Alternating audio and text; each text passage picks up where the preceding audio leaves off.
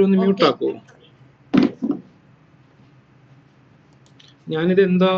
നമ്മളെ ഇല്ലോളം അറിവെന്ന് പറയുന്ന ആ ഒരു പ്ലാറ്റ്ഫോം എന്താന്ന് പറയാം ആദ്യം. ഇല്ലോളം അറിവെന്ന് പറഞ്ഞു കഴിഞ്ഞാൽ ഒരു വിഷ്വൽ ഓറിയന്റഡ് നോളജ് ഷെയറിംഗ് പ്ലാറ്റ്ഫോമാണ്. ഇതിൻ്റെ ഒരു സംഭവം എന്ന് പറഞ്ഞു കഴിഞ്ഞാൽ നമ്മളിൽ എല്ലാവർക്കും പല കാര്യങ്ങൾക്കും നല്ല പലർക്കും ഡെപ്തിലുള്ള നോളജ് ഉണ്ടാവും. പലർക്കും അവരുടേതായ ഹോബികൾ ഉണ്ടാവും. ഈ ഹോബീസിൽ തന്നെ വളരെ ഇൻട്രസ്റ്റ് ആയിട്ടുള്ള വ്യത്യസ്തമായിട്ടുള്ള ഹോബികളാണ് എല്ലാവർക്കും ഉള്ളത്. ഇത് നമ്മൾ അങ്ങോട്ടും ഇങ്ങോട്ടും ഷെയർ ചെയ്യുക എന്നുള്ളതാണ് ഈ ഒരു പ്ലാറ്റ്ഫോമിൻ്റെ ഐഡിയ. ഇതിപ്പം എനിക്ക് പെയിന്റിങ്ങിനെ കുറിച്ച് കൂടുതൽ അറിയാമെങ്കിൽ ജാസിമിന് ഫിനാൻസിനെ കുറിച്ച് അറിയാം, അർജുന് കവിതകളും പാട്ടുകളും ഒക്കെ നന്നായിട്ട് അറിയാം, ഷിജിൻ നന്നായിട്ട് പാടും. അപ്പം ഇത് നമുക്ക് ഒരു വിഷ്വൽ ഒരു ആർട്ടിസ്റ്റിനെ സംബന്ധിച്ചോളം ഒരു കാര്യം പറഞ്ഞിട്ടാ, ക്യാമറ ഒന്ന് അഡ്ജസ്റ്റ് ചെയ്യാം, അതിന്റെ ഫേസ് ഫുള്ള് കാണുന്നില്ല. ഒന്ന് ഓക്കെ ആണോ? ഇച്ചിരി കൂടെ ഒന്ന് ഉയർത്താമോ ക്യാമറ? കുറച്ചുകൂടെ. ഇത് കുഴപ്പമില്ല, ഇത് മതി. Okay sir. അപ്പം അതാണ് ഈ ഇല്ലോളം അറിവെന്ന് പറയുന്ന ഒരു പ്ലാറ്റ്ഫോമിന്റെ ഐഡിയ. ഇതിൽ നമുക്ക് എക്സ്റ്റേണൽ സ്പീക്കേഴ്സിന്, ഇത് ആദ്യം നമ്മളൊരു സ്കൂൾ ഗ്രൂപ്പിന് വേണ്ടിയാണ് സ്റ്റാർട്ട് ചെയ്തത്. പിന്നെ നമ്മൾ വിചാരിച്ചു നല്ലൊരു ഐഡിയയാണ് ഈ ഇല്ലോളം അറിവ് നോളജ് ഷെയറിംഗ് പ്ലാറ്റ്ഫോം. പുറത്തുനിന്ന് ഇതേപോലെ ഉള്ള ആൾക്കാരെ, അതായത് ഇപ്പം സോഷ്യൽ മീഡിയ സ്പെഷ്യലിസ്റ്റുകളെയോ ഫോട്ടോഗ്രാഫറെയോ അല്ലെങ്കിൽ അതുപോലെ തന്നെ എന്താ പറയുക റൈറ്റേഴ്സിന്, സോപാന സംഗീതം ചെയ്യുന്ന, അങ്ങനെ ഒരുപാട് വ്യത്യസ്തമായ ആൾക്കാരെ നമുക്കിവിടെ കൊണ്ടുവന്ന് അവരുടെ എക്സ്പീരിയൻസുകളും കാര്യങ്ങളും ഒക്കെ നമുക്ക് അറിയാൻ പറ്റും. പുതിയൊരു സ്കില്ല് നമുക്ക് ഡെവലപ്പ് ചെയ്യാൻ പറ്റും. അതിനു വേണ്ടിയാണ് ഈ ഒരു പ്ലാറ്റ്ഫോം. ഇനി ഇന്നത്തെ നമ്മളുടെ ഒരു പരിപാടി ജാസിമിന്റെ ഫിനാൻഷ്യൽ ലിറ്ററേച്ചർ സെഷനാണ്. ജാസിമിനെ ഈ സ്കൂളിലുള്ള എല്ലാവർക്കും ജാസിമിനെ അറിയാം. ജാസിം ഒരു ആർക്കിടെക്റ്റ് ആണ്. ജാസിം ട്രിവാൻഡ്രം CET BArch കഴിഞ്ഞു. അതിനുശേഷം ജാസിം TKM കോളേജിൽ പ്രൊഫസറായിട്ട് കയറി. പിന്നെ അവിടെ നിന്ന് ജാസിം TKM ബിഷപ്പ് ജെറോം കോളേജിൽ പഠിപ്പിച്ചിട്ടുണ്ട്. പിന്നെ പാലക്കാട് ഒരുപാട് കോളേജ്, പാലക്കാട് കോളേജിലുണ്ട്. പിന്നെ മംഗലാപുരത്തും ആർക്കിടെക്ചർ കോളേജുകളിൽ ജാസിം പഠിപ്പിച്ചിട്ടുണ്ട്. അതിനുശേഷം ജാസിം ഈ ഒരു കാലയളവിലാണ് Jasim executive masters in architecture Manipal യൂണിവേഴ്സിറ്റിയിൽ നിന്ന് കഴിയുന്നത്. അതിനുശേഷം 2020 തോന്നുന്നു ജാസിം കാനഡയിലേക്ക് മൈഗ്രേറ്റ് ചെയ്ത് അവിടെ ലാംപ്ടൺ കോളേജിൽ ജാസിം കൺസ്ട്രക്ഷൻ മാനേജ്മെന്റ് കോഴ്സ് ചെയ്യാനായിട്ട് കയറി. പിന്നെ അതിനുശേഷം ജാസിം അവിടെ പഠിച്ച അതേ ഒരു സെക്ടറിൽ തന്നെയാണ് ജാസിം ഇപ്പം ജോലി ചെയ്യുന്നത്. എനിക്കറിയാവുന്ന ജാസിം ഒരു വിക്കിപീഡിയയാണ്. ജാസിമിന് എന്ത് കാര്യം നമ്മൾ ചോദിച്ചാലും ജാസിമിന് വ്യക്തമായിട്ടൊരു ഉത്തരം ഉണ്ടാവും. ഇപ്പോഴത്തെ അല്ല ജാസിമെ, അതൊരു സത്യമാണ്. എന്തും ജാസിമിന്റെ വ്യക്തമായിട്ടൊരു ഉത്തരം ജാസിമിന് ഉണ്ടാവും. ഇന്നത്തെ ജാസിം ഇന്ന് ചെയ്യുന്ന ഫിനാൻഷ്യൽ സെഷനാണ്. അത് ജാസിമിന്റെ ആർക്കിടെക്ചർ അല്ലെങ്കിലും ജാസിമിന് അറിയാവുന്ന അറിവുകൾ നമുക്ക് എല്ലാവർക്കും പകർന്നു തരുന്നതാണ്. Over to you Jasim. പിന്നെ ഇതിൽ വേറൊരു കാര്യം ഈ ജാസിമിന്റെ സെഷൻ കഴിഞ്ഞതിന് ശേഷം ഒരു Q&A ഉണ്ട്. ആ സമയത്ത് മാത്രം ക്വസ്റ്റ്യൻസ് ചോദിക്കുന്നതായിരിക്കും കുറച്ചുകൂടെ ബെറ്റർ. പിന്നെ എല്ലാവരും മൈക്ക് ഒന്ന് മ്യൂട്ടാക്കി വെച്ച് കഴിഞ്ഞാൽ നന്നായിരുന്നു. Over to you Jasim. Thank you. അപ്പോൾ ഇതിപ്പം അലിദീൻ പറഞ്ഞ ഒരു കാര്യം, എൻ്റെ ഫീൽഡ് ഇതല്ലെങ്കിലും ഞാനിപ്പോൾ ഫിനാൻഷ്യൽ ലിറ്ററസി എന്നുള്ള ടോപ്പിക്കാണ് ചെയ്യുന്നത്. അപ്പോൾ അതിൻ്റെ കാര്യം എന്താണെന്ന് വെച്ചാൽ, നമുക്ക് എല്ലാവർക്കും അത്യാവശ്യം വേണ്ട ഒരു കാര്യം ആണ് ഫിനാൻഷ്യൽ ലിറ്ററസി എന്നുള്ളൊരു ഇത് വെച്ചിട്ടാണ്, ആ ഒരു കോൺസെപ്റ്റ് വെച്ചിട്ടാണ് ഞാനിത് ചെയ്യാമെന്ന് വിചാരിച്ചത്. അതുപോലെ തന്നെ ഞാൻ അതിൻ്റെ ഒരു സർട്ടിഫിക്കേഷൻ കോഴ്സ് ചെയ്തിരുന്നു ഈ ഫിനാൻഷ്യൽ ലിറ്ററസിയുടെ. അപ്പോൾ അതിൽ നിന്നാണ് എനിക്ക് ഇതിൻ്റെ എന്താ പറയുക ഫിനാൻഷ്യൽ ലിറ്ററസി, അല്ലെങ്കിൽ നമ്മൾ സാമ്പത്തികമായി എത്രത്തോളം നമുക്ക് എഡ്യൂക്കേറ്റഡ് ആവണം എന്നുള്ളതിൻ്റെ ആവശ്യകത മനസ്സിലായതും അതിൻ്റെ കുറേ കാര്യങ്ങൾ നമുക്ക് മനസ്സിലാവുന്നതും. അപ്പോൾ അത് സർട്ടിഫിക്കേഷന് പഠിക്കുന്ന സമയത്താണ് ഇപ്പോൾ എൻ്റെ സ്വന്തം ഫിനാൻസസിൽ പോലും എത്രത്തോളം എനിക്ക് കാര്യങ്ങൾ അറിയില്ലായിരുന്നുവെന്നും അത് കുറച്ച് നാൾ മുമ്പേ പഠിച്ചിരുന്നെങ്കിൽ എന്തുമാത്രം ഗുണമുണ്ടാകുമായിരുന്നു എന്നും എനിക്ക് മനസ്സിലായത്. അപ്പോൾ അതുകൊണ്ടാണ് ഇപ്പോൾ ഇങ്ങനൊരു സെഷൻ നമുക്ക് ഗ്രൂപ്പിൽ ഇങ്ങനൊരു ഐഡിയ വന്നപ്പോൾ ഞാൻ പറഞ്ഞത് എനിക്ക് അത് കോൺട്രിബ്യൂട്ട് ചെയ്യാൻ പറ്റും. കാരണം നമുക്ക് എല്ലാവർക്കും ജീവിതത്തിൽ ആവശ്യമുള്ളൊരു കാര്യമാണ്. ഇപ്പോൾ നമ്മൾ സ്കൂളുകളിലൊന്നും ഇതിനെപ്പറ്റി പഠിപ്പിക്കാറില്ല. നമുക്ക് സ്കൂളിലിപ്പം ജസ്റ്റ് നമുക്ക് എന്താ പറയുക ഒരു കരിക്കുലം ഉണ്ടാവും, ആ കരിക്കുലം അതുപോലെ ഫോളോ ചെയ്യും. പക്ഷേ ഈ എന്താ പറയുക നമ്മുടെ സ്വന്തം ഫിനാൻസസ് എങ്ങനെ മാനേജ് ചെയ്യാം എന്നുള്ളതിനെ പറ്റി എവിടെയും പഠിപ്പിക്കുന്നില്ല. അപ്പോൾ അതുകൊണ്ടാണ് ഞാൻ എന്നാൽ പിന്നെ ഇങ്ങനെ ഒരു ടോപ്പിക്കിലേക്ക് കയറാമെന്ന് വിചാരിച്ചത്. പിന്നെ നിങ്ങൾക്കിപ്പോൾ സ്ക്രീനിൽ കാണുന്നത് പോലെ സ്ക്രീൻ കാണുന്നുണ്ടല്ലോ അല്ലേ, സ്ലൈഡ് കാണുന്നുണ്ടല്ലോ? സ്ലൈഡ് കാണുന്നില്ല ജാസിം, ഒന്നുകൂടെ ഒന്ന് ഷെയർ ചെയ്യാമോ? ഓക്കെ ഓക്കെ ഒരു മിനിറ്റ്.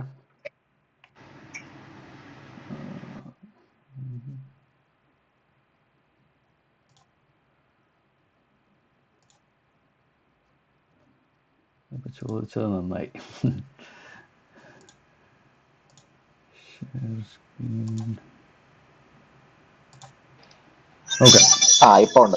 ഓക്കെ ഓക്കെ, സ്ലൈഡ് തന്നെയല്ലേ കാണുന്നത്? പ്രസന്ററിന്റെ ഓക്കെ. അപ്പം ഈ സ്ലൈഡിൽ കാണിക്കുന്ന പോലെ ഇത് നമ്മുടെ ഫിനാൻഷ്യൽ ലിറ്ററസി സെഷൻ്റെ ഒരു പാർട്ട് മാത്രമാണ്. കാരണം ഇതിനെപ്പറ്റി പറഞ്ഞ സമയത്ത് സുലാദ് എന്നോട് പറഞ്ഞത് കറക്റ്റ് അരമണിക്കൂറിൽ നിർത്തിക്കോരണം, ഇല്ലെങ്കിൽ വെടിവെക്കുമെന്നാണ്. അപ്പോൾ അതുകൊണ്ട് ഞാൻ പാർട്ട് ബൈ പാർട്ടായിട്ടായിരിക്കും എടുക്കുന്നത്. ഇന്ന് ഒരു പാർട്ട് എടുക്കുന്നുള്ളൂ. ഇതിൻ്റെ കുറച്ച് ബേസിക്സ് മാത്രം, അത്യാവശ്യം വേണ്ട കാര്യങ്ങൾ മാത്രമേ ഇതിൽ കവർ ചെയ്യുന്നുള്ളൂ. ബാക്കി സെഷൻസ് നമുക്ക് പിന്നീട് ടൈം പോലെ എടുക്കാം. അപ്പോൾ എല്ലാവരും അതിന് തന്നെ പറയാനുള്ളത്, എല്ലാവരും ഒരു തുറന്ന മനസ്സോടുകൂടി ഇരിക്കുക ഇത് കേൾക്കാൻ. കാരണം എന്താണെന്ന് വെച്ച് കഴിഞ്ഞാൽ ആദ്യം പറഞ്ഞ പോലെയാണ്, നമ്മൾ പലതും എന്താ പറയുക കേട്ടിട്ടോ ചെയ്തിട്ടോ ഇല്ലാത്ത കുറേ കാര്യങ്ങളാണ്. പിന്നെ നമ്മുടെ ഈ ഒരു ഏജിൽ പുതിയൊരു കാര്യം മനസ്സിലാക്കുക, അക്സെപ്റ്റ് ചെയ്യുക എന്നൊക്കെ പറയുന്നത് ബുദ്ധിമുട്ടുള്ള കാര്യമാണ്. എനിക്കും അറിയാം. നമുക്ക് പുതിയ കാര്യങ്ങൾ പഠിക്കാനും അത് ശരിയാണെന്ന് മനസ്സിലാക്കി എടുക്കാനൊക്കെ ഇത്തിരി ടൈം എടുക്കും. അപ്പം അതിനൊരു ഓപ്പൺ മൈൻഡോടുകൂടി എല്ലാവരും കേൾക്കുക. കാരണം കുറച്ച് സ്ട്രോങ് ആയിട്ടുള്ള കാര്യങ്ങൾ ഞാൻ പറയും. അത് എന്താ പറയുക പേഴ്സണലായിട്ട് എടുക്കാതെ അത് നമ്മുടെ ലൈഫിനെ നമുക്ക് വേണ്ടിയിട്ടാണ് എന്നുള്ള രീതിയിൽ മനസ്സിലാക്കി എടുക്കണം എന്നൊരു റിക്വസ്റ്റ് ഉണ്ട്. ഓക്കെ, അപ്പം തുടങ്ങാമല്ലോ അല്ലേ? തുടങ്ങാം. ഓക്കെ. അപ്പോൾ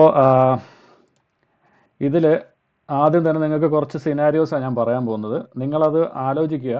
ഇപ്പോൾ നിങ്ങളുടെ സ്വന്തം ലൈഫിലോ അല്ലെങ്കിൽ നിങ്ങൾക്ക് അറിയാവുന്ന മറ്റുള്ളവരിലോ കാണാൻ സാധ്യതയുള്ള കുറച്ച് കാര്യങ്ങളാണ്. അതാദ്യം നിങ്ങളൊന്ന് ശ്രദ്ധിക്കുക. ഫസ്റ്റ് സിനാരിയോ ഇതാണ്.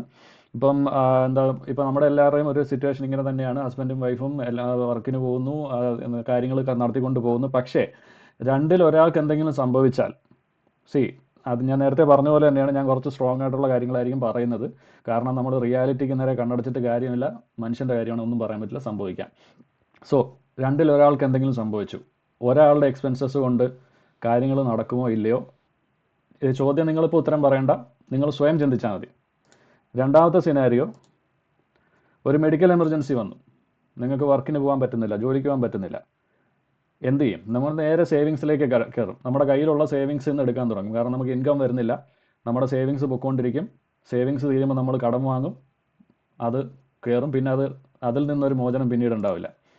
മൂന്നാമത്തെ സിറ്റുവേഷൻ, ജീവിതകാലം മുഴുവൻ വർക്ക് ചെയ്തു, അത് നമ്മുടെ എന്താ പറയുക നമ്മുടെ കൾച്ചറലായിട്ടുള്ളൊരു കോൺസെപ്റ്റാണ്. നമ്മൾ കഷ്ടപ്പെടുന്നു, ജീവിതകാലം മുഴുവൻ പണിയെടുക്കുന്നു, പിള്ളേർക്ക് കൊടുക്കുന്നു, പിള്ളേർ വലുതാവും, അവർ ഭാവിയിൽ നമ്മളെ നോക്കും. പക്ഷേ നിങ്ങൾ ഒന്ന് ചുറ്റും കണ്ണോടിച്ച് നോക്കുക, അങ്ങനെ എത്ര പേരുണ്ടെന്നുള്ളത്.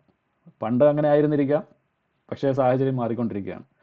എത്രത്തോളം എന്താ പറയുക കുട്ടികൾ, ഇപ്പോൾ നമ്മുടെ മക്കൾ തന്നെയാണ്, അവരെ നമ്മൾ സ്നേഹമാണ്, ഇമോഷൻസ് വെച്ച് മാത്രം ചിന്തിക്കുമ്പം ശരി അവർ നോക്കും എന്നൊക്കെ നമ്മൾ വിചാരിക്കാം. പക്ഷേ റിയാലിറ്റി ഫേസ് ചെയ്യുക. അവർക്ക് ചിലപ്പം അവരുടെ എന്താ പറയുക നമ്മൾ കഷ്ടപ്പെട്ടതുപോലെ അവരും ചിലപ്പോൾ കഷ്ടപ്പെടുകയായിരിക്കാം. ആ സാഹചര്യത്തിൽ അവർ നമ്മളെ എങ്ങനെ നോക്കും, അതും കൂടെ ഒന്ന് ആലോചിക്കുക. നാലാമത്തെ സിനാരിയോ, കടങ്ങൾ, ബാധ്യതകൾ ഒരുപാട് പേർക്കുണ്ട്, നമുക്ക് പലർക്കും ഉണ്ട്. ഈ കടങ്ങളും ബാധ്യതകളും നമ്മൾ സ്റ്റുഡൻറ് ലോൺ എടുത്തിട്ടുണ്ടാവാം, നമുക്ക് വേണ്ടി പേരൻസ് എടുത്തതുണ്ടാവാം, പേരൻസിന് നമ്മുടെ ജീവിതം മുന്നോട്ട് കൊണ്ടുവന്ന ഭാഗമായിട്ട് എടുത്ത കടങ്ങളുണ്ടാകാം. ഇത് അടുത്ത തലമുറയിലേക്ക്, അതായത് നമ്മളിലേക്ക് തന്നു, നമ്മളത് അടുത്ത കുട്ടികളിലേക്ക് കൊടുക്കുന്നു. അങ്ങനെ ഇതിങ്ങനെ പൊയ്ക്കൊണ്ടിരിക്കും. നമ്മൾ എന്താ പറയുക പുറം രാജ്യത്ത് പോയി ജോലി ചെയ്ത് കഷ്ടപ്പെടുന്നു. ഇങ്ങനെ എത്ര കാലം നമ്മൾ കഷ്ടപ്പെടും? ഇതൊക്കെ ചിലപ്പോൾ ജീവിതത്തിന് പല സമയത്തും നമ്മൾ സ്വയം ചിന്തിച്ചിട്ടുണ്ടാവാം. ഈ പറഞ്ഞ കാര്യങ്ങൾ നമ്മളിപ്പോൾ ചിന്തിച്ചിട്ടുണ്ടാവാം. പക്ഷെ നമ്മുടെ ഒരു നാച്ചുറലായിട്ടുള്ള റെസ്പോൺസ് എന്താണ്? കണ്ണടച്ചിരിട്ടാക്കുക എന്ന് നമ്മൾ പറയും. അതായത് നമ്മൾ എന്താ പറയുക, എനിക്കൊന്നും സംഭവിക്കില്ല, അല്ലെങ്കിൽ എനിക്ക് കഷ്ടപ്പാടൊന്നും വരില്ല, ഞാൻ ഇങ്ങനെയൊക്കെ തന്നെ അങ്ങ് പോകും, കുഴപ്പമില്ലാതെ ജീവിച്ച് പോകും എന്നുള്ളൊരു ശുഭാപ്തി വിശ്വാസത്തിൽ നമ്മളങ്ങ് പോകും. പക്ഷേ അതുകൊണ്ട് മാത്രം കാര്യങ്ങൾ നടക്കില്ല. അപ്പോൾ അതുകൊണ്ടാണ് എന്താണ് need for financial literacy? Hope for the best. നമ്മൾ എപ്പോഴും ഇതിൽ, പക്ഷേ പ്രശ്നം ഇതാണ്, നമ്മൾ ഇവിടെ ചിന്തിക്കുന്നുള്ളൂ ഹോപ്പ് ഫോർ ദി ബെസ്റ്റ്. നല്ലതാണ്, ഹോപ്പ് ഫോർ ദി ബെസ്റ്റ് എന്നുള്ള ചിന്ത നല്ലതാണ്. പക്ഷേ അതിൻ്റെ കൂടെ we have to be prepared for the worst. അത് നമ്മൾ പലപ്പോഴും മറന്നുപോകും. നമ്മളെപ്പോഴും ഈ ഹോപ്പ് ഫോർ ദി ബെസ്റ്റ് എന്നുള്ള ഫാക്ടറിൽ മാത്രം നിൽക്കും. ശുഭാപ്തി വിശ്വാസം, പോസിറ്റിവിറ്റി, ഒപ്റ്റിമിസം എന്നൊക്കെ പറഞ്ഞ് ഇതിൽ നമ്മൾ ഇരിക്കും. പക്ഷേ യഥാർത്ഥത്തിൽ നമ്മൾ ചെയ്യുന്നത് നമ്മൾ കണ്ണടച്ചിരുട്ടാക്കുകയാണ്. നമ്മൾ ഒന്നും സംഭവിക്കില്ല എന്ന് നമ്മളങ്ങ് വിശ്വസിക്കുന്നു. പക്ഷേ എന്താ പറയുക, സംഭവിക്കേണ്ടത് സംഭവിക്കാതിരിക്കട്ടെ എന്ന് നമുക്ക് പ്രതീക്ഷിക്കാം എന്നുള്ളതേ ഉള്ളൂ. പക്ഷേ സംഭവിച്ചാൽ എന്ത് ചെയ്യും എന്നുള്ളതിന് നമ്മൾ പ്രിപ്പയർഡ് ആയിരിക്കണം. അതിനാണ് ഫിനാൻഷ്യൽ ലിറ്ററസി വേണമെന്ന് പറയുന്നത്. ഓക്കെ, അപ്പോൾ ഇത് ഒരു വേർഡ് ഓഫ് വിസ്ഡം ഒന്ന് നോക്കുക. ഇതെല്ലാവർക്കും പരിചയമുള്ള ഒരു സിറ്റുവേഷനാണ് ഈ ഒരു ഡയലോഗ്. ഇത് അന്ന് വളരെ കോമഡി ആയിട്ട് കണ്ടു. പ്രത്യേകിച്ച് അതൊരു കോമഡി ക്യാരക്ടറാണ് പറയുന്നത് എന്നുള്ളത് കൊണ്ടും കൂടെ നമ്മൾ അതിനെ അത്ര സീരിയസ് ആയിട്ട് എടുത്തിട്ടുണ്ടാവില്ല. പക്ഷേ പുള്ളി പറയുന്നത് ഒരു കാര്യമാണ്, വളരെ പ്രധാനപ്പെട്ട ഒരു കാര്യമാണ്. കാശ് സമ്പാദിച്ച് പണക്കാരനാകാൻ നിന്നാൽ മൂത്ത് ധരിച്ച് കുഴിയിൽ പോകത്തേ ഉള്ളൂ എന്ന് പുള്ളി പടത്തിൽ പറഞ്ഞപ്പോൾ ആരും അത് അത്ര കാര്യമായിട്ട് ചിന്തിച്ചിട്ടുണ്ടാവില്ല. പക്ഷേ നമ്മൾ യഥാർത്ഥത്തിൽ ഇപ്പോൾ ചെയ്യുന്നതാണ്. നമ്മളെന്താ പറയുക, നമുക്കൊരു ജോലിയുണ്ട്, അതിൽ സാലറി ഉണ്ട്. ഈ സാലറി വെച്ച് നമ്മൾ അങ്ങ് ജീവിച്ച് പോവാം. എന്നെങ്കിലും ഒരിക്കൽ ഈ കാശ് കൊണ്ട് നമ്മൾ സമ്പാദിക്കും, രക്ഷപ്പെടും, വലിയ നിലയിലെത്തും, അല്ലെങ്കിൽ എന്താ പറയുക റിച്ച് ആകും എന്നൊക്കെയുള്ള പ്രതീക്ഷയിൽ ഇങ്ങനെ മുന്നോട്ട് പോവുകയാണ്. പക്ഷേ എഫക്റ്റീവ്ലി ഇതാണ് സംഭവിക്കുന്നത്. നമ്മളിങ്ങനെ ജീവിതകാലം മുഴുവൻ എന്താ പറയുക, ആരോഗ്യം നിലനിൽക്കുന്നിടത്തോളം ജോലി ചെയ്തുകൊണ്ടിരിക്കും. ജോലി കഴിഞ്ഞ് റിട്ടയർ ആകുമ്പോൾ കയ്യിലൊന്നും ഉണ്ടാവില്ല. അതാണ് സംഭവിക്കുന്നത്. അപ്പം ഇത് ഒന്ന് ഓർത്തിരിക്കുക. അതൊന്ന് ഒരു ഇമ്പോർട്ടൻറ്റ് മെസ്സേജ് ആയിട്ടൊന്ന് ആദ്യമേ ഇട്ടുന്നേ ഉള്ളൂ. ഒന്ന് എന്താ പറയുക, നേരത്തെ പറഞ്ഞ ഡാർക്കർ ടോണിൽ നിന്ന് ഒന്ന് ലൈറ്റർ ടോണിലോട്ട് കൊണ്ടുവരാൻ വേണ്ടി ഇത് ഇട്ടുന്നേ ഉള്ളൂ. പക്ഷേ എന്നാലും അത് ഇമ്പോർട്ടൻ്റ് ആയിട്ടുള്ളൊരു മെസ്സേജാണ്. ഓക്കെ, അടുത്തത് ഇതെന്ന് വെച്ചാൽ നമ്മുടെ എന്താ പറയുക ഒരു ജീവിതത്തിൽ ഇപ്പോൾ പൊതുവേ നടക്കുന്നൊരു കാര്യമാണ് ഈ കാണിക്കുന്നത്. നമ്മളുടെ എന്താ പറയുക നേരത്തെ പറഞ്ഞ കാശ് സമ്പാദിച്ച് പണക്കാരനാവുക എന്ന് പറയുന്ന കോൺസെപ്റ്റിന് നമ്മൾ ചെയ്യുന്ന കാര്യമാണ് ഈ കാണിക്കുന്നത്. നമ്മൾ ജീവിതകാലം ഇങ്ങനെ ജോബ് ചെയ്തുകൊണ്ടിരിക്കും. ജോബ് ചെയ്യുന്നതിൽ നിന്ന് നമുക്ക് എന്താ പറയുക കാശ് കിട്ടും. ആ കാശ് കൊണ്ട് നമ്മൾ നമ്മുടെ ചിലവുകൾ നടത്തിക്കൊണ്ട് പോകും. ഈ സൈക്കിൾ ഇങ്ങനെ തുടർന്നുകൊണ്ടേയിരിക്കും. ഇതാണ് നമ്മുടെ ലൈഫിൽ നടന്നുകൊണ്ടിരിക്കുന്നത്. പക്ഷേ ഇത് എല്ലാ കാലവും തുടർന്നുകൊണ്ട് പോകാൻ പറ്റുമോ? ഇത് നിങ്ങളോടുള്ള എൻ്റെ ചോദ്യമാണ്. ഇത് തുടർന്നുകൊണ്ട് പോകാൻ പറ്റും എന്ന് ഉറപ്പുള്ള ആൾക്കാർ ആരെങ്കിലും ഉണ്ടോ? Full time? തീർച്ചയായിട്ടും ഇല്ല. യെസ്, അത് കറക്റ്റാണ്. എന്തുകൊണ്ടാണ്? കാരണം ഈ ജോബ് എന്ന് പറയുന്ന സാധനം നമുക്ക് ആരോഗ്യമുള്ളിടത്തോളം ചെയ്യാൻ പറ്റുള്ളൂ. അപ്പോൾ അതെ, ആ ഒരൊറ്റ ഫാക്ടർ പോയാൽ തന്നെ ഈ സൈക്കിൾ മൊത്തം തകരും. ഇത് എന്താ പറയുക, നാച്ചുറലി നമ്മൾ ചിന്തിക്കുന്നത് റിട്ടയർ ആവുന്നത് വരെ എന്നാണ്. പക്ഷേ റിട്ടയർ ആവുന്നത് വരെ പോലും ജോബ് ചിലപ്പോൾ നമുക്ക് തുടരാൻ പറ്റിയെന്ന് വരില്ല. കാരണം ഇത് ആദ്യം തുടക്കത്തിൽ പറഞ്ഞൊരു കാര്യമാണ്. ഇത് എന്താ പറയുക, ഫിനാൻഷ്യൽ നോളജിനെ പറ്റിയും ഇതിനെപ്പറ്റിയൊക്കെ ചിന്തിക്കാൻ എനിക്കുണ്ടായ ഒരു കാരണം എന്താണെന്ന് വെച്ച് കഴിഞ്ഞാൽ, എല്ലാവർക്കും അറിയാം 37 വയസ്സ്. ഇപ്പം നമ്മുടെ എല്ലാവരുടെ ഏജ് ഏതാണ്ട് ആ റേഞ്ചിലാണ്, 37 വയസ്സ്. ഈ 37 വയസ്സ് എന്ന് പറയുമ്പോൾ, അതായത് 30 കഴിഞ്ഞ് 35 എങ്കിലും 35ഒക്കെ ആയി തുടങ്ങുമ്പോഴേക്കും ശരീരത്തിൽ അവിടെ നിന്ന് ഇവിടെ നിന്നൊക്കെ എന്താ പറയുക സിഗ്നൽസ് വന്നു തുടങ്ങും. പറ്റുന്നില്ല, വേദന, കഴപ്പ്, ഇങ്ങനെ വയ്യ, അതെടുക്കാൻ വയ്യ, കുനിയാൻ വയ്യ, നടക്കാൻ വയ്യ. ഈ പ്രശ്നങ്ങൾ പതുക്കെ തുടങ്ങും 35-ൽ. ചിലർക്ക് 30-ലേ തുടങ്ങും. 35ഒക്കെ കഴിഞ്ഞ് ഇതങ്ങോട്ട് തുടങ്ങുമ്പോഴാണ് പതുക്കെ കത്തി തുടങ്ങുന്നത്, എനിക്ക് ഈ ജോബ് ഇങ്ങനെ ജീവിതകാലം മുഴുവൻ ചെയ്തുകൊണ്ടിരിക്കാൻ പറ്റില്ല എന്നുള്ളത്. അതിന് മുമ്പ് നമ്മൾ നല്ല ഹെൽത്തിയാണ്, എനർജി ഉണ്ട്, നമ്മൾ എന്താ പറയുക ഓടി നടന്ന് പണിയെടുക്കും, നമ്മൾ ഇതിനെപ്പറ്റി ചിന്തിക്കുകയില്ല. പക്ഷേ ഇപ്പോൾ അത് ചിന്തിച്ച് തുടങ്ങും. കാരണം ഇത് പ്രശ്നം തുടങ്ങി, ബുദ്ധിമുട്ട് തുടങ്ങി, എനിക്ക് ചില കാര്യങ്ങൾ ചെയ്യാൻ പറ്റുന്നില്ല, അല്ലെങ്കിൽ ചെയ്യുമ്പോൾ ബുദ്ധിമുട്ടുണ്ട്, അല്ലെങ്കിൽ കണ്ടിന്യൂസ് ആയിട്ട് ചെയ്യാൻ പറ്റുന്നില്ല. ഇതൊക്കെ മനസ്സിലാക്കി തുടങ്ങും. അപ്പം ഇത് മനസ്സിലാക്കിയത് കൊണ്ടും കൂടെയാണ് ഞാനിത് പറയുന്നത്. അപ്പോൾ നിങ്ങൾ നിങ്ങളുടെ സ്വന്തം എക്സാമ്പിളിൽ ആലോചിക്കുക. നിങ്ങൾക്ക് ഈ പറഞ്ഞ സിംറ്റംസ്, ലക്ഷണങ്ങൾ എന്തെങ്കിലുമൊക്കെ കണ്ടു തുടങ്ങിയിട്ടുണ്ടാവും. അപ്പോൾ അതിൽ വെച്ച് നിങ്ങൾ ചിന്തിക്കുക. അപ്പോൾ നോർമലി നമ്മുടെ ഒരു ലൈഫ് പോകുന്ന ഒരു സൈക്കിൾ നേരത്തെ പറഞ്ഞു. അപ്പോൾ ഇപ്പോൾ സംഭവിക്കുന്നത് അതിൻ്റെ ഒരു ബേസിക് എക്സാമ്പിൾ ഇതാണ്. ഇൻകം വരുന്നു, നമ്മളത് എക്സ്പെൻസസിന് പോകുന്നു. ഇതിങ്ങനെ ലൈഫിൽ പോയിക്കൊണ്ടിരിക്കുന്നു, ഇൻകം വന്നുകൊണ്ടിരിക്കുന്നു, എക്സ്പെൻസ് പോയിക്കൊണ്ടിരിക്കുന്നു. പക്ഷേ ഇത് എപ്പോഴും കണ്ടിന്യൂ ചെയ്യാൻ പറ്റില്ല എന്നുള്ളത് നമ്മളിപ്പം മനസ്സിലാക്കി. അപ്പോൾ അതിന് ശരിക്കും ചെയ്യേണ്ടത് എന്താണ്? നമുക്ക് സേവിങ്സ് എന്ന് പറഞ്ഞൊരു സംഭവം കൂടെ വേണം. ഇവിടെ നമ്മൾ ചെയ്യുന്നതിൽ ഒരു വലിയ മിസ്റ്റേക്ക് ഉണ്ട്. എന്താണെന്ന് ആർക്കെങ്കിലും പറയാമോ? എക്സ്പെൻസ് കഴിഞ്ഞിട്ട് സേവ് ചെയ്യാൻ നിൽക്കും. യെസ്, കറക്റ്റാണ്. അതായത് നമ്മളിപ്പോൾ ചെയ്യുന്നത് എക്സ്പെൻസസ് കഴിഞ്ഞിട്ട് സേവ് ചെയ്യുന്നു. അതായത് നമ്മുടെ എല്ലാ ചിലവും കഴിഞ്ഞ് വല്ലതും ബാക്കി ഉണ്ടെങ്കിൽ സേവ് ചെയ്യാം എന്നാണ് നമ്മളെല്ലാവരും ചിന്തിക്കുന്നത്. അതുകൊണ്ട് പ്രശ്നം എന്താണെന്ന് വെച്ച് കഴിഞ്ഞാൽ എക്സ്പെൻസസ് കഴിഞ്ഞ് ഈ പറഞ്ഞ സാധനം ഉണ്ടാവില്ല. മനസ്സിലാവുന്നുണ്ടോ? ഇതെല്ലാവർക്കും സ്വയം റിലേറ്റ് ചെയ്യാൻ പറ്റുന്നൊരു കാര്യമാണ്. അപ്പോൾ അതിന് നമ്മൾ ശരിക്കും ചെയ്യേണ്ട എന്താണെന്ന് വെച്ച് കഴിഞ്ഞാൽ, ഇനിയാണ് നിങ്ങൾ നല്ല രീതിയിൽ ഓപ്പണായിട്ട് എന്താ പറയുക മനസ്സ് ഓപ്പണാക്കി വെച്ച് കേൾക്കേണ്ട കാര്യമാണ് ഇനി പറയാൻ പോകുന്ന കാര്യം. എന്താ പറയുക, കാരണം എന്താണെന്ന് ഞാനത് ഇപ്പോൾ ഇതിങ്ങനെ എടുത്ത് ഇൻട്രൊഡക്ഷൻ പറയാനുള്ളൊരു കാരണമുണ്ട്. ഞാനത് ഒരുപാട് പേരോട് പറഞ്ഞിട്ടുണ്ട്. എന്താ പറയുക, നേരിട്ട് കാണുമ്പോൾ പേഴ്സണലായിട്ട് അറിയാവുന്ന ആൾക്കാരോടൊക്കെ ഇതിനെപ്പറ്റി സംസാരിക്കുമ്പോൾ അവരിൽ നിന്ന് വരുന്ന റിയാക്ഷൻ നെഗറ്റീവാണ്. അതുകൊണ്ടാണ് ഞാൻ നിങ്ങളോട് പറയുന്നത്, ഒന്ന് ഓപ്പണായിട്ട് കേൾക്കുക ഇനി മുതലുള്ള കാര്യങ്ങൾ. അത് പോസിബിളാണ്, വിൽ പവർ വേണം, നടക്കും. ആ ഒരു മനസ്സോടുകൂടി കേൾക്കുക. യഥാർത്ഥത്തിൽ നമ്മൾ ചെയ്യേണ്ടത് ഇൻകം ആദ്യം സേവ് ചെയ്യുക, പിന്നെ എക്സ്പെൻസ്. ഈ രീതിയിൽ പ്ലാൻ ചെയ്താലല്ലാതെ സേവിങ്സ് ഉണ്ടാകില്ല. നിങ്ങൾ എത്ര ഇൻകം ഉണ്ടാക്കിയാലും എത്ര വലിയ ശമ്പളമുള്ള ആളാണെങ്കിലും എക്സ്പെൻസ് കഴിഞ്ഞ് സേവ് ചെയ്യാൻ നിന്നാൽ ഒരിക്കലും നിങ്ങൾക്ക് സേവിങ്സ് ഉണ്ടാവില്ല. കാരണം നമ്മുടെ കയ്യിലിരിക്കുന്ന കാശാണ്, അതിന് ചിലവാക്കാൻ നമ്മൾ വഴികൾ കണ്ടെത്തിക്കൊണ്ടേയിരിക്കും. കാരണം നമ്മൾക്ക് ഒരിക്കലും തൃപ്തി വരില്ല. നമ്മൾ കയ്യിൽ കാശുണ്ട്, അക്കൗണ്ടിൽ കാശുണ്ട്, നമുക്ക് ആ നമ്പേഴ്സ് അവിടെ കാണാൻ പറ്റുന്നുണ്ടെങ്കിൽ നമ്മളത് എടുത്തിരിക്കും, അതിന് ചിലവാക്കാനുള്ള വകുപ്പും കണ്ടുപിടിച്ചിരിക്കും. അതിന് പ്രധാന കാരണം നമുക്ക് മണി എങ്ങനെ മാനേജ് ചെയ്യണമെന്ന് നമ്മൾ ചെറിയ പ്രായത്തിൽ പഠിച്ചിട്ടില്ല. നമ്മുടെ മനസ്സിലെ കാരണം നമ്മുടെ ചിന്ത, നമ്മൾ ശീലിച്ച രീതി എന്ന് പറഞ്ഞാൽ കാശുണ്ടാക്കുക, ചിലവാക്കുക, കാശുണ്ടാക്കുക, ചിലവാക്കുക എന്നാണ്. ചിലവാക്കാൻ വേണ്ടി കാശുണ്ടാക്കുക എന്നാണ് നമ്മളുടെ മനസ്സിൽ ചിന്ത മൊത്തം. അതായത് പഠിക്കുക, ജോലി വാങ്ങിക്കുക, കാശുണ്ടാക്കുക, ആ കാശുണ്ടെങ്കിലേ നിങ്ങൾക്ക് ജീവിക്കാൻ പറ്റുള്ളൂ. ഇതാണ് നമ്മൾ പഠിച്ചു വെച്ചിരിക്കുന്ന കാര്യം. അപ്പോൾ ആ ഒരു മൈൻഡ് സെറ്റിൽ നിന്നുകൊണ്ട് നമുക്ക് എത്ര കാശുണ്ടെങ്കിലും ആ കാശ് ചിലവാക്കാനുള്ളതാണ് എന്നുള്ളതാണ് മൈൻഡ് സെറ്റ്. അപ്പോൾ അതുകൊണ്ട് എക്സ്പെൻസസിന് വേണ്ടി കാശ് അവിടെ ഉണ്ടെങ്കിൽ നമ്മൾ എക്സ്പെൻസസ് ചിലവാക്കിക്കൊണ്ടിരിക്കും, അത് കഴിഞ്ഞൊരു സേവിങ് ഉണ്ടാവില്ല.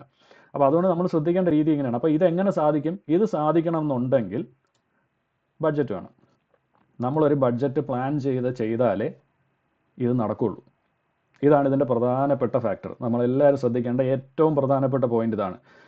കൃത്യമായിട്ട് നമ്മൾ ആ നമ്പേഴ്സ് എഴുതി കണക്ക് കൂട്ടി തരം തിരിച്ച് വെച്ചില്ല എന്നുണ്ടെങ്കിൽ ഈ പറഞ്ഞ പ്ലാനിങ് ഒന്നും നടക്കില്ല. കാശ് എത്രയോ വരുന്നു, എത്രയോ ചിലവാക്കുന്നു, ഇങ്ങനെ പൊയ്ക്കൊണ്ടിരുന്നു കഴിഞ്ഞാൽ ഒരിക്കലും നമ്മൾ ഉദ്ദേശിക്കുന്ന കാര്യങ്ങൾ നടക്കില്ല. അതിന് പകരം ചെയ്യേണ്ടത് ബഡ്ജറ്റ് പ്രോപ്പറായിട്ട് ചെയ്യുക എന്നുള്ളതാണ്. പിന്നെ ബഡ്ജറ്റിങ്ങിൻ്റെ ഇമ്പോർട്ടൻസ് എത്രത്തോളം ഉണ്ടെന്ന് മനസ്സിലാക്കാനുള്ളതാണ് നമ്മൾ അടുത്ത സ്റ്റേറ്റിലോട്ട് പോകുന്നത്. നമുക്കിപ്പോൾ ഇൻകം വരുന്നുണ്ട്. ഈ ഇൻകം എങ്ങോട്ടൊക്കെയാണ് പോകുന്നതെന്ന് നോക്കാം. വീട്ടുവാടക അല്ലെങ്കിൽ ഹോം ലോൺ, ഇതാണ് നമ്മുടെ ജീവിതത്തിലെ ഏറ്റവും പ്രധാനപ്പെട്ട ഒരു ചിലവ്. വലിയൊരു തുക ഇതിന് പോകും. നമുക്ക് സ്വന്തമായിട്ട് വീടുള്ളവരാണെങ്കിൽ അത് മിക്കവാറും ഹോം ലോൺ ആയിരിക്കും, അല്ലെങ്കിൽ വാടകയ്ക്ക് വീടെടുത്തിട്ടുണ്ടാവുന്നതായിരിക്കും. അതല്ല, ഇതൊന്നും ഇല്ലാത്ത ആൾക്കാരുണ്ടെന്നുണ്ടെങ്കിൽ ഈ ഒരു എക്സ്പെൻസ് ചിലപ്പോൾ ഉണ്ടാവില്ല. ഭാഗ്യവാന്മാരെന്നേ ഞാൻ പറയുള്ളൂ. പക്ഷേ അത് ഇല്ലെന്നുണ്ടെങ്കിൽ ഓക്കെ ഫൈൻ. ബട്ട് ഉണ്ടെങ്കിൽ റെൻറ്റ് അല്ലെങ്കിൽ ഹോം ലോൺ, അത് വലിയൊരു തുകയാണ്. ഇതെങ്ങോട്ടാണ് പോകുന്നത്?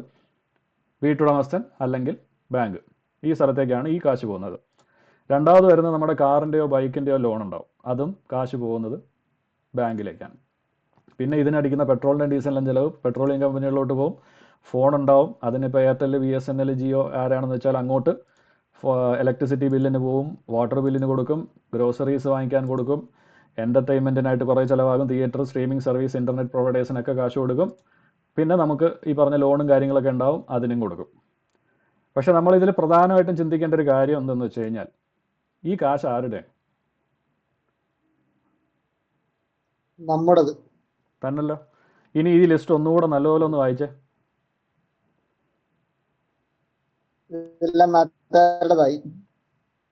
അത്രേ ഉള്ളൂ. ഈ കാശ് ഉണ്ടാക്കിയ നമുക്ക് എന്തെങ്കിലും വേണ്ടേ? വേണം. ഇതാണ്, ഈ ഒരു കോൺസെപ്റ്റാണ് നിങ്ങളുടെ നമ്മുടെ തലയിലേക്ക് നല്ലതുപോലെ കൊണ്ടുവരേണ്ടത്. ഈ ചിന്ത ഇല്ലാത്തത് കൊണ്ടാണ് സേവിങ് എന്ന് പറയുന്ന കാര്യം നടക്കാത്തതും. നമ്മൾ ബഡ്ജറ്റ് എന്ന് കേട്ട ഉടനെ അതൊന്നും നടക്കുന്ന കാര്യമല്ല എന്ന് ഒറ്റയടിക്ക് അറുത്തു മുറിച്ചങ്ങ് പറയുന്നതിൻ്റെ കാര്യം അതാണ്. കാരണം നമ്മൾ ഇത് ചിന്തിച്ചിട്ടില്ല. നമ്മളുണ്ടാക്കിയ കാശ് നമുക്ക് വേണ്ടി മാറ്റി വെക്കണം എന്നുള്ള ചിന്ത ഇല്ലാത്തത് കൊണ്ടാണ്. അതുകൊണ്ട് ഈ ചോദ്യം മനസ്സിൽ കുറിച്ച് വയ്ക്കുക. നിങ്ങളുണ്ടാക്കിയ കാശിൽ നിന്ന് നിങ്ങൾക്ക് വേണ്ടി എത്ര മാറ്റി വയ്ക്കുന്നു? ഇത് വളരെ സ്ട്രോങ് ആയിട്ടുള്ളൊരു ഫാക്ടറാണ്. ഈ മെസ്സേജ് നിങ്ങളുടെ മനസ്സിൽ ഉണ്ടാകണം. ഇനി അടുത്ത സ്റ്റെപ്പ് നമ്മൾ ബഡ്ജറ്റിംഗ് ഫണ്ടമെൻറ്റൽസിലോട്ട് പോവുകയാണ്. ബഡ്ജറ്റിംഗ് എങ്ങനെ ചെയ്യണം എന്നുള്ളതിൻ്റെ. അപ്പോൾ അതിൻ്റെ ഒരു ഗ്രാഫാണ് ആദ്യം കാണിക്കുന്നത്, ബഡ്ജറ്റ് അലോക്കേഷൻ എങ്ങനെയായിരിക്കണം എന്നുള്ളത്. 50% ഓഫ് നെറ്റ് ഇൻകം, അതായത് നിങ്ങളുടെ ടാക്സ് എല്ലാം കഴിഞ്ഞ് കയ്യിൽ കിട്ടുന്ന ഇൻകം. ഞാൻ നേരത്തെ ഇതിൽ ടാക്സ് കാണിച്ചിരുന്നില്ല, കാരണം അതിനെ നമ്മുടെ ഇൻകമായിട്ട് കണക്ക് കൂട്ടിയിട്ടേ ഇല്ല. അതിനെപ്പറ്റി വേറൊരു സെഷൻ ഞാൻ എടുക്കുന്നുണ്ട്. അതായത് നമ്മുടെ ടാക്സ് എന്നുള്ള ഫാക്ടർ എത്രത്തോളം നമ്മുടെ ഇൻകത്തിനെ ബാധിക്കുന്നു എന്നുള്ളതിനെ പറ്റി നമുക്ക് പിന്നീട് ഒരു ദിവസം മറ്റൊരു സെഷനിൽ അത് എടുക്കാം. ഇപ്പോൾ തൽക്കാലം ഞാൻ ടാക്സ് എന്നുള്ള ഇതിലോട്ട് കടക്കുന്നില്ല.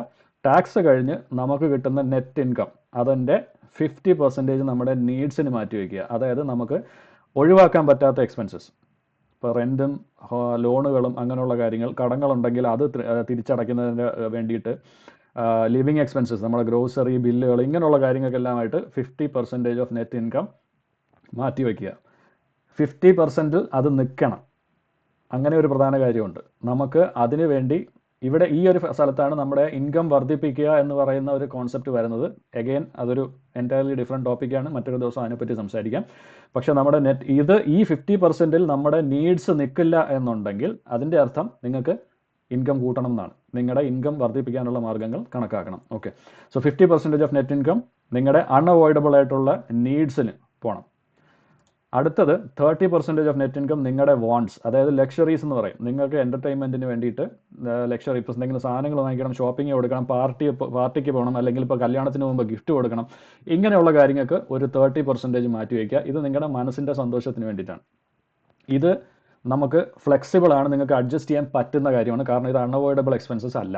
ഇതിൽ നിങ്ങൾക്ക് വേണമെങ്കിൽ കുറവോ കൂടുതലോ വരുത്താം. നേരത്തെ പറഞ്ഞ 50%ൽ നിങ്ങളുടെ നീഡ്സ് നിൽക്കില്ല എന്ന് ഉറപ്പുണ്ടെങ്കിൽ അത് അഡ്ജസ്റ്റ് ചെയ്യേണ്ടത് ഈ 30%ൽ നിന്നാണ്. നിങ്ങളുടെ വാണ്ട്സിൽ നിന്ന് വേണം അതിനെ ആ നീഡ്സ് എന്നുള്ള സെക്ഷനിലേക്ക് മാറ്റാനായിട്ട്.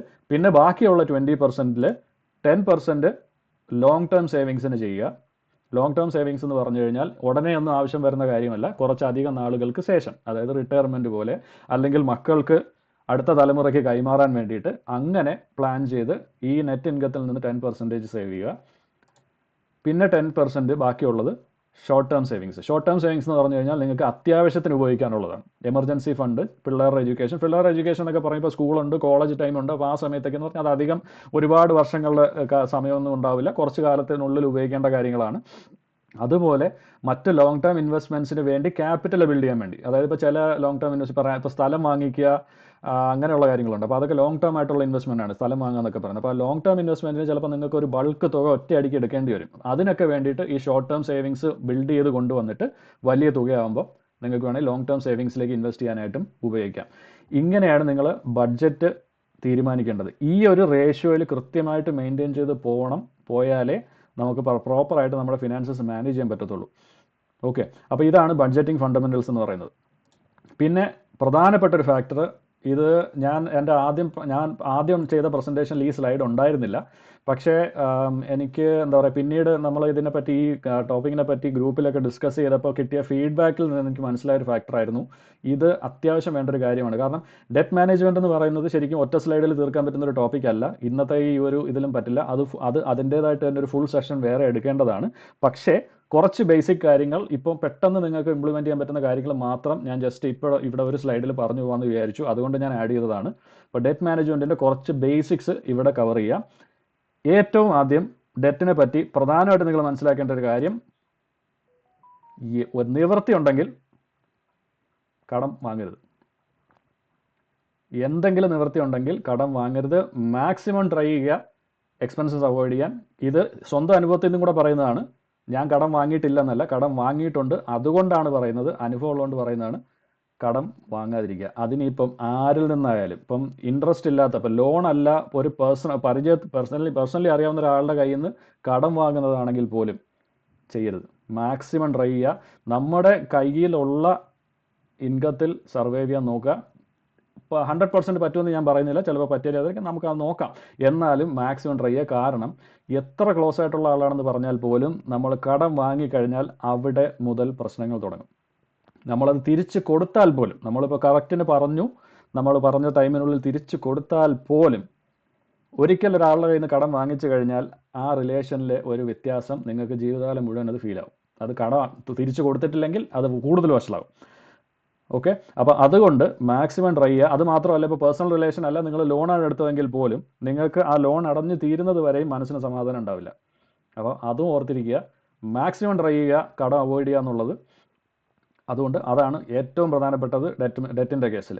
പിന്നെ ഞാൻ നേരത്തെ പറഞ്ഞ പോലെ നമുക്ക് സാഹചര്യം ചിലപ്പോൾ വന്നെന്നിരിക്കാം, മാക്സിമം അവോയ്ഡ് ചെയ്യാൻ ശ്രമിച്ചു, എന്നാലും പറ്റിയില്ല.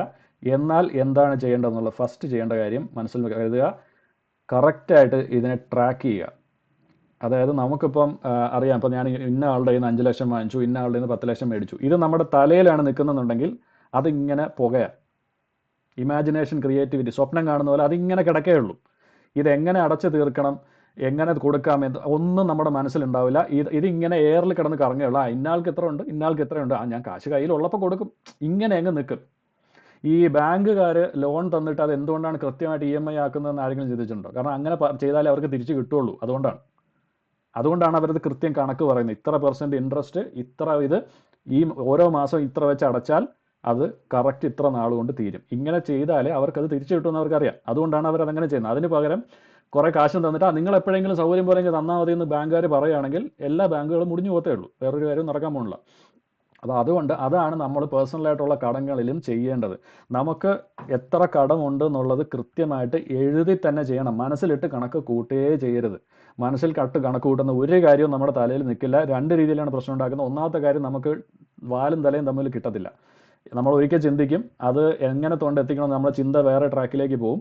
രണ്ടാമത്തെ പ്രശ്നം എന്ന് വെച്ച് കഴിഞ്ഞാൽ, ഇത് തലയിലാണ് എന്നുള്ളത് കൊണ്ട് നമുക്ക് ഒരിക്കലും മനസ്സമാധാനം ഉണ്ടാവുകയില്ല. കാരണം നമുക്ക് തന്നെ ഒരു ധൈര്യം, ഉറപ്പുണ്ടാവില്ല ഇത് എവിടെയാണ് എന്താണെന്നുള്ളതിനെ പറ്റി. ഒരു ഉള്ളിലിങ്ങനെ നമ്മുടെ എനർജി ഇങ്ങനെ പൊയ്ക്കൊണ്ടേയിരിക്കും, നമ്മൾ അതിനെപ്പറ്റി ചിന്തിച്ച്. പക്ഷെ നമ്മൾ വൺസ് അത് എഴുതാൻ തുടങ്ങിക്കഴിഞ്ഞാൽ നമ്മൾ അതുവരെ ചിന്തിച്ചതും പ്ലാൻ ചെയ്തതും നമ്മുടെ കൺമുന്നിൽ ഒരു പേപ്പറായിട്ട് നിൽപ്പുണ്ടാവും. അപ്പോൾ ഒന്നാമത്തെ കാര്യം, നമ്മൾ എന്തുവരെ ചിന്തിച്ചു, എവിടം വരെ എത്തി എന്നുള്ളത് കൃത്യമായിട്ട് അവിടെ കാണും. രണ്ടാമത്തെ കാര്യം, എന്താ പറയുക, നമുക്കൊരു ധൈര്യമുണ്ട്, നമുക്ക് ഇതിനെപ്പറ്റി ചിന്തിക്കാതിരിക്കാം എന്നൊരു ചോയ്സ് ഉണ്ട്. കാരണം നമുക്കറിയാം ഓൾറെഡി കണക്കൊക്കെ ഒരിടത്തുണ്ട്. അപ്പോൾ എപ്പോഴും അതിനെപ്പറ്റി ചിന്തിക്കേണ്ട കാര്യമില്ല, മറന്നു പോകുന്നുള്ള ടെൻഷനില്ല, അതിവിടെ കാണും. ഓക്കെ, ഈ പറഞ്ഞ കാര്യം കടത്തിന് മാത്രമല്ല, ജീവിതത്തിൽ മൊത്തത്തിൽ അപ്ലൈ ചെയ്യാനുള്ള കാര്യമാണ്. നമുക്ക് ചെയ്യേണ്ട കാര്യങ്ങൾക്കെല്ലാം ഈ ഒരു പ്രാക്ടീസ് യൂസ് ചെയ്യാം. പോട്ടെ, അതിപ്പോൾ നമ്മൾ അതിനെപ്പറ്റി ചർച്ച ചെയ്യേണ്ട. കടത്തിൻ്റെ കേസിൽ നമ്മൾ ചെയ്യേണ്ട ഇതാണ്: കൃത്യമായിട്ട് എഴുതി വെക്കുക, ആർക്കൊക്കെ എത്രയൊക്കെ കൊടുക്കാനുണ്ട് എന്ന് കൃത്യമായിട്ട് അത് എഴുതി വയ്ക്കുക. അതിനോടൊപ്പം ചെയ്യേണ്ട ഒരു കാര്യം, എല്ലാ കടങ്ങളും അവരുമായിട്ട്, അതായത് നമ്മൾ ആർക്കാണോ കൊടുക്കാനുള്ളത് അവരുമായിട്ട് ഇരുന്ന് ഡിസ്കസ് ചെയ്ത് അതിനെ EMI ആയിട്ട് കൺവേർട്ട് ചെയ്യുക. അതായത് നിങ്ങൾക്ക് ഞാൻ മാസം ഇത്ര വെച്ച് തരുന്നു, അപ്പോൾ ഇത്ര തരാനുണ്ട്, മാസം ഇത്ര തരുന്നു, ഇത്രാം തീയതി ആകുമ്പോൾ ഇത് തീരും എന്ന് അവരോട് പറഞ്ഞ് കൃത്യമായിട്ട് കണക്ക് വെച്ച് അത് കറക്റ്റായിട്ട് ഓട്ടോ പേയ്മെൻ്റ് ആയിട്ട് ചെയ്യാമെങ്കിൽ അത്രയും നല്ലത്. അതായത് നമ്മുടെ അക്കൗണ്ടിൽ നിന്ന് കൃത്യമായിട്ട് മാസം അവരുടെ അക്കൗണ്ടിലോട്ട് പോകുന്നുണ്ടെങ്കിൽ ഏറ്റവും നല്ലത്. EMI ആയിട്ട് കൺവേർട്ട് ചെയ്യുക, എൻഡ് ഡേറ്റ് ഫിക്സ് ചെയ്യുക, അത് അവരുമായിട്ട് ചർച്ച ചെയ്ത് തന്നെ തീരുമാനിക്കുക. അല്ല നമ്മുടെ മനസ്സിലിട്ടുകൊണ്ട് ഇരുന്നിട്ട് കാര്യമില്ല. കാരണം പിന്നെ അതിനൊരു കണക്കുണ്ടാവില്ല. അവരോട് നമ്മളങ്ങനെ കൊടുത്തുകൊണ്ടിരിക്കും. അവസാനം ഒരു സമയത്ത് നമ്മൾ തീരുമ്പോൾ നമ്മൾ വിളിച്ചിട്ട് പറയേണ്ടേ കടം തീർന്നിട്ടുണ്ടേ എന്ന് വിളിച്ച് പറയുമ്പോൾ അവർ പറഞ്ഞേ എവിടെ തീർന്നു, എന്ത് തീർന്നു, നീ മാസം എന്തൊക്കെ കാശ് എനിക്ക് അയച്ചൊന്നല്ലാതെ ഇതെങ്ങനെ തീർന്നു? പിന്നെ അവിടെ ഒരു അടിയും വഴക്കുവാകും.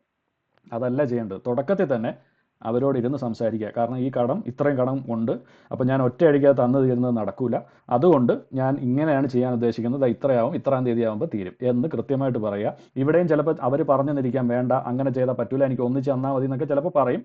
അങ്ങനെ പറയുകയാണെങ്കിൽ EMI അവരുടെ അക്കൗണ്ടിലോട്ട് ഇടുന്നതിന് പകരം നമ്മൾ EMI മാറ്റിയിടുക, സേവ് ചെയ്യുക മറ്റൊരു അക്കൗണ്ടിലോട്ട്. എന്നിട്ട് ഈ പറഞ്ഞ എൻഡ് ഡേറ്റ് ആകുമ്പോൾ ഇത് അതുപോലെ എടുത്ത് ബൾക്കായിട്ടും കൊടുത്തേക്കുക.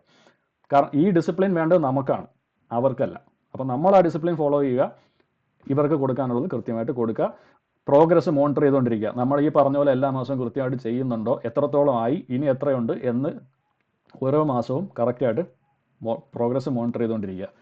പിന്നെ ചെയ്യേണ്ട ഒരു കാര്യം, പോസിബിൾ ആണെങ്കിൽ ഇതിനെ കൃത്യമായിട്ട് കൺസോളിഡേറ്റ് ചെയ്യുക. അതായത് ഒരുപാട് പേർക്ക് കാശ് കൊടുക്കാനുള്ളതിന് പകരം ഒറ്റ കൺസോളിഡേറ്റഡ് ലോൺ ആണെങ്കിൽ നമുക്ക് എളുപ്പമുണ്ട് ചെയ്യാൻ. കാരണം നേരത്തെ പറഞ്ഞ EMI ആക്കുന്നതും എൻഡ് ഡേറ്റ് ഫിക്സ് ചെയ്ത് ചെയ്യുന്നതും ഒക്കെ ആ ഒരു ട്രാക്കിങ് എളുപ്പമായിരിക്കും കൺസോളിഡേറ്റ് ചെയ്യാൻ പറ്റുമെങ്കിൽ.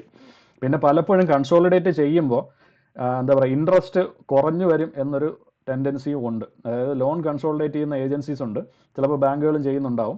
അപ്പോൾ അതിന് സാധാരണ ചെയ്യുന്നത് എന്താണെന്ന് വെച്ച് കഴിഞ്ഞാൽ, ഒരൊറ്റ ലോൺ, അതായത് നമുക്ക് ആർക്കൊക്കെയാണോ കൊടുക്കാനുള്ള തുക, ഇതുവരെ കൊടുക്കാനുള്ള എല്ലാവരുടെയും തുക ഒന്നിച്ച് കണക്ക് കൂട്ടിയിട്ട് ആ തുകയ്ക്ക് ലോൺ എടുത്ത് ഇവരുടെ എല്ലാം കടങ്ങൾ തീർക്കുന്നു. ഒറ്റ ലോൺ, അതിപ്പോൾ ബാങ്ക് ആയിരിക്കും, മിക്കവാറും ബാങ്ക് ആയിരിക്കും. ബാങ്കിൽ ഒരു എന്താ പറയുക, പേഴ്സണൽ ലോൺ ആയിരിക്കും എടുക്കുന്നത്. അപ്പോൾ പേഴ്സണൽ ലോൺ എടുത്തിട്ട് ഒറ്റ ഇൻട്രസ്റ്റ് ആക്കി, ഒറ്റ EMI ആക്കി കറക്റ്റായിട്ട്, അപ്പം അത് ഓട്ടോ പേയ്മെൻ്റ് ആയിരിക്കും. അപ്പോൾ ആ ഒരു പേയ്മെൻറ്റിൻ്റെ ഡിസിപ്ലിൻ വരും, ട്രാക്ക് ചെയ്യാൻ എളുപ്പമുണ്ടാവും. അങ്ങനെ നമുക്കതിനെ തീർക്കാൻ പറ്റും. അത് പോസിബിൾ ആണെങ്കിൽ, കൺസോളിഡേറ്റ് ചെയ്യാൻ പറ്റുന്ന കടങ്ങളാണെന്നുണ്ടെങ്കിൽ അങ്ങനെ ചെയ്യുക. അതായത് ഇതിൻ്റെ ഒരു കീ ഇതാണ്, number of payments, number of എന്താ പറയുക ലോൺസ് കുറയ്ക്കുക എന്നുള്ളതാണ് നമ്മൾ ഉദ്ദേശിക്കുന്നത്. അപ്പോൾ ചിലപ്പോൾ എല്ലാം കൺസോളിഡേറ്റ് ചെയ്യാൻ പറ്റിയെന്ന് വരില്ല, ചിലപ്പോൾ 2 or 3 എണ്ണം ചെറുത് വേറെ കാണും, അതല്ലെങ്കിൽ ബാക്കി 8 or 10 എണ്ണം ഒരുമിച്ച് കൺസോളിഡേറ്റ് ചെയ്ത് ഇതാക്കുന്ന നോക്കാം. അപ്പം മൊത്തത്തിൽ 12 ഉണ്ടായിരുന്ന സ്ഥലത്ത് ഇപ്പോൾ അത് 4 ആയിട്ട് ചുരുങ്ങും. അപ്പോൾ അങ്ങനെ നമുക്ക് മാനേജ് ചെയ്യാൻ എളുപ്പമുണ്ട്. ഇത് കൺസോളിഡേറ്റ് ചെയ്യാൻ പറ്റുമെങ്കിൽ അങ്ങനെ ചെയ്യുക. അത് ഒരു കാര്യം. പിന്നെ വരുന്നത് സ്റ്റെപ്പ് ബൈ സ്റ്റെപ്പ് ആയിട്ട് ലോൺ തീർക്കുക എന്നുള്ളൊരു ഫാക്ടറാണ്. അതായത് എല്ലാ കടങ്ങളും കൂടെ ഒന്നിച്ച് ആലോചിക്കാൻ നിൽക്കരുത്. ഏറ്റവും ഹയസ്റ്റ് ഇൻട്രസ്റ്റ് ഉള്ള ലോൺ ആദ്യം ഫോക്കസ് ചെയ്യുക തീർക്കാനായിട്ട്. അതാണ് ആദ്യം ചെയ്യേണ്ടത്. നമുക്കെപ്പോഴും കുറേ കടങ്ങൾ കാണും. അപ്പോൾ നമ്മൾ അയ്യോ ഇതുണ്ട് അവിടെ ഉണ്ടെന്ന് പറഞ്ഞ് നമ്മളത് അങ്ങനെ ആലോചിച്ചിട്ടുണ്ട്. കാരണം എന്ത് കാര്യം അതാ, കുറേ സംഭവങ്ങൾ ഒന്നിച്ച് ആലോചിച്ച് കഴിഞ്ഞാൽ നമുക്ക് ഒരു എത്തും പിടി അന്തവും കിട്ടില്ല. അതിന് പകരം നമ്മൾ ചെയ്യേണ്ടത് 1 by 1 സ്റ്റെപ്പ് ബൈ സ്റ്റെപ്പ് ആയിട്ട് സോൾവ് ചെയ്യുക. ചെറിയ സ്റ്റെപ്സ് ആലോചിക്കുക. നമുക്ക് കുറേ കടങ്ങളുണ്ടെങ്കിൽ കുറേശ്ശെ ആലോചിക്കുക. ആദ്യം ചെയ്യേണ്ടത് ഹയസ്റ്റ് ഇൻട്രസ്റ്റ് ആയിട്ടുള്ള ലോൺസ് അടച്ചു തീർക്കാൻ നോക്കുക ആദ്യം. അത് കഴിഞ്ഞിട്ട് പിന്നെ ചെയ്യേണ്ടത് മറ്റേ ലോവസ്റ്റ് ഇൻട്രസ്റ്റ് ആയിട്ടുള്ള ലോൺസ് കൊടുക്കുക. അതല്ലെന്നുണ്ടെങ്കിൽ ഇൻട്രസ്റ്റ് എല്ലാത്തിൻ്റെയും ഇപ്പോൾ ഇൻട്രസ്റ്റ് അങ്ങനെ വലിയ ഇൻട്രസ്റ്റ് ഉള്ള ലോൺസ് ഒന്നും ഇല്ലാന്നുണ്ടെങ്കിൽ ചെറിയ തുകകൾ ആദ്യം തീർക്കുക. ചെറിയ കടങ്ങൾ ആദ്യം തീർത്ത് നമ്പേഴ്സ് കുറച്ചുകൊണ്ടിരിക്കുക. നേരത്തെ കൺസോളിഡേറ്റ് ചെയ്യുക എന്ന് പറഞ്ഞതിൻ്റെ മറ്റൊരു വെർഷനാണ് ഈ പറയുന്നത്. ചെറിയ കടങ്ങൾ ആദ്യം തീർക്കുക. അപ്പോൾ നമുക്ക് ആ കടം തീർന്നു എന്നുള്ളൊരു സമാധാനം ഉണ്ടാകും. അതായത് നമുക്ക് ആ ഒരു സക്സസ് കിട്ടും. മറ്റേ നമ്മളിപ്പോൾ എന്താ പറയുക, നമുക്ക് 5000 രൂപയുടെ കടവും 10,000-ൻ്റെയും 12,000-ൻ്റെയും കടവും ഉണ്ട്, 5 ലക്ഷത്തിൻ്റെ കടമുണ്ട്. നമ്മൾ ആ 5 ലക്ഷത്തിൻ്റെ കടം ആദ്യം തീർക്കാൻ പോയി കഴിഞ്ഞാൽ ഈ കടങ്ങൾ ഇവിടെ ചെറുത് കിടക്കുകയും ചെയ്യും. 5 ലക്ഷത്തിൻ്റെ കട അവിടെ ഒരു കാലത്തും തീരാതെ അങ്ങനെ കിടക്കും, കുറേ കാലം വർഷങ്ങളോളം കിടക്കും. അപ്പം നമ്മുടെ മനസ്സിലെ കണക്കെന്താണ്, എനിക്ക് 5 കടങ്ങൾ ഇപ്പോഴും ഉണ്ട്. മനസ്സിലായോ? അതിന് പകരം നമ്മൾ ചിന്തിക്കേണ്ടത് എന്താണ്, ആ 5000-ൻ്റെ കടം ആദ്യം തീർത്ത് കഴിഞ്ഞാൽ ഇനി 4 ഉള്ളൂ, 1 ഞാൻ തീർത്തു. നമുക്ക് തന്നെ ഒരു കോൺഫിഡൻസ് വരും, ഇനിയുള്ളത് തീർക്കാൻ പറ്റുമെന്ന് നമുക്കൊരു വിശ്വാസം വരും, നമുക്ക് മനസ്സമാധാനം കിട്ടും. ഓരോന്നോരോന്നായിട്ട് തരും. ഈ 5 പേരിൽ ഒരാളെ സെറ്റിലാക്കുകയും ചെയ്യും. അങ്ങനെ ചെറുത് തീർത്ത് പോവുക. അപ്പോൾ 5 കഴിഞ്ഞ് അടുത്തത് 10 തീർക്കുക, പിന്നെ 12 തീർക്കുക, പിന്നെ 5 ലക്ഷത്തിൻ്റെ നോക്കുക. അങ്ങനെ പ്രോപ്പറായിട്ട് സ്റ്റെപ്പ് ബൈ സ്റ്റെപ്പ് മാനേജ് ചെയ്ത് ചെയ്യുക. ഓക്കെ. അപ്പോൾ ഈ ഡെറ്റ് മാനേജ്മെൻറ്റിൻ്റെ ഒരു സൈഡ് ഞാൻ എന്താ പറയുക, നമുക്ക് അർജൻറ്റാണ്, അത്യാവശ്യമായിട്ട് അറിയേണ്ട കാര്യങ്ങളാണെന്നുള്ളതുകൊണ്ട് ആഡ് ചെയ്തതാണ്. നമുക്ക് തിരിച്ച് സേവിങ്സിലോട്ട് പോകാം. ഇനി സേവിങ്സിൽ എന്തൊക്കെ ഓപ്ഷൻസ് ചെയ്യാം എന്നുള്ളതാണ് അടുത്തത്. നമുക്ക് മനസ്സിൽ സേവിങ്സിന് ഏറ്റവും ആദ്യം വരുന്നത് നമ്മൾ പറയല്ലേ, നമ്മൾ അരിക്കലത്തിൽ നോട്ട് തിരികെ കയറ്റി വയ്ക്കുക, അല്ലെങ്കിൽ കുടുക്കയിൽ കാശിട്ട് വയ്ക്കുക എന്നൊക്കെ പറയുന്നില്ല.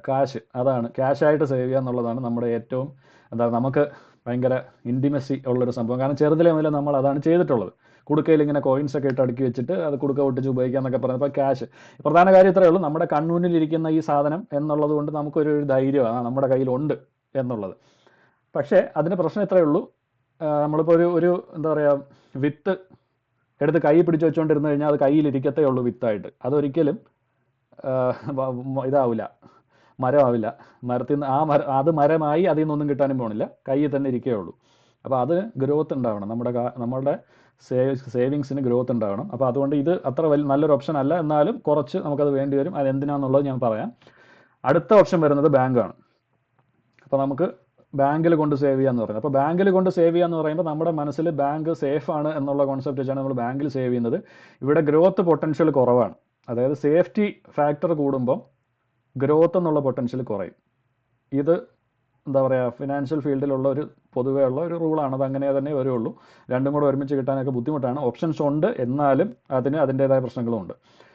പിന്നെ ഉള്ള ഓപ്ഷൻ എന്ന് പറഞ്ഞാൽ നമ്മുടെ നാട്ടിൽ എല്ലാവർക്കും ഇമോഷണലായിട്ട് വളരെയധികം അറ്റാച്ച്മെൻ്റ് ഉള്ള ഒരു സാധനമാണ് ഗോൾഡ്. ഗോൾഡിൽ സേവ് ചെയ്യുക എന്ന് വെച്ചാൽ എല്ലാവരും സ്വർണ്ണം വാങ്ങുക എന്ന് പറയും. അത് കുറ്റം പറയാൻ പറ്റില്ല. പേഴ്സണലി എന്താ പറയുക, സ്വർണം എന്ന് പറയുന്ന ഒരു സാധനം, ആ ഒരു മെറ്റലിന് അതിൻ്റേതായ പ്രോപ്പർട്ടീസ് ഉണ്ട്, അതിൻ്റേതായ ഫങ്ഷൻ ഉണ്ട്, അത് ഉപയോഗിക്കേണ്ട സ്ഥലങ്ങളുണ്ട്. അപ്പോൾ അതിന് ആ മൂല്യമുള്ളത് അതിൻ്റെ പ്രോപ്പർട്ടീസ് കൊണ്ടാണ്. ഇപ്പം സ്കൂളിൽ പഠിച്ചത് ഓർമ്മയുള്ളവരുണ്ടെങ്കിൽ മനസ്സിലാവും ഗോൾഡ് എന്ന് പറഞ്ഞാൽ എന്താണ്. അത് എന്താ പറയുക, ഒട്ടുമിക്ക സാധനങ്ങളുമായിട്ട് റിയാക്ട് ചെയ്യില്ല, സ്ട്രോങ് ആണ്. അപ്പോൾ അങ്ങനെ റിയാക്ട് ചെയ്യില്ല. അപ്പോൾ അതുകൊണ്ട് അങ്ങനെ റിയാക്ഷൻ വരാൻ സാധ്യതയുള്ള സ്ഥലങ്ങളിൽ ഇനേർട്ടായിട്ട് ഇരിക്കാൻ ഉപയോഗിക്കാൻ പറ്റുന്നൊരു മെറ്റലാണ്. അതാണ് അതിൻ്റെ പ്രോപ്പർട്ടി, അല്ലാതെ അതിൻ്റെ മഞ്ഞ കളറല്ല അതിൻ്റെ വില. പക്ഷേ സംഭവിച്ചത് എന്താണെന്ന് വെച്ച് കഴിഞ്ഞാൽ ആ പ്രോപ്പർട്ടി ഉള്ളത് കൊണ്ട് അതിന് വില കൂടി. ആ വില കൂടിയപ്പോൾ അത് വളരെ വാല്യുബിൾ ആയിട്ടുള്ളൊരു സാധനമാണെന്നൊരു മെസ്സേജ് മനസ്സിൽ വരാൻ തുടങ്ങി. ആളുകൾ അതിനെ വാങ്ങിക്കൂട്ടാൻ തുടങ്ങി, ഓർണമെൻറ്റ്സ് ആയിട്ട് വാങ്ങിക്കൂട്ടാൻ തുടങ്ങി. അപ്പോൾ പ്രശ്നം എന്താ പറ്റിയെന്ന് വെച്ചാൽ ഇതിൻ്റെ വില പിന്നെയും കൂടാൻ തുടങ്ങി. അതായത് ഇങ്ങനെ സൈക്കിൾ ഇങ്ങനെ കണ്ടിന്യൂ ചെയ്യുന്നത്. വില കൂടുന്തോറും ആൾക്കാർ അതിനെ നല്ലൊരു ഇൻവെസ്റ്റ്മെൻ്റ് ആയിട്ട് കണക്കാക്കും, വീണ്ടും വാങ്ങും, അപ്പോൾ പിന്നെയും വില കൂടും. ഇതിങ്ങനെ കൂടിക്കൊണ്ടേയിരിക്കും. അതിൻ്റെ ഇൻറ്റൻഡഡ് പർപ്പസിന് അത് ഉപയോഗിക്കാൻ പറ്റാത്ത രീതിയിലേക്ക് അത് മാറി പോട്ടെ. അത് എൻറ്റയർലി ഡിഫറെൻറ്റ് ടോപ്പിക്, അതിലോട്ട് കിടക്കുന്നില്ല. പക്ഷേ ആസ് ആൻ ഇൻവെസ്റ്റ്മെൻറ്റ് ഗോൾഡ് ഒരു ലോങ് ടേം ഇൻവെസ്റ്റ്മെൻ്റ് ആണ്. ലോങ് എന്നല്ല, ലോങ് ടു മീഡിയം ടേം എന്ന് നോക്കുകയാണെങ്കിൽ പറയാം. പിന്നെ അതിൻ്റെ ഏറ്റവും വലിയൊരു അഡ്വാൻറ്റേജ് അതിൻ്റെ ലിക്വിഡിറ്റി ഉണ്ട്. അതായത് നമുക്ക് എപ്പോൾ വേണമെങ്കിലും കൊണ്ടുപോയി വിൽക്കാം, അതിനെ ക്യാഷായിട്ട് കൺവേർട്ട് ചെയ്യാം. അതാണ് ഗോൾഡിൻ്റെ ഒരു അഡ്വാൻറ്റേജ്. പക്ഷേ ഇപ്പം ചില ഗവൺമെൻറ് റൂൾസൊക്കെ മാറി മാറി വരുന്നുണ്ട്. അത് ഗോൾഡ് ഒരു അതിൻ്റെ എന്താ പറയുക ടാക്സേഷൻ്റെ ഒരു ഫാക്ടറൊക്കെ വരുന്നുണ്ട്. അപ്പോൾ അത് ഇനി കണ്ടറിയണം എങ്ങനെയാണ് അത് മുന്നോട്ട് കൊണ്ടുപോകുന്നത് എന്നുള്ളത്. ബട്ട് എന്നാലും നിലവിലെ സാഹചര്യം അനുസരിച്ച് ഗോൾഡ് ഒരു നല്ല ഇൻവെസ്റ്റ്മെൻ്റ് ആണ്, അത് വാങ്ങുക. പക്ഷേ അതിനും ഒരു പ്രശ്നമുണ്ട്. നമുക്കിപ്പം ഒരുപാട് വില ആയതുകൊണ്ട് അത് എങ്ങനെ വാങ്ങണം എന്നുള്ളൊരു ഫാക്ടറും വിഷയമായിട്ട് മനസ്സിൽ കിടപ്പുണ്ട്. ഞാൻ അതിനെപ്പറ്റിയും പറയാം. പിന്നെ ഉള്ളത് mutual funds, stocks, crypto currency പോലുള്ള ഇൻവെസ്റ്റ്മെൻറ്റ്സ് ആണ്. ഇതിന് വളരെ ഹൈ ഗ്രോത്ത് പൊട്ടൻഷ്യൽ ഉണ്ട്, പക്ഷേ അതിനുപോലെ തന്നെ റിസ്ക്കും ഉണ്ട്. നേരത്തെ പറഞ്ഞാണ്, ഗ്രോത്ത് ഉണ്ടെങ്കിൽ റിസ്ക് ഉണ്ട്, ഗ്രോത്ത് കുറവാണെങ്കിൽ റിസ്ക് ഇല്ല. ഇതാണ് അതിൻ്റെ ഒരു ജനറൽ ട്രെൻഡ്. അപ്പോൾ ഇതിന് വളരെ ഹൈ ഗ്രോത്ത് പൊട്ടൻഷ്യൽ ഉണ്ട്, അതുപോലെ തന്നെ റിസ്ക്കും ഉണ്ട്. ഇതെങ്ങനെ മാനേജ് ചെയ്യണം എന്നുള്ളത് കൃത്യമായിട്ട് പഠിച്ച് ചെയ്യണം, പ്രോപ്പറായിട്ട് മാനേജ് ചെയ്യണം. അല്ലെങ്കിൽ അതിനെ ഇൻവെസ്റ്റ് ചെയ്ത് അങ്ങ് ഇട്ടേക്കണം, തുടരുത്. എന്നാലേ ഈ മ്യൂച്വൽ ഫണ്ട്സിലും സ്റ്റോക്സിലൊക്കെ ഇൻവെസ്റ്റ് ചെയ്യാൻ പോകാവുള്ളൂ. അടുത്ത വരുന്നത് സിസ്റ്റമാറ്റിക് ഇൻവെസ്റ്റ്മെൻറ്റ് പ്ലാൻ എന്നൊരു ഇൻവെസ്റ്റ്മെൻറ്റ് ഓപ്ഷൻ ഉണ്ട്. അതിൻ്റെ ഡീറ്റെയിൽസ് ഞാൻ ഇനിയൊരു സ്ലൈഡ് വരുന്നുണ്ട്, അതിൽ ഞാൻ പറയാം. പിന്നെ റിയൽ എസ്റ്റേറ്റ്, അതായത് നമ്മൾ വസ്തു വാങ്ങിയിടുക എന്നുള്ള ഫാക്ടർ. ഇതും നമുക്ക് പണ്ട് മുതലേ മനസ്സിൽ കിടക്കുന്ന ഒരു കാര്യമാണ്. ഇതിന് വളരെ വലിയൊരു തുക ആദ്യം വേണം എന്നുള്ളതാണ് ഇതിൻ്റെ ഒരു ഡിസഡ്വാൻറ്റേജ് വരുന്നത്. പിന്നെ ഉള്ള ഫാക്ടർ എന്ന് പറഞ്ഞാൽ ഇത് വെരി ലോങ് ടേം ഇൻവെസ്റ്റ്മെൻ്റ് ആണ്. അല്ലാതെ നമ്മളിപ്പം എന്താ പറയുക, ഇനിയിപ്പോൾ നാളെ പോയി വസ്തു വാങ്ങിച്ചു അടുത്ത ആഴ്ച കൊണ്ട് വിൽക്കുമ്പോൾ അതിൽ നിന്ന് ലാഭം ഉണ്ടാക്കാം എന്ന് അങ്ങനെ ചെയ്യുന്നവരുണ്ട്. റിയൽ എസ്റ്റേറ്റ് ഏജൻസ് ഉണ്ട്, എടുത്ത് മറിച്ച് വിൽക്കുന്ന ആൾക്കാരുണ്ട്. അവർക്ക് അതിൻ്റെ സ്കില്ലുണ്ട്, അത് എങ്ങനെ മാനേജ് ചെയ്യണമെന്ന് അറിയാം. നമ്മൾ സാധാരണക്കാർക്കുണ്ട്, അത് പറ്റില്ല. നമുക്ക് സാധാരണക്കാരെ സംബന്ധിച്ചിടത്തോളം ലാൻഡ് വാങ്ങുക, അവിടെ ഇട്ടേക്കുക, എത്രയോയെങ്കിലും വർഷങ്ങൾ അവിടെ ഇട്ടേക്കുക, എന്നിട്ട് പിന്നീട് ഒരു കാലത്ത് അത് വിറ്റാൽ നമുക്ക് അതുകൊണ്ട് നല്ലപോലെ പ്രോഫിറ്റ് കിട്ടും എന്നാണ് അതിൻ്റെ ഒരു കാര്യം. അല്ലെങ്കിൽ നമുക്കത് ഇൻഹെറിറ്റൻസ് ആയിട്ട് അടുത്ത തലമുറയ്ക്ക് കൈമാറാനായിട്ട് യൂസ് ചെയ്യാം. ഇതാണ് അതിൻ്റെ ഫാക്ടർ. കാരണം അതിൻ്റെ ലിക്വിഡിറ്റി വളരെ കുറവാണ്. നമുക്ക് തോന്നുമ്പോൾ പോയി പടയെന്നും പറഞ്ഞിട്ട് സ്വർണ്ണം വയ്ക്കുന്ന പോലെ അല്ലെങ്കിൽ ബാങ്കിൽ നിന്ന് കാശെടുക്കുന്ന പോലെ പോയി സ്ഥലം വിറ്റ് കാശുണ്ടാക്കാൻ പറ്റില്ല. കാര്യം ഇപ്പോഴത്തെ ഒരു നാട്ടിലൊരു ട്രെൻഡ് വെച്ച് നമ്മളിപ്പോൾ ഒരു വസ്തു വാങ്ങി ഇടുന്ന ആൾക്കാരത് വിൽക്കുന്നത് എപ്പോഴാണ്? വലിയൊരു തുകയുടെ അത്യാവശ്യം വരുമ്പോഴാണ് എന്ന് നാട്ടുകാർക്ക് എല്ലാവർക്കും അറിയാം. ഏറ്റവും പ്രധാനം വരുന്നത് വീട്ടിലൊരു കല്യാണം നടക്കാൻ പോകുമ്പോൾ, അല്ലെങ്കിൽ മക്കൾക്ക് കോളേജിൻ്റെ ഫീസിൻ്റെ സമയമാകുമ്പോൾ, ഈ സമയത്താണ് ആളുകൾ വസ്തു വിൽക്കാൻ പോകുന്നത്. ഇതെല്ലാവർക്കും അറിയാം, നാട്ടുകാർക്ക് അറിയാം. ഒരാൾ വസ്തു വിൽക്കാനുണ്ടെന്ന് പറഞ്ഞു കഴിഞ്ഞാൽ അതിൻ്റെ അർത്ഥം ആ വീട്ടിൽ കാശിന് ആവശ്യമുണ്ടെന്ന് എന്ന് എല്ലാ നാട്ടുകാർക്കും മനസ്സിലാവും. ഇവർ ചുറ്റും കൂടിയിരുന്ന് ആ സ്ഥലത്തിൻ്റെ വില കുറപ്പിക്കാനായിട്ട് പ്ലാൻ ചെയ്യും. ഇതാണ് സംഭവിക്കുന്നത്. അപ്പോൾ നമ്മൾ ഉദ്ദേശിക്കുന്ന വില ഒരിക്കലും അതിൽ കിട്ടാൻ പോകുന്നില്ല. അതുകൊണ്ട് തന്നെ ഇത് എന്താ പറയുക, അത്രയ്ക്ക് വില കയറി വ്യത്യാസം വന്നിട്ടുണ്ടെങ്കിൽ, അതായത് ഇപ്പോൾ 1.5 ലക്ഷം രൂപ സെൻറ്റിന് വാങ്ങിയ ഒരു വസ്തുവാണെങ്കിൽ അതിൻ്റെ ശരിക്കുള്ള വില മാർക്കറ്റിൽ 4-4.5 ആവുമ്പോൾ നമ്മൾ വിൽക്കാൻ ശ്രമിച്ചാൽ 3 കിട്ടും. അതാണ് നമ്മുടെ നാട്ടിലെ ഇപ്പോഴത്തെ ഒരു രീതി. അപ്പോൾ അതുകൊണ്ട് അതിൻ്റെ ഒരു ലിക്വിഡിറ്റി റേറ്റ് വളരെ കുറവാണ്. അതുകൊണ്ട് വെരി ലോങ് ടേം ഇൻവെസ്റ്റ്മെൻറ്റ് എന്നുള്ള നിലയ്ക്ക് അതിനെ കണക്കാക്കാൻ പറ്റുള്ളൂ. അപ്പോൾ നമ്മൾ ചെയ്യേണ്ടതെന്ന് വെച്ചാൽ, ഇങ്ങനെ നമുക്ക് കുറേ ഓപ്ഷൻസ് ഉണ്ട് സേവ് ചെയ്യാൻ. അപ്പോൾ ഇങ്ങനെയുള്ള ഈ ഓപ്ഷൻസിൽ ഓരോന്നും നമുക്ക് പല തരത്തിൽ ഉപയോഗിക്കാൻ പറ്റുന്ന കാര്യമാണ്. ഇതിലൊന്ന് മാത്രമേ നല്ലതുള്ളൂ, അല്ലെങ്കിൽ ഇതിലൊന്നും അങ്ങനെ ഉപയോഗിക്കാൻ കൊള്ളാത്തതാണ് ഏതെങ്കിലും എന്നൊന്നും പറയാൻ പറ്റില്ല. ഇതിൽ പലതിനും പല യൂസ് ഉണ്ട്, ഓരോന്നിനും ഓരോ രീതിയിലാണ്. അപ്പോൾ അതെന്തൊക്കെയാണെന്നുള്ളത് നമുക്ക് നോക്കാം. അതിൻ്റെ അഡ്വാൻറ്റേജസ് ഓരോന്നോരോന്നായിട്ട് കണക്കാക്കുക. ഈ ആദ്യം കൊടുത്തിരിക്കുന്ന ക്യാഷും ബാങ്കും, ഇതെന്തിനായിരിക്കും യൂസ് ചെയ്യാൻ പറ്റുന്നതെന്ന് ആർക്കെങ്കിലും ഒന്ന് പറയാമോ? നിങ്ങളുടെ ഒരു ഒപ്പീനിയൻ പറയൂ.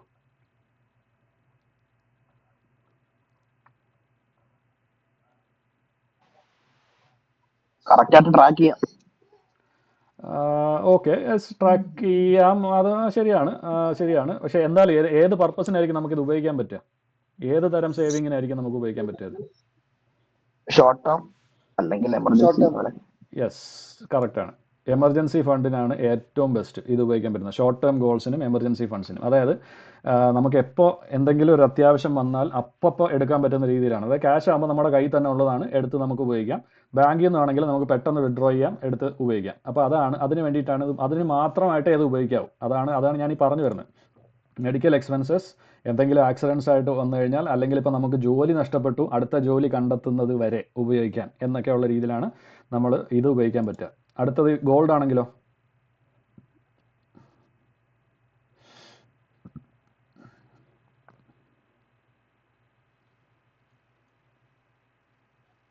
ഗോൾഡ് എമർജൻസിക്ക് യൂസ് ചെയ്യാം. സേഫ് ആയിട്ടുള്ള ഒരു ഓപ്ഷൻ ആണെന്നുള്ള ചിന്തയാണ് എല്ലാവർക്കും. അതെ, രണ്ടും കറക്റ്റാണ്. ഗോൾഡും നമുക്ക് എമർജൻസിക്ക് ഉപയോഗിക്കാം, പക്ഷേ അതിന് ചെറിയ ലിമിറ്റേഷൻസ് ഉണ്ട് എമർജൻസിക്ക് ഉപയോഗിക്കുന്നതിന്. എന്നാലും അത് നമുക്ക് ഉപയോഗിക്കാം. അതുപോലെ തന്നെ ഒരു സേഫ് ആയിട്ടുള്ളൊരു ഇൻവെസ്റ്റ്മെൻറ്റ് എന്നുള്ളത് നമുക്ക് കണക്കാക്കാം. നമുക്ക് ഇതിൻ്റെ ഒരു കറക്റ്റ് ടേം എന്താണെന്ന് വെച്ച് കഴിഞ്ഞാൽ, പ്ലാൻഡ് ആയിട്ടുള്ള ഫിനാൻഷ്യൽ ഗോൾസിന് ഉപയോഗിക്കാം. അതായത് നമുക്ക് അറിയാം ഇത്ര നാളിനുള്ളിൽ നമുക്ക് ഇങ്ങനെ ഒരു വലിയ തുകയുടെ ആവശ്യം വരും എന്ന് നമുക്ക് പ്ലാൻ ചെയ്ത് വെച്ചിരിക്കുന്ന ഫിനാൻഷ്യൽ ഗോൾസ് ഉണ്ടാവും. ഉദാഹരണത്തിന് ഇപ്പോൾ നമുക്കൊരു കാറ് വാങ്ങണം എന്നൊരു പ്ലാനുണ്ട്. അതിനുവേണ്ടി നമുക്ക് സ്വർണം വാങ്ങി സേവ് ചെയ്ത് വെച്ചിട്ട് കാർ ലോൺ എടുക്കുന്നതിന് പകരം നമുക്ക് ഒറ്റയടിക്ക് കാശ് ആ സ്വർണത്തിന് കാർ വാങ്ങണം എന്നല്ല ഞാൻ പറയുന്നത്, വാങ്ങാം. കാരണം കാർ ഒരു അസറ്റ് അല്ല, സ്വർണം അസറ്റാണ്. ആ വ്യത്യാസം മനസ്സിലാക്കണം. അസറ്റ് വിത്ത് ലയബിലിറ്റി വാങ്ങുന്നത് ഒരു നല്ല പ്ലാൻ അല്ല. ഈ അസറ്റ്സ് ആൻഡ് ലയബിലിറ്റി എന്നുള്ള ഫാക്ടറും മറ്റൊരു ടോപ്പിക് ആണ് മൊത്തത്തിൽ, അതിനെപ്പറ്റി ഞാൻ പിന്നീട് പറയാം. പക്ഷേ എന്നാലും ബേസിക്സ് ഇത്രയേ ഉള്ളൂ. അസറ്റ് എന്ന് പറഞ്ഞാൽ ഇൻകം തരുന്നത്, ലയബിലിറ്റി എന്ന് പറഞ്ഞാൽ നമ്മുടെ കയ്യിൽ നിന്ന് കാശ് പോകുന്നത്. അപ്പോൾ കാർ എന്ന് പറഞ്ഞാൽ നമ്മുടെ കയ്യിൽ നിന്ന് കാശ് പൊയ്ക്കൊണ്ടിരിക്കുന്ന സംഭവമാണ്, അതിൻ്റെ മൂല്യം കുറഞ്ഞുകൊണ്ടിരിക്കുന്ന ഒരു സംഭവമാണ്. ഗോൾഡ് എന്ന് പറഞ്ഞാൽ മൂല്യം കൂടുന്നതാണ്. അപ്പോൾ ഞാൻ പറയുന്നത് ഗോൾഡ് വിറ്റ് കാർ വാങ്ങണം എന്നല്ല, ഗോൾഡ് വിറ്റാൽ നമുക്ക് ആ കാർ എന്നുള്ളൊരു ഇപ്പോൾ കാർ വാങ്ങണം, അത്യാവശ്യമാണ്, നമുക്ക് ഉപയോഗമാണെന്നുണ്ടെങ്കിൽ നമുക്ക് അത് അങ്ങനെയുള്ള പ്ലാനുകളിൽ ഉപയോഗിക്കാം.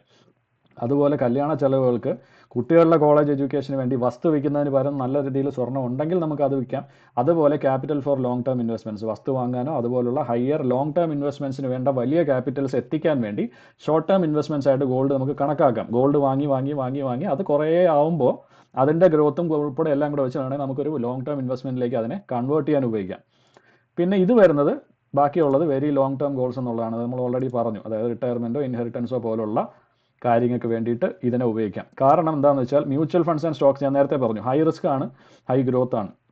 പക്ഷേ നിങ്ങൾ സ്റ്റോക്സിൻ്റെ ഗ്രോത്ത് എടുത്തു നോക്കിയാൽ നിങ്ങൾക്ക് ഏത് സ്റ്റോക്ക് വേണമെങ്കിലും കൺസിഡർ ചെയ്യാം, ഏത് ഫണ്ട്സ് വേണമെങ്കിലും എടുത്തു നോക്കാം. മാർക്കറ്റ് ക്രാഷിനനുസരിച്ച് ഇത് ഫ്ലക്ച്വേറ്റ് ചെയ്യും. പക്ഷേ മാർക്കറ്റ് ഫ്ലക്ച്വേറ്റിനനുസരിച്ച് ചെയ്യുമെങ്കിലും നിങ്ങളൊരു ലോങ് ടേം എടുത്ത് നോക്കിയാൽ, അതായത് ഒരു 10 കൊല്ലം അല്ലെങ്കിൽ 15 കൊല്ലം ഏതൊരു ഫണ്ടിൻ്റെ പെർഫോമൻസ് എടുത്ത് നോക്കിയാലും അതിൽ ഷോർട്ട് ടേമിൽ ക്രാഷസ് ഉണ്ടായിട്ടുണ്ടെങ്കിലും ഈ പറഞ്ഞ 10-15 കൊല്ലത്തിൽ അത് ഡെഫിനറ്റ്ലി ഏത് ഫണ്ട് വേണോ നിങ്ങൾ എടുത്ത് നോക്കിയോ ആ 10 കൊല്ലത്തെ ആവറേജ് എടുത്ത് നോക്കിക്കഴിഞ്ഞാൽ അതിന് ഗ്രോത്ത് തന്നെയാണ് ഉണ്ടായിട്ടുള്ളത്. അതായത് നിങ്ങളിപ്പോൾ 2000-ൽ ഒരു സ്റ്റോക്ക് വാങ്ങിച്ചു, 2002-ൽ ചിലപ്പോൾ അത് ഇടിഞ്ഞിട്ടുണ്ടാവും, 2004 ചിലപ്പോൾ അതിനേക്കാൾ ഇടിഞ്ഞിട്ടുണ്ടാവും, 2006-ൽ അത് വളരെയധികം കയറിയിട്ടുണ്ടാവും. പക്ഷേ 2010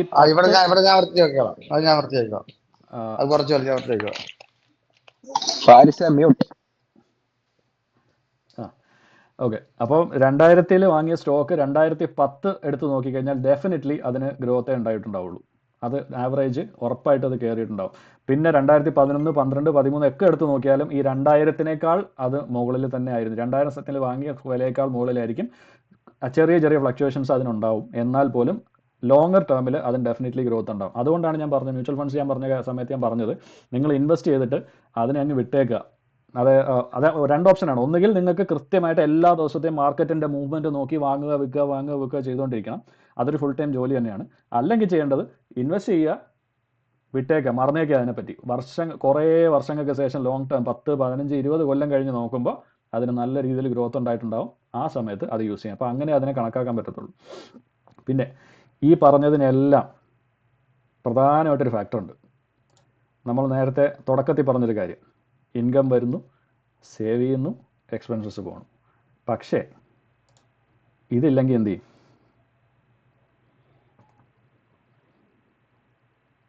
അങ്ങനെ ഒരു സാഹചര്യം ഉണ്ടാവുമോ?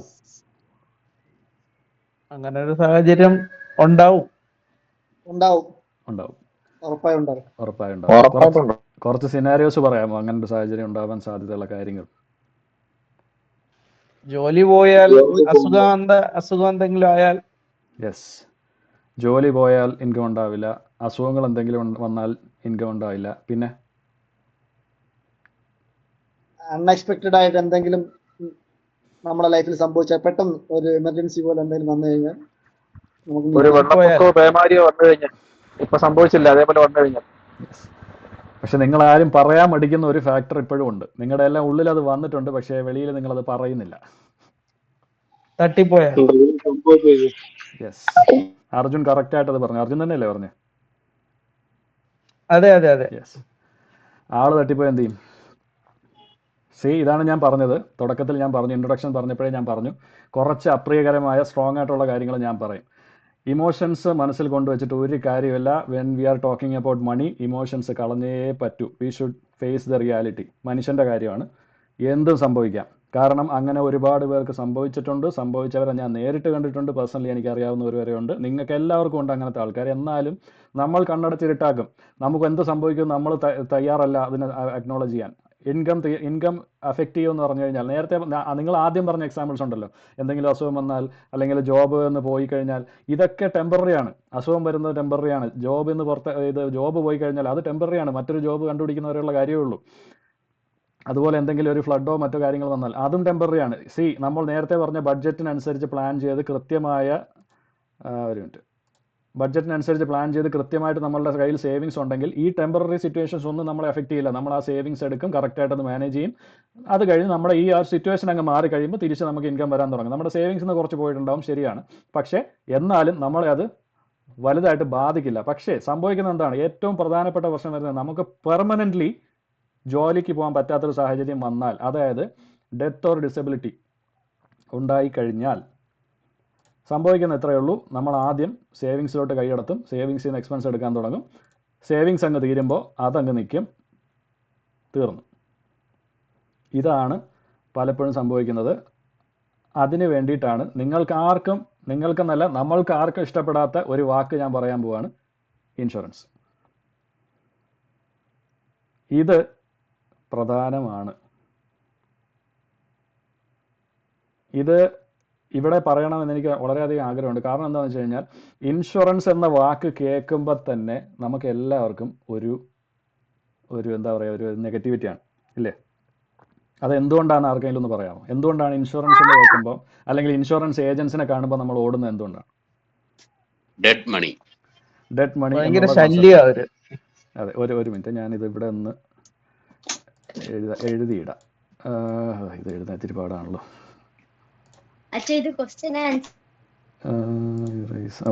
പോട്ടെ, എന്തായാലും അത് ഞാൻ മനസ്സിൽ വെച്ചിട്ടുണ്ട്. നമുക്ക് ഓരോരോ പോയിന്റ്സ് ആയിട്ട് പറയാം. ഓക്കെ, ഡെഡ് മണി എന്ന് പറഞ്ഞു. രണ്ടാമത്തെ എന്താ പറഞ്ഞു?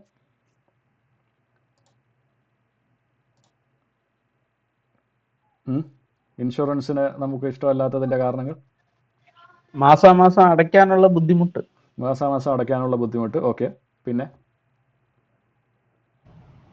പലതരം ഇൻഷുറൻസുകൾ ഉണ്ടാവുമല്ലോ, അതിൽ ചിലതൊക്കെ ക്ലെയിംസ് വളരെ ബുദ്ധിമുട്ടാണ്, അതിന്റെ കണ്ടീഷൻസ്, ടേംസ് ആൻഡ് കണ്ടീഷൻസ്.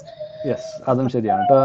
ഇപ്പം അതായത് ഈ പ്രൈവറ്റ് കമ്പനികളോ അല്ലെങ്കിൽ മിക്ക കമ്പനികളോ ഇൻഷുറൻസ് കമ്പനികളോ പലപ്പോഴും ക്ലെയിമിന് ചെല്ലുമ്പോൾ അവർ കുറേ നൂലാമാലകൾ പറയും, അതെങ്ങനെയാണ് ഇങ്ങനെയാണെന്നൊക്കെ പറഞ്ഞ് തള്ളിയും മറിച്ചൊക്കെ വിടും. ചിലപ്പോൾ ക്ലെയിം ഡിനൈ ചെയ്യും. അങ്ങനെയുള്ള വിഷയങ്ങളുണ്ട്. ശരിയാണ്. വേറെ എന്തെങ്കിലും ഉണ്ട്?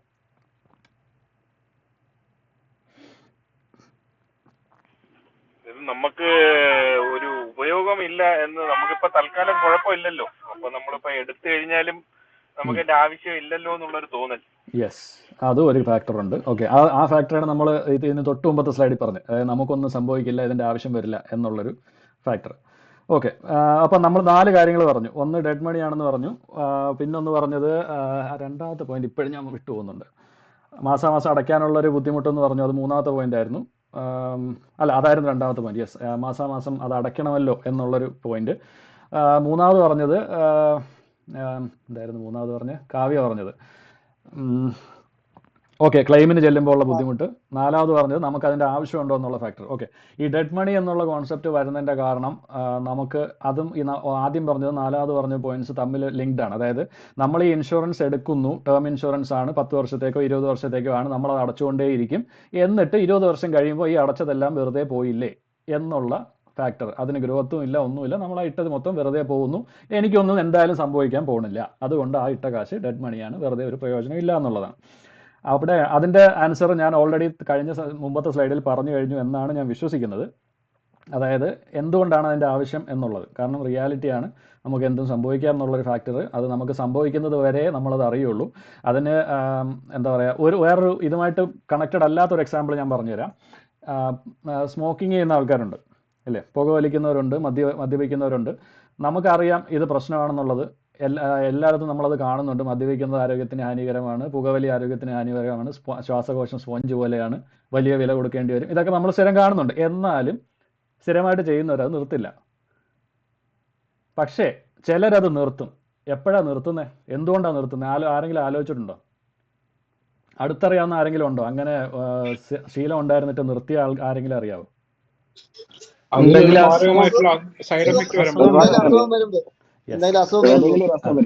അതായത് ഒന്നുകിൽ അവർക്ക് സ്വയം അതിനുമായിട്ട് ബന്ധപ്പെട്ട എന്തെങ്കിലും സീരിയസ് പ്രശ്നം വരും, അല്ലെങ്കിൽ അവർക്ക് അറിയാവുന്ന ആർക്കെങ്കിലും അത് സീരിയസ് ആയിട്ടുള്ള പ്രശ്നം വരും. ഈ സീരിയസ് ആയിട്ടുള്ളൊരു പ്രശ്നം അടുത്തുള്ള ഒരാൾക്ക് അല്ലെങ്കിൽ നമുക്കൊരു ഷോക്ക് ഉണ്ടാകുമ്പോഴേ നമ്മളത് മാറി ചിന്തിക്കുള്ളൂ. അത് മനുഷ്യ സഹജമാണ്. ഒരു പെർട്ടിക്കുലർ ഏജ് കഴിഞ്ഞാൽ നമ്മളെല്ലാവരും അങ്ങനെയാണ്. ആ ഏജ് വരെ നമ്മൾ എന്ത് ശീലിച്ചോ, എന്താണോ നമ്മുടെ മനസ്സിൽ ഫിക്സ് ചെയ്തിരിക്കുന്നത്, ജീവിതകാലം മുഴുവൻ അത് അതുപോലെ നിൽക്കും. കാരണം നമ്മുടെ ബ്രെയിൻ അങ്ങനെയാണ്. കാരണം വൺസ് ആ ഒരു ഏജ് കഴിഞ്ഞാൽ പിന്നെ ഈ ബ്രെയിൻ ഇൻപുട്ട് എടുക്കില്ല, അത് സ്റ്റക്കാണ്. ആ ഉള്ള സംഭവങ്ങളെ പ്രോസസ്സ് ചെയ്ത് ഔട്ട്പുട്ട് കൊടുത്തുകൊണ്ടിരിക്കുക, അല്ലാതെ ഇൻപുട്ട് എടുക്കില്ല. അതാണ് നമ്മുടെ ഒരു പ്രശ്നം. നമ്മുടെ മൈൻഡ് സെറ്റ് മാറില്ല. അതുപോലെയാണ് നമുക്കൊന്നും സംഭവിക്കില്ല എന്ന് പറയുന്ന ആ മൈൻഡ് സെറ്റ്. കാരണം നമ്മൾ ചെറിയൊരു പ്രായത്തിൽ അത് ഫിക്സ് ചെയ്ത് കഴിഞ്ഞു. തിങ്ക് പോസിറ്റീവ്, എനിക്കൊന്നും സംഭവിക്കില്ല, ഇത് ഫിക്സ് ചെയ്ത് കഴിഞ്ഞു. അത് മാറണമെങ്കിൽ എങ്ങനെയാണ്? നമുക്ക് തൊട്ടടുത്തുള്ള ആർക്കെങ്കിലും ഇതുപോലെ എന്തെങ്കിലും സംഭവിക്കുന്നത് കാണണം.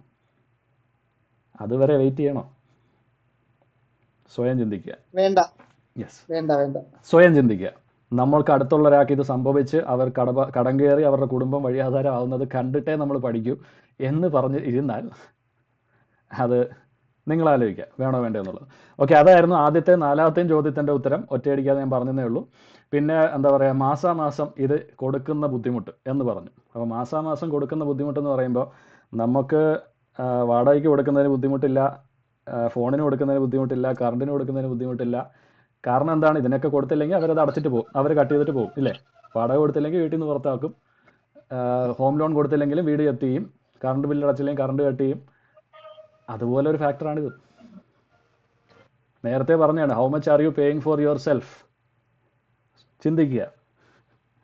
ആ ഒരു ആവശ്യമുള്ള കാര്യമാണ് എന്ന് ചിന്തിച്ചു കഴിഞ്ഞാൽ, ബഡ്ജറ്റിൽ ഉൾപ്പെടുത്തി കഴിഞ്ഞാൽ അതും നടക്കും. ആ ബഡ്ജറ്റിൻ്റെ ഫാക്ടർ പറയുമ്പോൾ ശ്രദ്ധിക്കേണ്ട ഒരു കാര്യമുണ്ട്. നമ്മളിൽ പലരും വളരെ കുറഞ്ഞ ശമ്പളത്തിൽ തുടങ്ങി ശമ്പളം കൂടി കൂടി വന്നവരാണ്. ആരും ഇപ്പോഴത്തെ നിലവിലെ ശമ്പളത്തിലല്ല എന്താ പറയുക കോളേജ് കഴിഞ്ഞ് നേരെ കയറിയത്. എല്ലാവരും കുറഞ്ഞ ശമ്പളത്തിൽ നിന്നാണ് കയറി വന്നത്.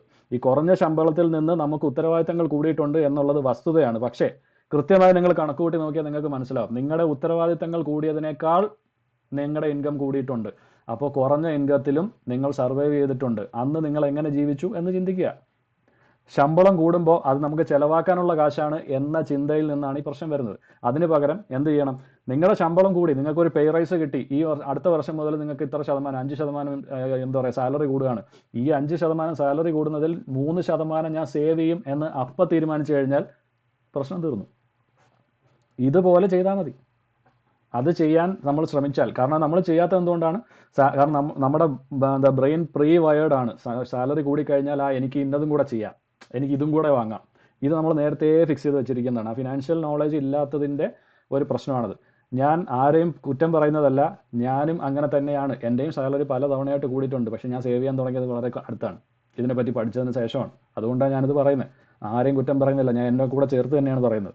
നമുക്ക് സാലറി കൂടിക്കൊണ്ടേയിരിക്കും, സാലറി കൂടുന്നതിനനുസരിച്ച് നമ്മൾ ചിലവ് കൂട്ടിക്കൊണ്ടേയിരിക്കും. എന്നിട്ട് നമ്മൾ പറയുന്നത് എന്താണ്? എനിക്ക് കുടുംബമുണ്ട്, ഉത്തരവാദിത്തങ്ങളുണ്ട്, അതുകൊണ്ടാണ് ഈ ചിലവ് എന്ന് നമ്മൾ പറയും. പക്ഷെ അത് നമ്മൾ മറ്റുള്ളവരെ ബോധിപ്പിക്കാനല്ല ഞാനീ പറയുന്നത്. നമ്മൾ സ്വയം ചിന്തിച്ചാൽ മതി. കാരണം ആവശ്യമുള്ള കാര്യത്തിന് നമുക്ക് ചിലവാക്കണം എന്നുള്ളത് നമ്മുടെ വിൽ പവറിനനുസരിച്ചിരിക്കും. നമ്മളത് ചെയ്യുക, നമ്മൾ ചെയ്താൽ നമുക്ക് കൊള്ളാം എന്നുള്ളതാണ് പറയുന്നത്. അപ്പോൾ അങ്ങനെ ചിന്തിക്കുക. അതാണ് ഈ മാസാമാസം എന്നുള്ള ഫാക്ടറിൻ്റെ ഒരു കാര്യം പറഞ്ഞത്. പിന്നെ കാവ്യ പറഞ്ഞ പോയിന്റ്, ഈ ക്ലെയിം അങ്ങനത്തെ വിഷയങ്ങൾ വരും. പിന്നെ എന്താ പറയുക, എന്തെങ്കിലും ഒരു പോളിസി നമ്മൾ അടിച്ചേൽപ്പിക്കും, നമുക്ക് അങ്ങനെയുള്ള വിഷയങ്ങളുണ്ട് നമ്മളോട്. ഇത് ഞാൻ പറയുന്നൊരു കാര്യം എത്രയേ ഉള്ളൂ.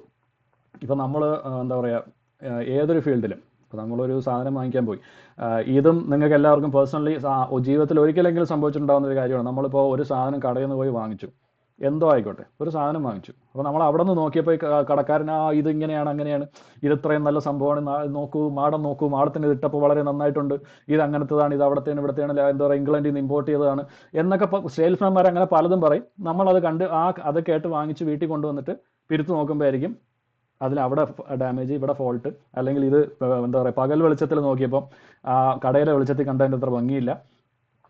നമുക്ക് സംഭവിക്കാറുണ്ട് ഇല്ലേ? നിങ്ങൾ തന്നെ ആലോചിച്ച് നോക്കൂ. ഏത് ഫീൽഡിലായാലും എന്ത് കാര്യത്തിലായാലും നമുക്ക് സംഭവിക്കാറുണ്ട്. അത് ആ സെയിൽസ്മാൻ്റെ കള്ളത്തരമാണ്, അല്ലെങ്കിൽ ആ കടയുടെ കള്ളത്തരമാണ്. എന്ന് വെച്ച് നിങ്ങൾ ആ സാധനം ജീവിതത്തിൽ ഇനി വാങ്ങില്ല എന്നാണോ തീരുമാനിക്കുന്നത്? അല്ല, വീണ്ടും വാങ്ങും. പക്ഷെ നമ്മൾ അടുത്ത തവണ എന്ത് ചെയ്യും? കുറച്ചുകൂടെ ശ്രദ്ധിക്കും, മുമ്പത്തേക്കാൾ ഒരല്പം കൂടെ ശ്രദ്ധിക്കും ഇല്ലേ? കാരണം എന്തുകൊണ്ടാണ്? നമ്മൾ ആ സാധനം അല്ലെങ്കിൽ ആ ഐറ്റം അല്ലെങ്കിൽ ആ ഒരു സർവീസിനെ അല്ല വെറുക്കുന്നത്, നമ്മൾ ആ സെയിൽസ്മാനെയോ അല്ലെങ്കിൽ ആ കടക്കാരനെയോ അവർ ചെയ്ത ആ പ്രവൃത്തിയാണ് പ്രശ്നം. ഇൻഷുറൻസ് ഏജന്റുമാരിൽ ഒരുപാട് പേർ അങ്ങനെയുണ്ട്. കാരണം അവർക്ക് അങ്ങനത്തെ ടാർഗറ്റ്സ് ഉണ്ട്, അവർക്ക് എങ്ങനെയെങ്കിലും ഇത്ര സെയിൽസ് നടത്തണം എന്ന ടാർഗറ്റ് വെച്ചിട്ട് പലരും ക്ലയൻസുമായിട്ട് പ്രോപ്പറായിട്ട് ഇരുന്ന് സംസാരിച്ച് അവരുടെ ആവശ്യകത മനസ്സിലാക്കുന്നതിന് പകരം എന്തെങ്കിലും ഒരു പ്രോഡക്റ്റ് അടിച്ചേൽപ്പിക്കും. ഇത് എല്ലാ സെയിൽസ്മാൻമാരും ചെയ്യുന്നതാണ്, ഇൻഷുറൻസിൽ മാത്രമല്ല. അതാണ് നിങ്ങൾ മനസ്സിലാക്കേണ്ടത്. അപ്പം നമ്മൾ എന്താ ചെയ്യേണ്ടത്? നമ്മൾ കുറച്ചുകൂടെ ശ്രദ്ധിച്ച് ഇതിൻ്റെ ടേംസ് ആൻഡ് കണ്ടീഷൻസ് മനസ്സിലാക്കി അവരോട് കൃത്യമായിട്ട് ചോദിച്ച് മനസ്സിലാക്കി ചെയ്യുക എന്നുള്ളതേ നമുക്ക് ചെയ്യാൻ പറ്റുള്ളൂ. അല്ലാതെ നമ്മൾ ചെയ്യാതിരിക്കുക എന്നുള്ളതല്ല ഇതിൻ്റെ സൊല്യൂഷൻ.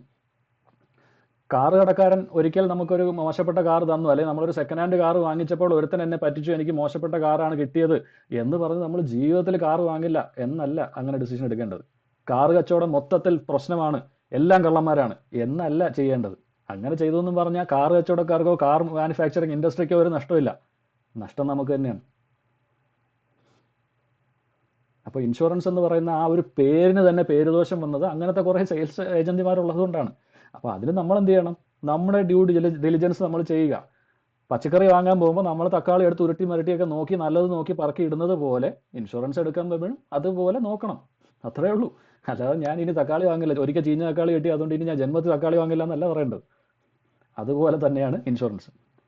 അപ്പോൾ ഇൻഷുറൻസ് ഉണ്ട്. അപ്പം അത് ആവശ്യകത എന്താണെന്ന് മനസ്സിലായെന്ന് വിശ്വസിക്കുന്നു. ഇനി ഇൻഷുറൻസിൻ്റെയും കുറച്ച് ബേസിക്സ് ഞാൻ പെട്ടെന്ന് പറഞ്ഞു പോവാം.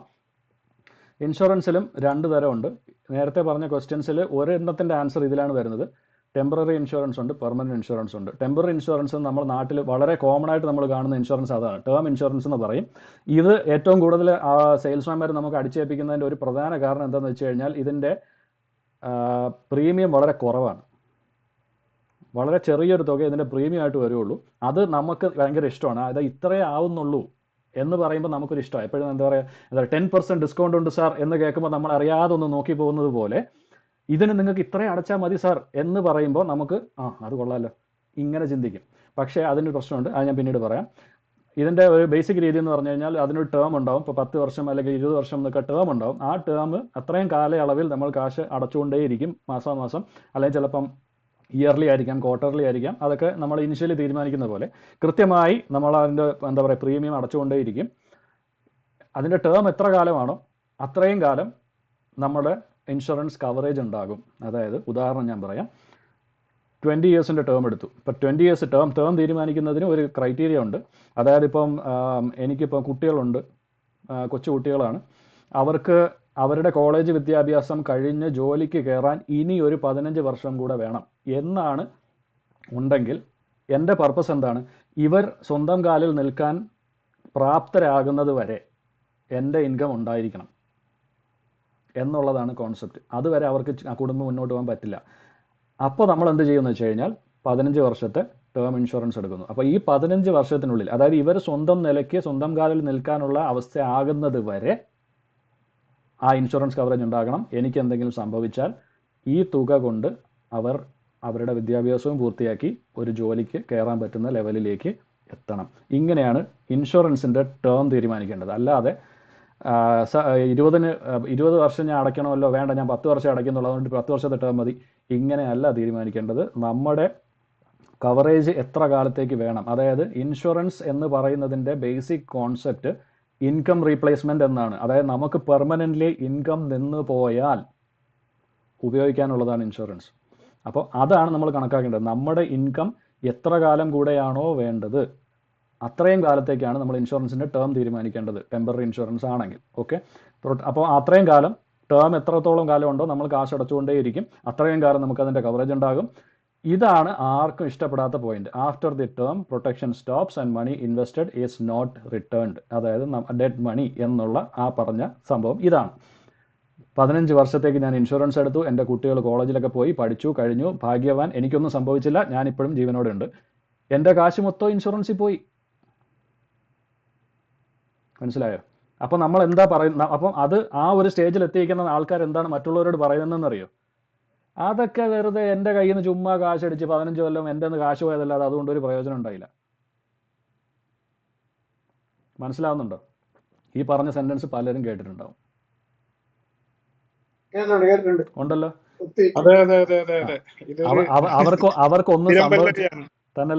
അവർക്കൊന്നും സംഭവിച്ചില്ല, ഭാഗ്യം, ദൈവാനുഗ്രഹം, ഒന്നും സംഭവിച്ചില്ല. അവരുടെ കുട്ടികൾ വളർന്ന് വലുതായി ജോലിക്ക് പോകുന്ന സാഹചര്യമൊക്കെ കാണാനുള്ള നല്ല രീതിയിൽ ആയുസ്സുണ്ടായി. അപ്പോഴതിലെ നെഗറ്റീവ് അവരെന്താണ് കാണുന്നത്? ഇൻഷുറൻസ് ഒക്കെ വെറുതെ കാശടിക്കുന്ന പരിപാടിയല്ലേ. എനിക്ക് അതുകൊണ്ടൊരു പ്രയോജനം ഉണ്ടായില്ല. ആ ടേം ഇൻഷുറൻസ് പ്രയോജനം ഉണ്ടാവണമെങ്കിൽ അയാൾ തട്ടിപ്പോണമായിരുന്നു. അപ്പോൾ തട്ടിപ്പോണമായിരുന്നു എന്നാണ് പറയുന്നത്. മനസ്സിലാകുന്നുണ്ടോ? ഇതാണ് പ്രശ്നം. അപ്പോൾ നമ്മൾ ചിന്തിക്കേണ്ടത് എന്താണ്? 15 വർഷം മനസ്സമാധാനമായിട്ട് ജീവിക്കാൻ പറ്റി എന്ന് വിചാരിക്കുക. അതാണ് അവിടെ സംഭവിച്ചത്. ശരിക്കും 15 വർഷത്തോളം എനിക്ക് എന്തെങ്കിലും സംഭവിച്ചാൽ എൻ്റെ കുട്ടികൾ വഴിയാധാരമാവും എന്നുള്ള ടെൻഷൻ ഇല്ലാതെ ജീവിച്ചു. അത് ഇൻഷുറൻസ് ഉള്ളതുകൊണ്ടാണ് എന്നാണ് ചിന്തിക്കേണ്ടത്. ഓക്കെ. ഇനി രണ്ടാമത്തത് പെർമനന്റ് ഇൻഷുറൻസ്. നേരത്തെ ഇപ്പോൾ പറഞ്ഞ പോയിന്റ്സിൻ്റെ എല്ലാം പ്രശ്നം പരിഹരിക്കുന്ന ഒരു സംഭവമാണ് പെർമനന്റ് ഇൻഷുറൻസ്. അതിനും ഡിസഡ്വാൻറ്റേജ് ഉണ്ട്, അതും പറയാം. പെർമനന്റ് ഇൻഷുറൻസ് എന്ന് പറഞ്ഞു കഴിഞ്ഞാൽ ഇൻഷുറൻസ് പ്ലസ് ഇൻവെസ്റ്റ്മെൻ്റ് ആണ്. ഇവിടെയും ഒരു ഫിക്സഡ് ടേം ഉണ്ടാവും പേയ്മെൻറ്റിന്, കവറേജിനല്ല, പേയ്മെൻറ്റിന് മാത്രം ഒരു ടേം ഉണ്ടാവും. ഇപ്പോൾ 10 വർഷം 20 വർഷം എന്നൊരു ടേം പറയും. ചിലപ്പോൾ ലൈഫ് ടൈം ടേം എന്നും പറയാറുണ്ട്, പക്ഷേ അതങ്ങനെ ആരും പ്രിഫർ ചെയ്യാറില്ല. 10 ഇയേഴ്സ് അല്ലെങ്കിൽ 20 ഇയേഴ്സ് എങ്ങനെയെങ്കിലും ഒരു ടേം, നമ്മൾ നേരത്തെ പറഞ്ഞ ഒരു ഫാക്ടർ പോലെ നമ്മൾ ടേം പറയും. പക്ഷേ ഇവിടെ ടേം തീരുമാനിക്കുന്നത് നമ്മൾ എത്ര കാലം കൂടെ ജോലി ചെയ്യും എന്നുള്ളത് വെച്ചിട്ടാണ്. അതായത് ഇപ്പം 37 വയസ്സ് ഇപ്പോൾ പ്രായമുണ്ട്, നമ്മളിപ്പോൾ ഒരു പെർമനന്റ് ഇൻഷുറൻസ് എടുക്കുകയാണെങ്കിൽ അതിലെ ടേം നമ്മൾ ഫിക്സ് ചെയ്യുന്നത് നമ്മുടെ റിട്ടയർമെൻറ്റ് ഏജ് 60 ആണെന്ന് കണക്കാക്കുകയാണ്. നമുക്ക് 60 വയസ്സ് വരെ വർക്ക് ചെയ്യാൻ പറ്റും എന്ന് ഉറപ്പുണ്ടെങ്കിൽ അപ്പോൾ 23 വർഷം കൂടെ ഇനിയുണ്ട്. അപ്പോൾ എൻ്റെ ടേം 23 വർഷം അല്ലെങ്കിൽ 20 വർഷമായിരിക്കും. അപ്പോൾ ഈ 20 വർഷം ആണ് പേയ്മെൻറ്റിൻ്റെ ടേം. നമ്മൾ അത്രയും വർഷം കൂടെ പേ ചെയ്യും. പക്ഷേ ടേം കഴിഞ്ഞ് ഈ ഇൻഷുറൻസ് സ്റ്റോപ്പ് ആവില്ല. Protection throughout the life കവറാവും. അതായത് 20 വർഷത്തിനുള്ളിൽ നമ്മൾ തട്ടിപ്പോകണ്ട എന്നാണ് അർത്ഥം. ഞാൻ തട്ടിപ്പോയില്ലല്ലോ അതുകൊണ്ട് എനിക്ക് കാശ് പോയി എന്ന് വിചാരിക്കേണ്ടി വരില്ല. ഇവിടെ ഇതിന് 2 ബെനിഫിറ്റ് ഉണ്ട്. ആദ്യം പറഞ്ഞ പോലെ ഇൻഷുറൻസ് പ്ലസ് ഇൻവെസ്റ്റ്മെൻറ്റ് എന്നുള്ള നിലയ്ക്ക് നമ്മുടെ ലൈഫ് ടൈമിൽ നമുക്ക് എന്തെങ്കിലും സംഭവിച്ചാൽ ഇൻഷുറൻസ് കവറേജ് ഉണ്ട്. സംഭവിച്ചില്ലെങ്കിൽ നമ്മൾ പേ ചെയ്ത ആ അമൗണ്ട്, മന്ത്ലി ആയിട്ട് ഇട്ട അമൗണ്ട്, അത് പ്രീമിയം അല്ല, അത് ഇൻവെസ്റ്റ്മെൻ്റ് ആണ്, സേവിങ് ആണ്, അതിന് ഗ്രോത്ത് ഉണ്ടാകും. അത് നമുക്ക് റിട്ടേൺ എടുക്കാൻ പറ്റും. ഇൻഷുറൻസ് കവറേജും ത്രൂ ഔട്ട് ദി ലൈഫ് ഉണ്ടാകും. ഇതിൻ്റെ ഡിസഡ്വാൻറ്റേജ് ഇത്രയേ ഉള്ളൂ, ഇതിന് കോസ്റ്റ് കൂടുതലാണ്. ടേം ഇൻഷുറൻസിനേക്കാൾ മന്ത്ലി പ്രീമിയം പെർമനൻറ്റിന് കൂടുതലാണ്. കാരണം ഇൻവെസ്റ്റ്മെൻറ്റ് എന്നുള്ളൊരു എലമെൻ്റ് ഉണ്ട്. Through out the life protect ചെയ്യണം എന്നുള്ളത് കൊണ്ട് ഇൻഷുറൻസ് കമ്പനികൾക്ക് അത് വലിയൊരു ലോഡാണ്. അതുകൊണ്ട് അവരതിൻ്റെ കോസ്റ്റ് കൂട്ടും. പക്ഷേ ഇതിൽ നഷ്ടം വരില്ല. ഇതാണ് 2 തരം ഇൻഷുറൻസ്. പെർമനൻറ്റ് ഇൻഷുറൻസ് നാട്ടിൽ അടുത്തിടെയായിട്ട് തുടങ്ങിയിട്ടുണ്ടെന്ന് ഞാൻ കേട്ടിട്ടുണ്ട്. എനിക്ക് ഉറപ്പില്ല എവിടെ കിട്ടും എന്നുള്ളത്. പക്ഷേ ഇവിടെ അതുണ്ട്. അതുകൊണ്ടാണ് അതിനെപ്പറ്റി ഞാൻ അറിഞ്ഞത്. ഇവിടെയാണ് അതിനെപ്പറ്റി ഞാൻ പഠിച്ചത്. നാട്ടിൽ എനിക്കറിയില്ല. നാട്ടിൽ മിക്കപ്പോഴും അവർ ടെമ്പററി ഇൻഷുറൻസേ പറയുള്ളൂ. കാരണം പ്രീമിയം വളരെ കുറവാണ്. പെർമനൻറ്റ് ഇൻഷുറൻസിൻ്റെ പ്രീമിയം കേൾക്കുമ്പോൾ തന്നെ ആൾക്കാർ അയ്യോ പറ്റൂല വിട്ടേരെ എന്ന് പറഞ്ഞു വിടും. അതുകൊണ്ട് അവരാരും അത് പറയത്തോലുമില്ല. അവർ മിക്കവാറും ടെമ്പററി ഇൻഷുറൻസേ പറയത്തുള്ളൂ. നല്ല രീതിയിൽ പ്രീമിയത്തിൽ വ്യത്യാസം വരും. അപ്പോൾ ഇതാണ് ഇൻഷുറൻസിൻ്റെ കുറച്ച് ബേസിക് കാര്യങ്ങൾ. ഇതും ഡീറ്റെയിലിൽ നമുക്ക് മറ്റൊരു സെഷനിൽ പറയാം. ബട്ട് ബേസിക്സ് കിട്ടിയെന്ന് വിശ്വസിക്കുന്നു. നെക്സ്റ്റ്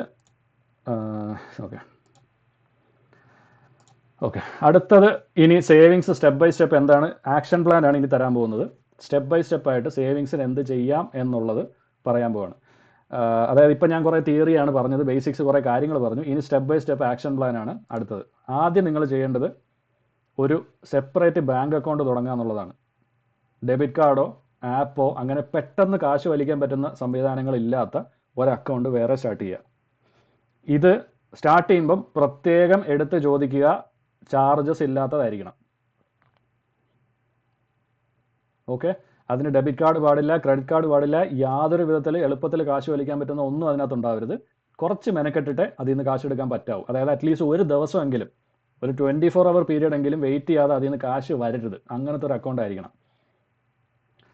അടുത്ത ചെയ്യേണ്ടത് ഇതിലോട്ട് ഓട്ടോമേറ്റഡ് പേയ്മെൻറ്റ്സ് ചെയ്യുക. നമ്മൾ ആദ്യം ബഡ്ജറ്റിൽ ചെയ്ത കാര്യമാണ്. ബഡ്ജറ്റിൽ ചെയ്തിട്ട് നമ്മൾ കൃത്യമായിട്ട് തീരുമാനിച്ചു ഇത്രയാണ് നമ്മൾ സേവ് ചെയ്യാൻ പോകുന്നത് തീരുമാനിച്ചു കഴിഞ്ഞു. ഇനി ചെയ്യേണ്ടത് നിങ്ങളുടെ സാലറി അക്കൗണ്ടിൽ നിന്ന് ഇതിലോട്ട് ഓട്ടോമേറ്റഡ് പേയ്മെൻറ്റ്സ്, നിങ്ങളുടെ സാലറി വരുന്നതിൻ്റെ അന്ന് വൈകുന്നേരം അല്ലെങ്കിൽ പിറ്റേ ദിവസം കാശ് പോകുന്ന രീതിയിൽ ഓട്ടോമേറ്റഡ് ആയിട്ട് പേയ്മെൻറ്റ് സെറ്റ് ചെയ്യുക ഈ പറഞ്ഞ അക്കൗണ്ടിലോട്ട്.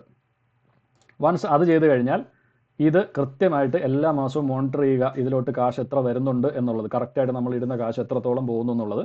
കുറച്ച് എന്താ പറയുക ഇൻട്രസ്റ്റ് ഗ്രോത്ത് ഉള്ള ഒരു അക്കൗണ്ട് ആണെങ്കിൽ അത്രയും നല്ലത്. കാരണം എനിക്ക് തോന്നുന്നു എൻ്റെ ഒരു അറിവിൽ നാട്ടിലിപ്പോൾ 6%, 7% ഒക്കെ കിട്ടുന്നുണ്ടെന്നാണ് എൻ്റെ ഒരു അറിവ്. നോർമലി 4% ഞാൻ കേട്ടിട്ടുള്ളത്, പക്ഷേ 6% വരെയൊക്കെ കൊടുക്കുന്ന സേവിങ്സ് അക്കൗണ്ട് ഉണ്ടെന്ന് ഞാൻ കേട്ടു. അപ്പോൾ അതിനെപ്പറ്റി ഒന്ന് അന്വേഷിക്കുക, ഒരു അത്യാവശ്യം ഗ്രോത്ത് ഉള്ളത് നോക്കിയെടുക്കുക. എന്നിട്ട് ഇതിൽ മോണിറ്റർ ചെയ്തുകൊണ്ടേ ഇരിക്കുക, കൃത്യമായിട്ട് എങ്ങനെ കാശ് കയറും നമ്മൾ മാസം ഇടുന്നത് വെച്ച് നോക്കിക്കൊണ്ടേ ഇരിക്കുക. എത്രത്തോളം എന്ന് വെച്ച് കഴിഞ്ഞാൽ നമ്മൾ അടുത്ത സ്റ്റെപ്പ് ചെയ്യേണ്ടത്, ഇത് എമർജൻസി ഫണ്ട് സാറ്റിസ്ഫൈ ആകുന്നത് വരെ അത് മോണിറ്റർ ചെയ്തുകൊണ്ടേ ഇരിക്കുക. അതായത് 3 to 6 months എമർജൻസി ഫണ്ട് എന്ന് പറഞ്ഞു കഴിഞ്ഞാൽ നമുക്ക് ഇൻകം ഇല്ലാതെ 3 മാസം അല്ലെങ്കിൽ 6 മാസം നിങ്ങളുടെ സൗകര്യം പോലെ നിങ്ങൾ അത് തീരുമാനിക്കുക എത്ര വേണം എന്നുള്ളത്, നിങ്ങൾക്ക് എത്രത്തോളം സേഫ് ആയിരിക്കണം എന്നുള്ളത് നിങ്ങൾ തീരുമാനിക്കുക. അതിനനുസരിച്ച് തീരുമാനിക്കുക എത്ര വേണം. 3 മിനിമം വേണം. 3 months എങ്കിലും മിനിമം എമർജൻസി ഫണ്ട് നിങ്ങളുടെ കയ്യിലുണ്ടാവണം. ആ ഫണ്ടിൽ തുടരുത്. അതിൽ നമ്മൾ എടുക്കുന്നത് നമ്മുടെ ഇൻകം ടെമ്പററിലി നിൽക്കുന്ന ഒരു സാഹചര്യത്തിൽ മാത്രമാണ്. അതായത് സാലറി ഇല്ലാതെ ഉള്ള സാഹചര്യത്തിൽ മാത്രം എടുക്കാനുള്ളതാണ് ഈ എമർജൻസി ഫണ്ട് എന്ന് പറയുന്നത് 3 to 6 months. അപ്പോൾ അത് നിങ്ങൾ തീരുമാനിക്കുക 3 മാസത്തേക്ക് വേണോ 6 മാസത്തേക്ക് വേണോ എന്നുള്ളത് മോണിറ്റർ ചെയ്തുകൊണ്ടേ ഇരിക്കുക. ആ ഒരു എമൗണ്ട് എത്തുമ്പോൾ, ഇപ്പോൾ ഫോർ എക്സാമ്പിൾ ഇപ്പോൾ നിങ്ങളുടെ മാസ ശമ്പളം 50,000 രൂപയാണെന്ന് വെച്ചോ. 3 months എമർജൻസി ഫണ്ട് എന്ന് പറയുമ്പോൾ 1.5 ലക്ഷം രൂപ. കണക്ക് കറക്റ്റ് അല്ലേ? തെറ്റിയിട്ടില്ലല്ലോ? ഓക്കെ, 1.5 ലക്ഷം രൂപ. അപ്പോൾ നിങ്ങൾ 3 മാസത്തെ എമർജൻസി ഫണ്ടാണ് നിങ്ങളുടെ ടാർഗറ്റ് എങ്കിൽ ഈ പറഞ്ഞ അക്കൗണ്ടിൽ 1.5 ലക്ഷം രൂപ ആകുന്നത് വരെ അത് ഇട്ടുകൊണ്ടേയിരിക്കുക. സാലറി കൂടുകയാണെങ്കിൽ നേരത്തെ പറഞ്ഞ പോയിന്റ് മനസ്സിൽ വയ്ക്കുക. നിങ്ങളുടെ സാലറി ഇൻക്രീസ് ആവുകയാണെങ്കിൽ അതിലും ഈ പറഞ്ഞ സേവിങ്സിൻ്റെ എലമെൻറ്റ് കൂട്ടുക, ഇതിലോട്ട് ട്രാൻസ്ഫർ ചെയ്യുക. ഈ നേരത്തെ പറഞ്ഞ ഓട്ടോ പേയ്മെൻറ്റ് അമൗണ്ട് കൂട്ടുക. ഇത് എഴുതിക്കൊണ്ടിരിക്കുക. ആ ഒരു 3 മാസം അല്ലെങ്കിൽ 6 മാസം എങ്ങനെയാണെന്ന് വെച്ചാൽ ആ എമൗണ്ട് ആവുന്നത് വരെ ചെയ്യുക. നെക്സ്റ്റ് സ്റ്റെപ്പ്, അത് കഴിഞ്ഞാൽ പിന്നെ വരുന്ന സേവിങ്സ്, അതായത് ഇപ്പം എമർജൻസി ഫണ്ട് വന്നു അവിടെ അത് ബ്ലോക്ക് ചെയ്തിട്ട് പിന്നീട് വരുന്ന സേവിങ്സ് പേപ്പർ ഗോൾഡ് വാങ്ങിക്കുക. പേപ്പർ ഗോൾഡ് എന്ന് പറഞ്ഞു കഴിഞ്ഞാൽ ഗോൾഡ് നിങ്ങളുടെ കൈ കിട്ടില്ല, നിങ്ങൾ ചെറിയ തുക ഇൻവെസ്റ്റ് ചെയ്തുകൊണ്ടേയിരിക്കും. അത് സ്വർണ്ണക്കടകളിലാകാം, ബാങ്കിലുണ്ടാകാം, ഗോൾഡ് ബോണ്ടെന്നോ അങ്ങനെ എന്തോ അതിനെ പറയുന്നതെന്ന് തോന്നുന്നു. പിന്നെ ചില ആപ്പുകളിലുണ്ട് ഈ ഫംഗ്ഷൻ. അത് വിശ്വസനീയമായ ആപ്പുകളായിരിക്കണം. ഏതെങ്കിലും പ്ലേ സ്റ്റോറിൽ നിന്ന് ഏതെങ്കിലും ഒരു ആപ്പ് ഇൻസ്റ്റാൾ ചെയ്തിട്ട് അതിനകത്ത് പേപ്പർ ഗോൾഡ് വാങ്ങിച്ചൊന്നും പറഞ്ഞ് കാശ് കൊടുത്തുകൊണ്ടിരിക്കരുത്. ചിലപ്പം കുറച്ച് നാൾ കഴിയുമ്പോൾ ആപ്പ് ഉണ്ടാവില്ല. അപ്പോൾ അതൊക്കെ ശ്രദ്ധിക്കണം, അത് വേറെ കാര്യം. അപ്പം എന്താ പറയുക, വിശ്വസനീയമായ സോഴ്സസ്, ഇപ്പം ഇത് നമ്മുടെ ബാങ്കുകൾ, SBI പോലുള്ള ബാങ്കുകളുടെ ഉണ്ടാവും, അല്ലെങ്കിൽ നമ്മുടെ ഗൂഗിൾ പേയുടെ ആപ്പിലുണ്ട് ഈ ഗോൾഡ് വാങ്ങാനുള്ള ഓപ്ഷൻ. വളരെ ചെറിയ തുകയ്ക്ക് തന്നെ നിങ്ങൾക്ക് വാങ്ങാൻ പറ്റും, അതിന് മിനിമം ഒന്നുമില്ല. നിങ്ങളുടെ ഈ മന്ത്ലി സേവിങ്സ് തന്നെ അതിലേക്ക് ഈ പറഞ്ഞ പോലെ ചെയ്തുകൊണ്ടിരിക്കുക. എമർജൻസി ഫണ്ട് കഴിഞ്ഞുള്ള തുക കൃത്യമായിട്ട് ചെയ്തുകൊണ്ടേയിരിക്കുക.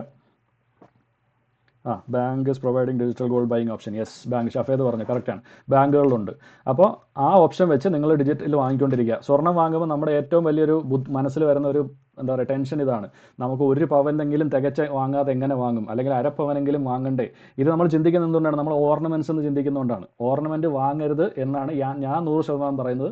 ഓർണമെൻറ്റ്സ് വാങ്ങുകയോ ചെയ്യരുത്. അത് വെറും എന്താ പറയുക ആവശ്യമില്ലാത്തൊരു കാര്യമാണ്.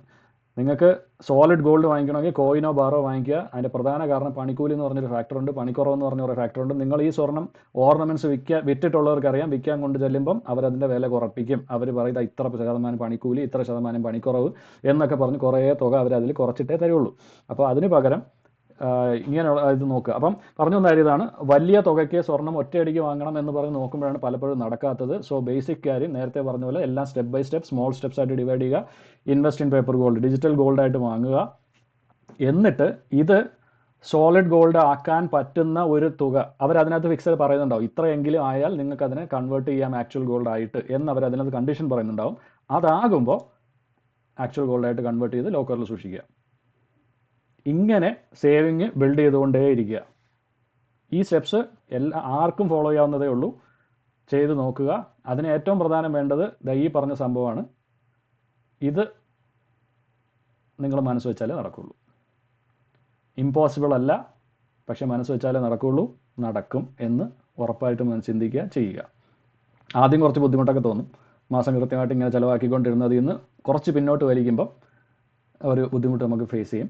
പക്ഷേ ഇത് ചെയ്തിട്ടുള്ളത് കൊണ്ടാണ് ഞാൻ പറയുന്നത്, ഒരുപാട് പേർക്ക് ചെയ്ത് കൊടുത്തിട്ടുള്ളത് കൊണ്ട് കൂടെയാണ് പറയുന്നത്. കാരണം അവരുടെ കണക്ക് ഞാൻ അവർക്ക് വേണ്ടി ബഡ്ജറ്റ് ചെയ്ത് കൊടുക്കാറുണ്ട്.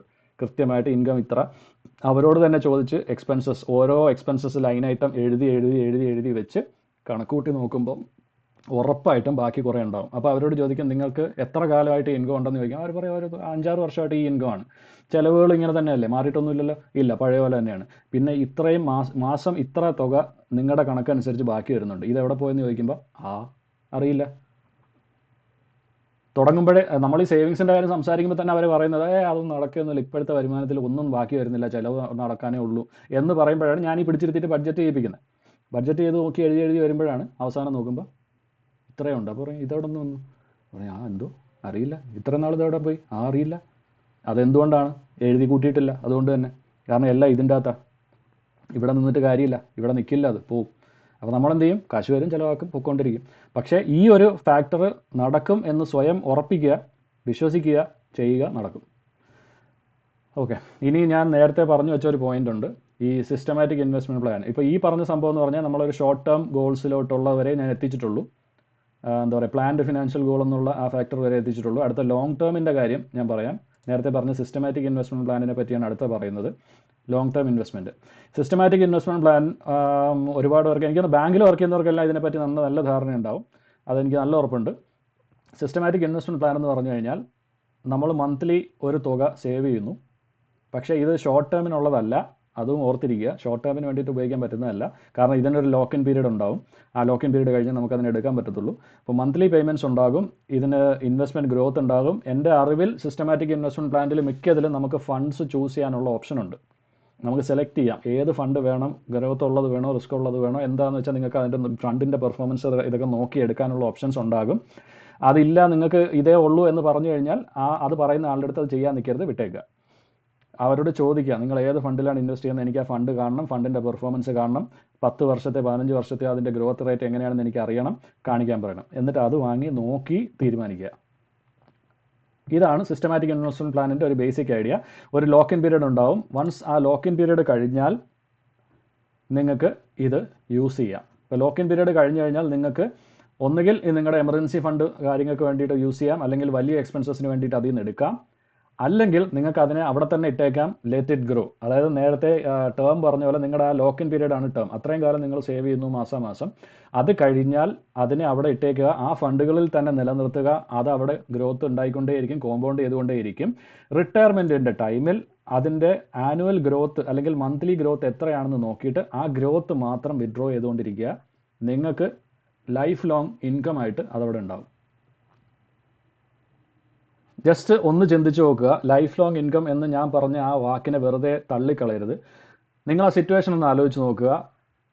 50 വയസ്സ്, നിങ്ങൾ റിട്ടയർ ചെയ്യാൻ ഉദ്ദേശിക്കുന്ന പ്രായം 60 ആയിരിക്കും, ചിലപ്പോൾ 55 ആയിരിക്കാം, 50 ആയിരിക്കാം, പോട്ടെ, ഞാൻ 50 എന്നുള്ളൊരു കണക്ക് വെച്ചിരിക്കുകയാണ്. 50 ആലോചിക്കുക. 50ാമത്തെ വയസ്സിൽ നിങ്ങൾ ജോലി നിർത്തി ഇറങ്ങിക്കഴിഞ്ഞു.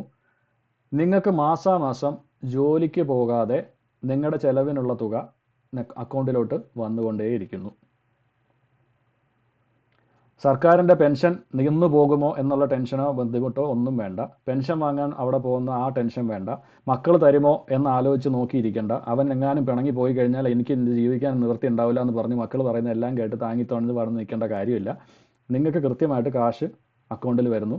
നിങ്ങൾ ഇൻഷുറൻസിൻ്റെ ഒരു പരസ്യത്തിൽ കേട്ടിട്ടില്ലേ, തല കുരിച്ചിട്ടില്ല ഒരിക്കലും എന്താ പറയുക പറഞ്ഞിട്ട് എന്താണ്, കുനിക്കുവിൽ ഇനി ഒരിക്കലും എന്ന് പറഞ്ഞ് അവർ ആ പറയുന്ന ഫാക്ടർ ഇതാണ്. അതായത് നമുക്ക് അഭിമാനത്തോടു കൂടി നമ്മുടെ സ്വന്തം വരുമാനത്തിൽ റിട്ടയർമെൻറ്റിന് ശേഷവും ജീവിക്കാം എന്ന് പറയുന്ന ആ ഫാക്ടറാണ് അവരങ്ങനെ പറയുന്നത്. ഇൻഷുറൻസിൻ്റെ പരസ്യത്തിൽ പറയുമ്പോൾ കേൾക്കാൻ നല്ല രസമാണ്, പക്ഷേ നമ്മളാരും ജീവിതത്തിൽ അപ്ലൈ ചെയ്യാറില്ല. പക്ഷേ അത് പോസിബിളാണ്. അത് വെറുതെ പരസ്യത്തിൽ മാത്രം പറയുന്നൊരു കാര്യമല്ല. അതിനുള്ള മാർഗ്ഗമാണ് ഈ സിസ്റ്റമാറ്റിക് ഇൻവെസ്റ്റ്മെൻറ്റ് പ്ലാൻ എന്ന് പറയുക. അപ്പോൾ മാസാമാസം അങ്ങനൊരു തുക നമ്മുടെ കയ്യിലേക്ക് വന്നുകൊണ്ടിരിക്കും. അപ്പോൾ നമ്മുടെ എക്സ്പെൻസസ് നടന്നുകൊണ്ട് പോകും. നമുക്ക് ടെൻഷൻ ഇല്ലാതെ മരണം വരെയും ജീവിക്കാം എന്നുള്ളതാണ് ആ ഒരു സിസ്റ്റമാറ്റിക് ഇൻവെസ്റ്റ്മെൻറ്റ് പ്ലാനിൻ്റെ ഉദ്ദേശം. പക്ഷേ ഈ പറഞ്ഞ ഇതൊരു ലോങ് ടേം സംഭവമാണ്. അല്ലാതെ നമ്മളിപ്പോൾ ഇന്ന് സിസ്റ്റമാറ്റിക് ഇൻവെസ്റ്റ്മെൻറ്റ് തുടങ്ങി 5 വർഷം കഴിയുമ്പോഴത്തേക്കും പിന്നെ എനിക്ക് ജോലിക്ക് പോകാതെ വീട്ടിലിരിക്കാം എന്നല്ല ഈ പറഞ്ഞതിൻ്റെ അർത്ഥം. ലോങ് ടേം ആണ്. ഒരു 10-15 വർഷം എങ്കിലും ഇതിന് ടൈം കൊടുക്കണം. അതിൻ്റെതായ ഗ്രോത്ത് അതിന് കിട്ടും.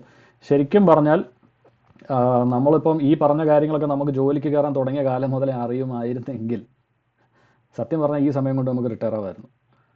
അപ്പോൾ അത് ഇനി പറഞ്ഞിട്ട് കാര്യമില്ല. ഇനിയുള്ള കാര്യം ആലോചിക്കുക. നമ്മുടെ മക്കൾക്കും ഇത് പറഞ്ഞ് മനസ്സിലാക്കി കൊടുക്കുക. അവരും ഇനി പലരും എന്താ പറയുക ഇപ്പം പഠിച്ചുകൊണ്ടിരിക്കുന്നവരാണ്, ഉടനെ തന്നെയൊക്കെ ഇതൊക്കെ കഴിഞ്ഞ് കോളേജിലോട്ടൊക്കെ പോകും, അവർ ജോലിക്ക് കയറാൻ തുടങ്ങും. അതിന് മുമ്പ് തന്നെ ഈ പറഞ്ഞ ഫാക്ടേഴ്സ് അവർക്ക് പറഞ്ഞ് പഠിപ്പിച്ചു കൊടുക്കുക, കാശ് മാനേജ് ചെയ്യുന്നത് എങ്ങനെയാണെന്നുള്ളത്. ഓക്കെ, അപ്പോൾ ഇതാണ് സിസ്റ്റമാറ്റിക് ഇൻവെസ്റ്റ്മെന്റ് പ്ലാൻ. ഇതിൽ ഒരു ഓപ്ഷൻ ഉള്ളത് റിട്ടയർമെൻറ്റ് മാത്രമാണ് നിങ്ങൾ കൺസിഡർ ചെയ്യുന്നതെന്നുണ്ടെങ്കിൽ നാഷണൽ പെൻഷൻ സ്കീം, ഇന്ത്യയിൽ നാഷണൽ പെൻഷൻ സ്കീമാണ്. US 401k എന്നങ്ങാണ്ടാണ് അതിനെ പറയുന്നത്. കാനഡയിൽ അതിനെ RRSP എന്ന് പറയും. പല രാജ്യത്തും ഗവൺമെൻറ്റിൻ്റെ തന്നെ ഇങ്ങനത്തെ സ്കീമുകളുണ്ട് റിട്ടയർമെൻറ്റിന് വേണ്ടിയിട്ട്. അതായത് ഗവൺമെൻറ് പെൻഷൻ അല്ലാതെ നമ്മുടെ ശമ്പളത്തിൽ നിന്ന് സിസ്റ്റമാറ്റിക് ഇൻവെസ്റ്റ്മെൻറ്റ് പ്ലാൻ ആയിട്ട് സേവ് ചെയ്ത് റിട്ടയർമെൻറ്റിന് യൂസ് ചെയ്യാൻ വേണ്ടിയിട്ടുള്ള സ്കീമുകളാണിത്. ഇന്ത്യയിൽ നാഷണൽ പെൻഷൻ സ്കീമാണ്. അല്ലാതെ LICക്കും ഇൻഷുറൻസ് കമ്പനികൾക്കും ഉണ്ടാകും വേറെ, ബാങ്കുകൾക്ക് അവരുടേതായ ഇത് പ്ലാനുകളുണ്ട്. അത് നോക്കി ചെയ്യുക. എൻ്റെ ഓർമ്മ ശരിയാണെങ്കിൽ നാഷണൽ പെൻഷൻ സ്കീമിലും നിങ്ങൾക്ക് ഫണ്ട് ചൂസ് ചെയ്യാനുള്ള ഓപ്ഷൻ ഉണ്ട്. നിങ്ങൾ നാഷണൽ പെൻഷൻ സ്കീമിൽ അക്കൗണ്ട് സ്റ്റാർട്ട് ചെയ്യുമ്പോൾ തന്നെ അവർ ചോദിക്കും ഏത് തരം ഫണ്ടുകളാണ് നിങ്ങൾക്ക് ഇൻവെസ്റ്റ് ചെയ്യാൻ ഉദ്ദേശം. ഗ്രോത്ത് കുറഞ്ഞ വളരെ റിസ്ക് കുറഞ്ഞ ഫണ്ടിലാണോ നിങ്ങൾ ഇടാൻ ഉദ്ദേശിക്കുന്നത്, അതോ നിങ്ങൾക്ക് വേറെ ഫണ്ടുകളുണ്ടെന്ന് പറഞ്ഞാൽ അവർ പലതരം ഓപ്ഷൻസ് കാണിക്കും, നിങ്ങൾക്ക് സെലക്ട് ചെയ്യാൻ പറ്റും. കൃത്യമായിട്ട് ഇട്ടുകൊണ്ടേയിരിക്കുക. ഇതിന് ഡിസിപ്ലിൻ വേണം. കാരണം നാഷണൽ പെൻഷൻ സ്കീമിൽ അവർക്ക് എന്തോ ഒരു മിനിമം തുക അവർ പറയുന്നുള്ളൂ. വർഷത്തിൽ $500 500 രൂപയോ അങ്ങനെ എന്തോ ആണ് അവർ പറയുന്നത്. അപ്പോൾ ആ 500 രൂപ മിനിമം മാത്രം അടച്ചുകൊണ്ടിരുന്നിട്ട് പ്രത്യേകിച്ച് ഒന്നും കിട്ടാനില്ല. പക്ഷേ അതിന് ഡിസിപ്ലിൻ വേണം. പക്ഷേ ബാങ്കുകളിലും അങ്ങനെയുള്ള കമ്പനികളിലുമാണ് ചെയ്യുന്നതെന്നുണ്ടെങ്കിൽ അവരാദ്യമേ ഒരു തുക നിശ്ചയിക്കും, മാസം നിങ്ങൾ ഇത്ര വെച്ച് ഇടണം. അത് കൃത്യമായിട്ട് ഓട്ടോമാറ്റിക് നിങ്ങളുടെ അക്കൗണ്ടിൽ നിന്ന് അവരെടുത്തുകൊണ്ടേയിരിക്കും. അത് കൃത്യമായിട്ട് അവരെടുക്കും എന്ന വാക്ക് തന്നെ തെറ്റാണ്. അത് അവർ കൊണ്ടുപോയി അവരുടെ തറവാട്ടിൽ ഉപയോഗിക്കുകയല്ല, അവർ സേവ് ചെയ്യുകയാണ്, ഇൻവെസ്റ്റ് ചെയ്യുകയാണ്. നമുക്ക് വേണ്ടി തന്നെയാണ് അവർ ചെയ്യുന്നത്. അവരത് യൂസ് ചെയ്യുന്നുണ്ട്, ഇല്ലെന്ന് ഞാൻ പറയുന്നില്ല. അവരതിൽ നിന്ന് കാശ് ഉണ്ടാക്കുന്നുണ്ട്, അതാണ് അവരുടെ ബിസിനസ്. അത് നമ്മൾ അറിയേണ്ട കാര്യമില്ല. നമുക്കതിൽ നിന്ന് ഗ്രോത്ത് കിട്ടുന്നുണ്ടല്ലോ, നമ്മളതറിഞ്ഞാൽ മതി. അവർ റീഇൻവെസ്റ്റ് ചെയ്യും. സിസ്റ്റമാറ്റിക് ഇൻവെസ്റ്റ്മെൻറ്റ് പ്ലാനാണ്. ലോക്ക് ഇൻ പീരീഡ് കഴിഞ്ഞാൽ നമുക്കത് ആക്സസ് ചെയ്യാം. ഒന്നുകിൽ നിങ്ങൾക്ക് ബൾക്കായിട്ട് എടുത്ത് അടിച്ചു പൊളിച്ച് തീർക്കാം, അല്ലെങ്കിൽ ആവശ്യത്തിന് യൂസ് ചെയ്യാം. അതിൻ്റെ 2 സിനാറിയോ എക്സാമ്പിൾസ് ഞാൻ പറയാം. ഒരു എക്സാമ്പിൾ, ഇപ്പോൾ മന്ത്ലി 2000 രൂപ സേവ് ചെയ്യുകയാണ് ഒരു SIP. ഇതെനിക്ക് അറിയാവുന്ന ഒരാളുടേതാണ്, ഉള്ള കാര്യമാണ്, വെറുതെ ആ എയറിലിട്ടുള്ള കണക്കല്ല. 10 വർഷം, മാസം 2000 വെച്ച് സേവ് ചെയ്തു, 10 വർഷം സേവ് ചെയ്തു. സേവ് ചെയ്ത എമൗണ്ട് 2,40,000 ആണ്. കണക്ക് കറക്റ്റാണല്ലോ. 10 വർഷം 2000 വെച്ച് 2,40,000. 10 വർഷം കഴിഞ്ഞു പുള്ളിക്ക് കിട്ടിയത് 3,60,000. അതായത് 2ഉം 40ഉം തമ്മിലുള്ള ഡിഫറൻസ് ഒന്ന് ആലോചിച്ച് നോക്കുക. 1.2 lakhs ആണ് അതിൻ്റെ ഗ്രോത്ത് കിട്ടിയത് 10 വർഷം കൊണ്ടാണ്. മറ്റൊരു എക്സാമ്പിൾ, ഇതേ തുക മാസാമാസം ചെയ്തു, 20 വർഷം സേവ് ചെയ്തു. അപ്പോൾ ഇതിൻ്റെ നേരെ ഡബിൾ ആയിരിക്കണമല്ലോ കിട്ടിയത്, അല്ലേ? അതെ, നേരെ ഡബിൾ തുക ആയിരിക്കണം കിട്ടിയിട്ടുണ്ടാവുക, എന്നാലല്ല. കാരണം എന്താണ്? നമ്മൾ സ്കൂളിൽ പഠിച്ച മറ്റൊരു കാര്യമാണ്, എല്ലാവരും പരീക്ഷ യെസ്, കറക്റ്റ് സംഭവം, കോമ്പൗണ്ട് ഇൻട്രസ്റ്റ്. നമ്മൾ സ്കൂളിൽ പഠിച്ചിട്ടുണ്ട്, കാൽക്കുലേഷനൊക്കെ പഠിച്ചിട്ടുണ്ട്. എനിക്ക് ശ്രീജ ടീച്ചർ തന്നെയാണ് തോന്നുന്നു പഠിപ്പിച്ചത്. കറക്റ്റായിട്ട് ഇത് എങ്ങനെ കണക്ക് കാൽക്കുലേറ്റ് ചെയ്യേണ്ടതെന്നൊക്കെ ഉണ്ട്, കൃത്യമായിട്ട് അതിൻ്റെ ഇക്വേഷനൊക്കെ ഉണ്ട്. നമ്മൾ ഇൻട്രസ്റ്റ് റേറ്റ് ഇത്ര, പ്രിൻസിപ്പൽ എമൗണ്ട് ഇത്ര, അപ്പോൾ ഇത്ര വർഷം കഴിയുമ്പോൾ റേറ്റ് ഇത്രയാണെങ്കിൽ ഇത്ര എന്നൊക്കെ ഉള്ള കണക്കൊക്കെ ഉണ്ട്. അപ്പോൾ അങ്ങനെ കണക്ക് കൊടുക്കുമ്പോൾ കോമ്പൗണ്ട് ഇൻട്രസ്റ്റ് എന്ന് പറയും. അപ്പോൾ കോമ്പൗണ്ട് ഇൻട്രസ്റ്റ് ചെയ്യുമ്പോൾ ഈ സംഭവം എത്രത്തോളം ടൈം ഡ്യൂറേഷൻ ഇൻവെസ്റ്റ്മെൻറ്റ് കിടക്കുന്നോ അതിനനുസരിച്ച് കോമ്പൗണ്ടിങ് കൂടും, കൂടുതൽ ഗ്രോത്ത് കിട്ടും. മൾട്ടിപ്ലിക്കേഷൻ അല്ല അവിടെ നടക്കുന്നത്, ജിയോമെട്രിക് പ്രോഗ്രഷനാണ്, എക്സ്പൊണൻഷ്യലായിട്ടാണ് അതിൻ്റെ ഗ്രോത്ത് വരുന്നത്. അപ്പോൾ ഇതാണ് ഇതിലൊരു ഫാക്ടർ. ടൈം ഇമ്പോർട്ടൻ്റ് ആണ്. നമ്മൾ ഞാൻ തുടക്കത്തിൽ പറഞ്ഞ പോലെ 37ാമത്തെ വയസ്സിൽ ശരീരം വേദനിക്കാൻ തുടങ്ങുമ്പോഴല്ല സേവിങ്ങിനെ പറ്റി ആലോചിച്ച് തുടങ്ങേണ്ടത്. നമുക്ക് ജോലി കിട്ടി തുടങ്ങി അന്ന് മുതൽ നമ്മളത് ആലോചിക്കണം. അങ്ങനെയാണെങ്കിൽ ആലോചിച്ച് നോക്കുക, നമ്മളെല്ലാം ജോലിക്ക് കയറി തുടങ്ങിയ പ്രായം 25 വയസ്സ്. 25 വയസ്സ് മുതൽ 55 വയസ്സ് വരെ 30 വർഷം സമയം. ഈ 30 വർഷം സമയം ഇതുപോലെ ചെറിയൊരു തുക, 2000 രൂപ എന്ന് പറയുന്ന ഒരു വലിയ തുകയല്ല. ഈ 2000 രൂപ ഈ പറഞ്ഞ 30 വർഷം നമ്മൾ സേവ് ചെയ്തിരുന്നെങ്കിൽ എന്തായിരിക്കും ഇവിടെ വരിക എന്നൊന്ന് ആലോചിച്ച് നോക്കുക. ഈ പറഞ്ഞ കാൽക്കുലേഷൻ തന്നെ വളരെ കൺസർവേറ്റീവ് ആയിട്ടുള്ള റിസ്ക് ഇല്ലാത്ത 7% ഗ്രോത്ത് ആണ് ഇത് കിട്ടിയിരിക്കുന്നത്. 30 വർഷം എന്ന് പറഞ്ഞാൽ നിങ്ങൾക്ക് ധൈര്യമായിട്ട് ഏത് റിസ്ക് ഉള്ള ഫണ്ടിലും ഇടാം. നിങ്ങൾക്ക് 15-20% വരെ റിട്ടേൺ കിട്ടും ആവറേജ്. ധൈര്യമായിട്ട് നിങ്ങൾക്ക് ഇൻവെസ്റ്റ് ചെയ്യണം. 30 വർഷത്തിൽ ഒരിക്കലും ഒരു ഫണ്ടും ക്രാഷായി താഴെ പോവില്ല. ഞാൻ ഇതിപ്പോൾ ഇത്രയും പറയുന്നതിൻ്റെ കാരണം, മക്കൾ വളർന്നു വരികയാണ്, അവരോടെങ്കിലും ഇത് പറഞ്ഞ് പഠിപ്പിച്ചു കൊടുക്കുക. കാശ് സമ്പാദിച്ച് പണക്കാരനാവാൻ നിൽക്കരുത് എന്ന് അവരോട് പറഞ്ഞ് മനസ്സിലാക്കി കൊടുക്കുക. കിട്ടുന്ന കാശ് വർഷാവർഷമല്ല, കൂട്ടി വെച്ച് അവസാനം കുതിര കളിക്കുക. അല്ലാതെ കിട്ടുന്ന കാശ് അപ്പം അടിച്ചു പൊളിച്ച് കുതിര കളിച്ചാൽ പിന്നീട് ഒന്നും ഉണ്ടാവില്ല, മൂത്ത് കരച്ച് ഒഴി പോകത്തേ ഉള്ളൂ.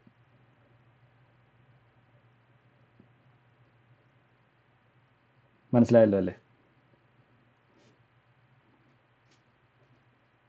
ഓക്കെ, ഇനി ഇതാണ് ഇന്നത്തെ ടോപ്പിക്, ഇത്രയൊക്കെ ഉള്ളൂ. ഇനി ഇതിൽ നിന്ന് നമുക്ക് പിന്നീട് ഭാവിയിലോട്ട് മുന്നോട്ട് കൊണ്ടുപോകാൻ പറ്റുന്ന ടോപ്പിക്സ് ഇതൊക്കെയാണ്.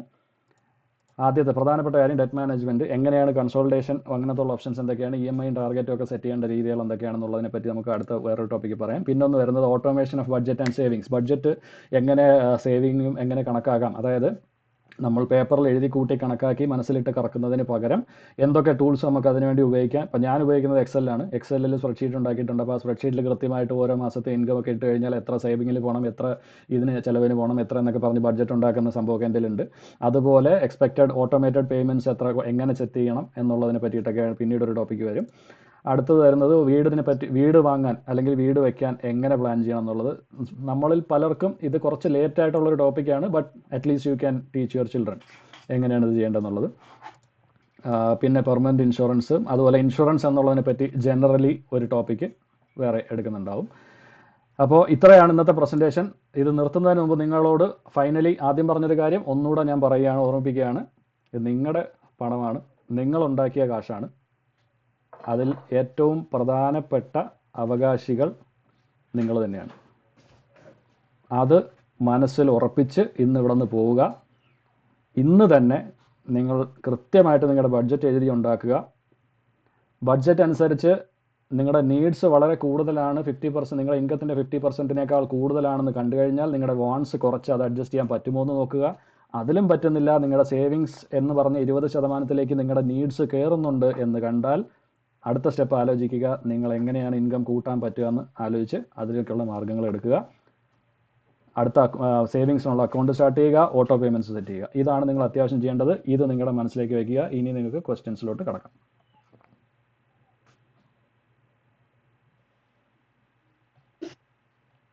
അപ്പം ഇനി Q&A സെഷനാണ്. ക്വസ്റ്റ്യൻസ് ചോദിക്കാനുള്ളവർ പ്ലീസ് ഒന്ന് കൈ റൈസ് ചെയ്ത് ഹാൻഡ് ഐക്കൺ കാണിച്ചാൽ മതി.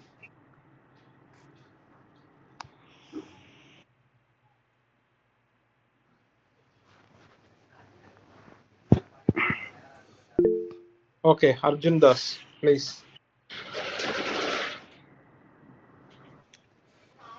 ജാസിം, നല്ലൊരു സെഷൻ ആയിരുന്നു. ചോദ്യം ചോദിച്ച് കൊല്ലരുത്. എന്റെ ചോദ്യങ്ങളെല്ലാം വളരെ കുഴയ്ക്കുന്ന ചോദ്യങ്ങളാണ്. നീ ഒന്നുകൂടെ പോയി പഠിച്ചിട്ട് വരേണ്ടി വരും. വേണ്ടി വരും. ചോദ്യക്കളയാ, നിന്റെ ചോദ്യങ്ങൾ എല്ലാവരുടെയും ചോദ്യങ്ങളായിരിക്കും. ഓക്കെ, അപ്പം ജാസ്യം പറഞ്ഞത് ഒക്കെ കറക്റ്റാണ്. ഒരുപാട് പ്രിപ്പയർ ചെയ്തിട്ടാണ് ജാസ്യം പറഞ്ഞത്. എനിക്ക് ചോദ്യം വളരെ സിമ്പിൾ ആയിട്ടുള്ള ചോദ്യങ്ങളാണ് എനിക്ക് ചോദിക്കാനുള്ളത്. അപ്പം ജാസ്യം പറഞ്ഞു വെച്ചാൽ പിന്നെ എന്താണ് നമ്മുടെ ഇൻഷുറൻസിന് വേണ്ടിയിട്ട് മാറ്റുന്നത്, സേവിങ്സിന് വേണ്ടിയിട്ട് മാറ്റണം, പിന്നെ സേവിങ്സിന് വേണ്ടി മാറ്റണം, ഫ്യൂച്ചറിസ്റ്റിക് ആയിട്ടുള്ള കുറെ കാര്യങ്ങൾ പറഞ്ഞു. അപ്പം അങ്ങനെ മാറ്റാൻ പറ്റാത്ത ഒരു കൂട്ടം ആളുകളുണ്ട്, മനസ്സിലായില്ലേ? കിട്ടുന്ന ശമ്പളം മുഴുവൻ റെന്റിന് എന്താണ് റെന്റ്, ഗ്രോസറി, പിന്നെ കുട്ടികളുടെ പഠനം, ബാങ്ക് ലോൺ, പിന്നെ അത് മാത്രമല്ല ഏറ്റവും ബേസിക് ആയിട്ടുള്ള നീഡ്സ് മാത്രം സാറ്റിസ്ഫൈ ചെയ്ത് പോകുന്ന നല്ലൊരു ശതമാനം ആളുകളുണ്ട്, മനസ്സിലായില്ലേ? ഇവർക്കൊക്കെ ഈ ഇൻഷുറൻസിന് വേണ്ടി മാറ്റി വെക്കാനും മക്കളുടെ പഠനത്തിന് വേണ്ടി മാസാമാസം മാറ്റി വെക്കാനും ഒന്നും പറ്റൂല. കാര്യം അവരുടെ ശമ്പളം ഇവരുടെ ബേസിക് നീഡ് സാറ്റിസ്ഫൈ ചെയ്യാൻ പോലും കിട്ടുന്നില്ല. മീൻസ് മാസാവസാനം ആകുമ്പോഴത്തേക്കും പോയി കടം വാങ്ങിച്ച് പിന്നെ വീട്ടിലെ ചെലവുകൾ നടത്തേണ്ടി വരുന്ന ആളുകളുണ്ട്, ശരിയല്ലേ? അവർക്ക് എന്ത് അഡ്വൈസ് ആണ് ജാസിമിന് പിന്നെ കൊടുക്കാനുള്ളത്? ഈ ചോദ്യം ഞാൻ പ്രതീക്ഷിച്ച ഒരു ചോദ്യം തന്നെയാണ്. കാരണം ഈ സംഭവം ഞാൻ ആരോടൊക്കെ പറഞ്ഞിട്ടുണ്ടോ അതിൽ 80% ആളുകളും തിരിച്ച് പറഞ്ഞിട്ടുള്ള ഒരു ഫാക്ടറാണിത്. ഇതിൽ നമ്മൾ മനസ്സിലാക്കേണ്ട ഒരു കാര്യം, ഒന്നാമത്തെ കാര്യം, ഞാൻ ഈ പ്രസൻറ്റേഷൻ്റെ ഇടയിൽ തന്നെ പറഞ്ഞൊരു കാര്യമുണ്ട്, ഞാനിത് ആരും കുറ്റപ്പെടുത്തുന്നതായിട്ട് പറയരുത്. നമുക്ക് അതുമാത്രമല്ല, ഒരു കാര്യം കൂടെ ഞാൻ ഇപ്പോഴേ ഡിസ്ക്ലൈമറായിട്ട് പറയുകയാണ്. എന്താ പറയുക, ഞാൻ എല്ലാം അങ്ങ് ഫിഗർ ഔട്ട് ചെയ്ത് അങ്ങ് എന്താ പറയുക, അങ്ങ് എന്തോ എല്ലാം നേടിയിട്ട് ഇരുന്ന് സംസാരിക്കുകയാണ് എന്നുള്ളൊരു തെറ്റിദ്ധാരണയൊന്നും ആരും വെക്കരുത്. ഇപ്പം ഇതിൻ്റെ പല ഫേസസും ഞാനും കടന്നു പോയിട്ടുണ്ട്. അതിൽ നിന്നൊക്കെയാണ് ഇതിൽ പലതും, അതുകൊണ്ടാണ് ഇത് പഠിക്കാൻ തന്നെ ശ്രമിച്ചത്. അതായത് ഇങ്ങനത്തെ സാഹചര്യങ്ങളോട് കൂടെ കടന്നു പോയത് കൊണ്ട് പലപ്പോഴും ഇതെങ്ങനെ സോൾവ് ചെയ്യാം എന്ന് ചിന്തിച്ചാണ് ഈ മാർഗങ്ങൾ കണ്ടെത്തി പഠിച്ചത്. പല സ്ഥലത്തു നിന്നും ഈ കോഴ്സ് ചെയ്തത് തന്നെയും പ്രധാനമായിട്ടും അതിൻ്റെ ഒരു ഫാക്ടർ കൊണ്ടാണ്. അപ്പോൾ ഇറ്റ് ഈസ് നോട്ട് ഇമ്പോസിബിൾ, ചെയ്യാൻ പറ്റുന്നൊരു കാര്യമാണ്. ഓക്കെ, ഇനി അത് നിൽക്കട്ടെ, അത് നിങ്ങളുടെ മനസ്സിൽ ഫിക്സ് ചെയ്യണം എന്നുള്ളതാണ് ഞാൻ ഉദ്ദേശിച്ചത്. അതായത് ഇത് കാരണം എന്താ പറയുക, കാരണം ഇത് എനിക്ക് വളരെയധികം അഫക്റ്റ് ചെയ്യുന്ന ഒരു പോയിൻ്റാണ്. അതായത് നമ്മളൊരു കാര്യം മൊത്തത്തിൽ ഇങ്ങനെ പറയുമ്പോൾ, ഞാൻ അർജുനെ ടാർഗറ്റ് ചെയ്ത് പറയുന്നതല്ല, ഇപ്പോഴേ ഒന്ന് ശ്രദ്ധിക്കുക, ഞാൻ എൻ്റെ ഒരു പേഴ്സണൽ എക്സ്പീരിയൻസിൽ നിന്ന് എൻ്റെ ഒരു വിഷമം ഞാൻ പറയുന്നതാണ്. നമ്മളൊരാൾക്കൊരു സൊല്യൂഷൻ പറഞ്ഞു കൊടുക്കുമ്പോൾ, എനിക്കാണെങ്കിൽ എനിക്ക് അതൊരു ഒരു പ്രശ്നമാണ്, എൻ്റെ ഒരു നെഗറ്റീവാണ് അത്. ഒരാളൊരു വിഷമോ ബുദ്ധിമുട്ടോ എന്തെങ്കിലും പറയുമ്പോൾ എനിക്ക് വെറുതെ കേട്ടോണ്ടിരിക്കാൻ പറ്റില്ല, ഞാൻ അവർക്ക് സൊല്യൂഷൻ പറയാൻ തുടങ്ങും. ഇങ്ങനെ ചെയ്യാമല്ലോ, അങ്ങനെ ചെയ്യാമല്ലോ, അങ്ങനെ ചെയ്യാം, ഇങ്ങനെ. അപ്പോൾ അത് കേൾക്കുമ്പോൾ പലരും റിയാക്ട് ചെയ്യുന്ന ഒരു രീതി, നിനക്കിതൊക്കെ അവിടെ ഇരുന്നങ്ങ് പറയാം, എൻ്റെ ബുദ്ധിമുട്ട് എനിക്കേ അറിയൂ. അത് കേട്ട് കഴിഞ്ഞാൽ പിന്നെ നമുക്ക് തിരിച്ചൊന്നും പറയാൻ പറ്റില്ല, തീർന്നു, അവിടെ ഫുൾ പുക തീർന്നു. കാരണം നമുക്ക് അവൻ പറയുന്നത് ശരിയാണ്, അവന്റെ പ്രശ്നം എനിക്ക് മനസ്സിലാവില്ല, എനിക്ക് എൻ്റെ സാഹചര്യമല്ലേ മനസ്സിലാവും, പിന്നെ ഞാൻ എന്ത് പറയാനാണ്, തീർന്നില്ലേ. അപ്പം അതിനുള്ള എൻ്റെ മറുപടി ഇതാണ്, നിങ്ങളുടെ പ്രശ്നങ്ങൾ നിങ്ങൾക്കേ അറിയൂ, അപ്പോൾ അതിൻ്റെ പരിഹാരവും നിങ്ങൾ കണ്ടെത്തണം. അല്ല, നിന്റെ ഉത്തരം കഴിഞ്ഞിട്ടില്ല, ഞാൻ അതിൻ്റെ ഒരു ഇൻട്രൊഡക്ഷൻ, ഒരു ബേസിക് സംഭവമാണ് ഞാൻ പറഞ്ഞത്. അപ്പം ഞാനിപ്പോൾ പറഞ്ഞതൊരു ബ്രോഡർ ഗൈഡ് ലൈൻ ആണ്, ജനറലി ഫോളോ ചെയ്യാൻ പറ്റുന്ന സ്റ്റെപ്സ് ആണ്. അതിൻ്റെ ഡീറ്റെയിൽസ് നിങ്ങളുടെ ഇൻഡിവിജ്വൽ സാഹചര്യങ്ങൾ അനുസരിച്ച് വരുത്തേണ്ട ആയിട്ടുള്ള കാര്യങ്ങളാണ് എന്നുള്ളതാണ് അതിൻ്റെ ഞാൻ പറയാൻ ഉദ്ദേശിച്ച ഒരു പോയിന്റ്. ഇനി എന്താ പറയുക, എനിക്ക് കൊടുക്കാൻ പറ്റുന്ന ഉപദേശം എന്ന് നീ ചോദിച്ചതിൻ്റെ ഒരു ഫാക്ടർ ഞാൻ പറയാം. അതായത് നിങ്ങൾ ആദ്യം ചെയ്യേണ്ടത് ഡെറ്റ് മാനേജ്മെന്റ് എന്നുള്ള ഫാക്ടറിന് ഫുൾ പ്രയോറിറ്റി കൊടുക്കുക. ഏറ്റവും ആദ്യം ചെയ്യേണ്ടത് അതാണ്, ഡെറ്റ് മാനേജ്മെന്റ് എന്നുള്ള ഫാക്ടർ ചെയ്യുക. കൃത്യമായിട്ട് ഇരുന്ന് ഞാൻ പറഞ്ഞ ബഡ്ജറ്റിങ്, ഡെറ്റ് മാനേജ്മെന്റ് എന്നുള്ള ആ 2 ഫാക്ടറുകൾ ആദ്യം ചെയ്യുക. നിങ്ങളുടെ ഇൻകം ഇത്രയാണ്, നമ്മുടെ എക്സ്പെൻസസിന് വേണ്ട സംഭവങ്ങൾ, അതിന് ആ പ്രയോറിറ്റി തന്നെ എഴുതണം കേട്ടോ. നമ്മൾ ഇതിനിപ്പം എന്താ പറയുക, നമ്മൾ നേരെ ആദ്യം ഏറ്റവും ആദ്യം എൻ്റെ ഫോൺ ബില്ല് ഇത്രയുണ്ട്, ഇൻ്റർനെറ്റ് ബില്ല് ഇത്രയുണ്ട് എന്ന് പറഞ്ഞ് അതല്ല, അങ്ങനെയല്ല എഴുതേണ്ടത്. നിങ്ങൾക്ക് തീരെ അവോയ്ഡ് ചെയ്യാൻ പറ്റാത്ത കാര്യങ്ങൾ ആദ്യം എഴുതുക. അങ്ങനെ പ്രയോറിറ്റി വൈസ് എഴുതി കൊണ്ടുവന്ന് എന്നിട്ട് നോക്കുക. കാരണം എന്താ പറയുക, നമ്മൾ പലപ്പോഴും നമ്മുടെ ചില വാണ്ട്സിനെ നമ്മൾ നീഡ്സ് ആയിട്ട് തെറ്റിദ്ധരിക്കും.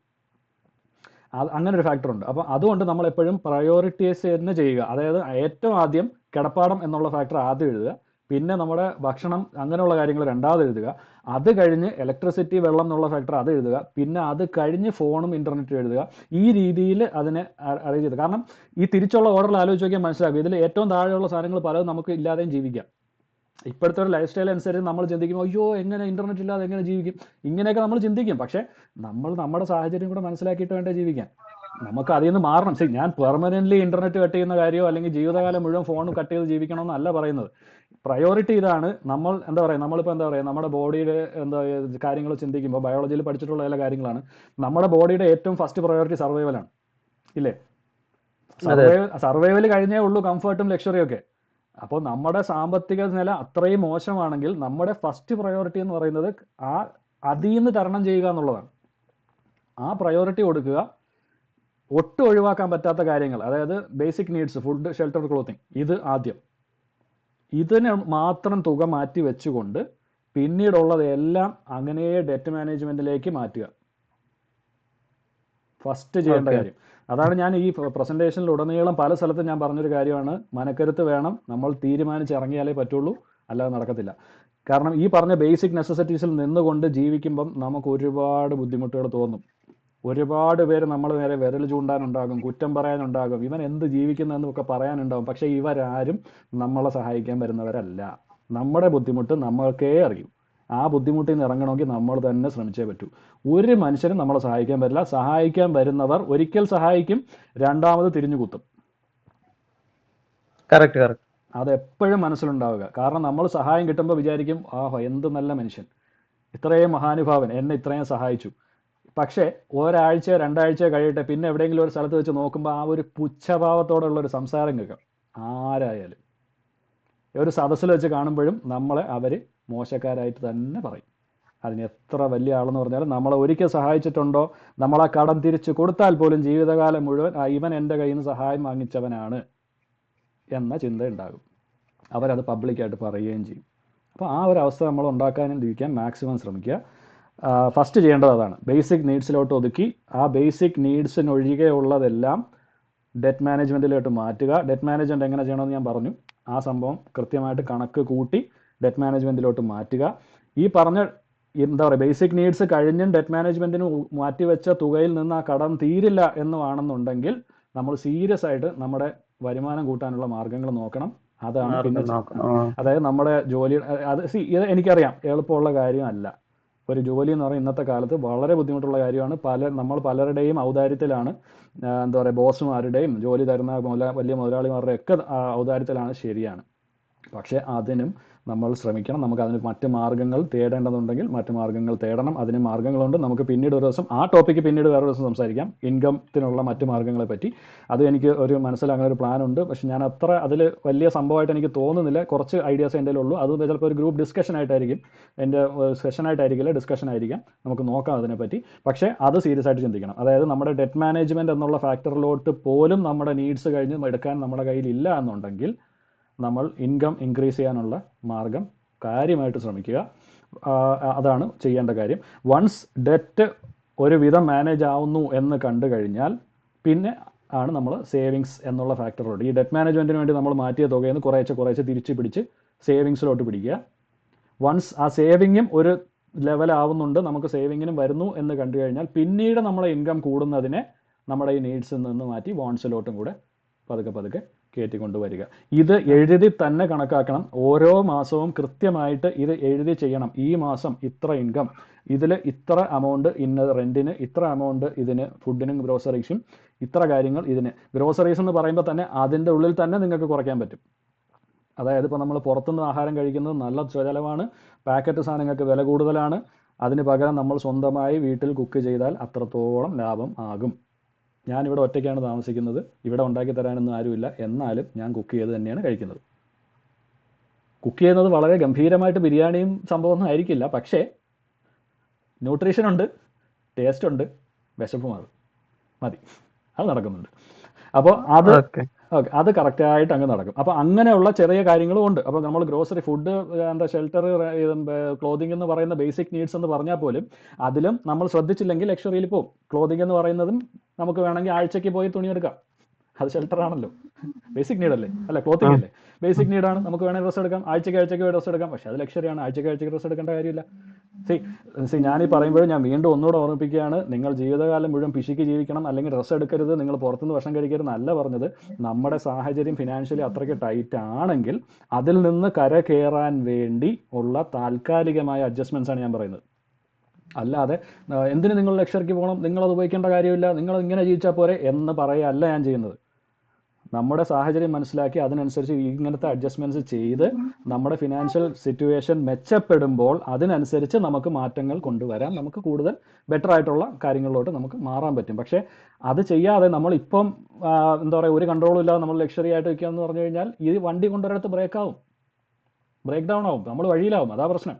അപ്പോൾ അതിന് പകരം നമ്മൾ ഇത് ഞാൻ എൻ്റെ മക്കളത് പറയുന്ന ഒരു കാര്യം, അവർ ഈ മുട്ടായിയും ബിസ്ക്കറ്റും പോലുള്ള ഈ ജങ്ക് ഫുഡ് പോലുള്ള സാധനങ്ങൾക്ക് അറിയാമല്ലോ, പിള്ളേർക്ക് പൊതുവെ അതിനോടൊക്കെ ഭയങ്കര താല്പര്യം, കാരണം ടേസ്റ്റ് ഭയങ്കര കൂടുതലാണ്. അപ്പം എന്താ പറയുക, എൻ്റെ വീട്ടിലൊക്കെ ആണെങ്കിൽ അതിന് ഭയങ്കര എതിർപ്പാണ്. അവർ ഇതൊക്കെ ആരോഗ്യത്തിന് കേടാണ്, ഇതൊന്നും കഴിച്ചു കഴിഞ്ഞാൽ അസുഖം വരും, മറ്റതാണ് മറിച്ചാണ്. പക്ഷെ ഞാൻ അവരോട് പറയുന്നതല്ല. ഞാൻ അവരോട് പറയുന്ന കാര്യം ഇത്രയേ ഉള്ളൂ, മക്കളെ ഇത് നിങ്ങൾക്ക് കഴിക്കാം, നല്ല ടേസ്റ്റാണ്, എനിക്കും ഇഷ്ടമാണ്, ഞാനും കഴിക്കാറുണ്ട്. പക്ഷേ നിങ്ങളിപ്പോൾ ഒരു കൺട്രോൾ ഇല്ലാതെ കഴിച്ചാൽ, നിങ്ങളിപ്പോൾ ഒരു ലിമിറ്റ് ഇല്ലാതെ ഒരുപാട് കഴിച്ചാൽ, ഒരു പാക്കറ്റ് ബിസ്ക്കറ്റൊക്കെ ഒരു ഇരിപ്പിരുന്നൊക്കെ കഴിച്ച് പിന്നെ അടുത്തത് എടുത്ത് കഴിച്ചാൽ, അങ്ങനെ കഴിച്ചാലുള്ള പ്രശ്നം എന്ന് പറഞ്ഞാൽ നിങ്ങൾക്ക് കുറച്ച് കാലം അങ്ങോട്ട് കഴിയുമ്പം ഇതിൻ്റെ എല്ലാം കൂടെ കൊണ്ട് കയറി അസുഖങ്ങൾ വരാൻ തുടങ്ങും. പിന്നെ നിങ്ങൾക്ക് ഇത് കഴിക്കാൻ പറ്റാണ്ടാവും. ആ സമയത്ത് നിങ്ങൾ മറ്റുള്ളവരിത് കഴിക്കുന്നത് നോക്കി വിഷമിച്ചിരിക്കേണ്ടി വരും. അതിന് പകരം നിങ്ങളിപ്പോൾ എന്ത് ചെയ്യണം, ഇതിലൊരു കൺട്രോൾ വെക്കണം വല്ലപ്പോഴും. അതായത് ഇതൊരു ആഹാരമല്ല, ഒരു സന്തോഷത്തിന് രുചിക്ക് കഴിക്കുന്ന സാധനമാണെന്ന് നിങ്ങൾക്ക് മനസ്സിലാക്കി കഴിച്ചാൽ, അതിന് വേണ്ടിയിട്ടാണ് നമ്മൾ നിയന്ത്രിക്കുന്നത്. നിങ്ങൾക്ക് തരുന്നുണ്ടല്ലോ, നിങ്ങൾ കഴിക്കുക, വല്ലപ്പോഴൊക്കെ കഴിക്കുക, നമുക്ക് എന്തെങ്കിലും സന്തോഷം വരുമ്പോൾ കഴിക്കാം. അങ്ങനെ കഴിച്ചാൽ നിങ്ങൾക്ക് ജീവിതകാലം മുഴുവൻ ഇത് കഴിക്കാൻ പറ്റും. നിങ്ങൾക്ക് ആവശ്യമുള്ളപ്പോഴെല്ലാം ഇത് കഴിക്കാൻ നിങ്ങൾക്ക് പറ്റും എന്ന് ഞാൻ പറഞ്ഞു കൊടുക്കും. ഇതാണ് നമ്മൾ കാശിൻ്റെ കാര്യത്തിൽ നമ്മൾ ചെയ്യേണ്ടത്. നമുക്ക് സാമ്പത്തികമായ ബുദ്ധിമുട്ടുണ്ടെങ്കിൽ നമ്മൾ ചെയ്യേണ്ടത് എന്താണ്? നമുക്ക് ഇപ്പോൾ കൺട്രോൾ ചെയ്താൽ ഭാവിയിൽ നമുക്ക് ഇത് തുടർന്നുകൊണ്ട് പോകാം. പക്ഷേ ഇല്ലെന്നുണ്ടെങ്കിൽ പിന്നീട് ഒരു സാഹചര്യം വരും, നമ്മൾ ആരുടെയെങ്കിലും ഔദാര്യത്തിൽ ജീവിക്കേണ്ട ഒരു അവസ്ഥ വരും. ആ സമയത്ത് നമ്മൾ വല്ലാതെ വിഷമിക്കും. ഓക്കെ ജാസിൻ, അടുത്ത ക്വസ്റ്റ്യനിലേക്ക് പോവാം. ഷഫീദ് വെയിറ്റിംഗ് ആണ്. Okay, thank you. വല്ലാതെ കാട് കയറുന്നുണ്ടല്ലേ? അല്ല അങ്ങനെയല്ല, നമുക്ക് സെഷൻ ആക്കണ്ട. ഓക്കെ, ജാസിമേ, ആ നല്ല സെഷൻ ആയിരുന്നടാ, നല്ല ഇൻഫോർമേറ്റീവ് ആയിട്ടുള്ള സെഷൻ ആയിരുന്നു. അപ്പൊ എനിക്ക് എന്റെ ഒരു ക്വസ്റ്റ്യൻ എന്ന് വെച്ചാല്, ഇപ്പൊ ഞാൻ ഇതിനകത്ത് മനസ്സിലായി, നമുക്കിപ്പോ ഒരു പെർസെന്റേജ് വൈസ് സേവിങ് എന്നുള്ള രീതിയിൽ പറഞ്ഞിട്ടുണ്ട്.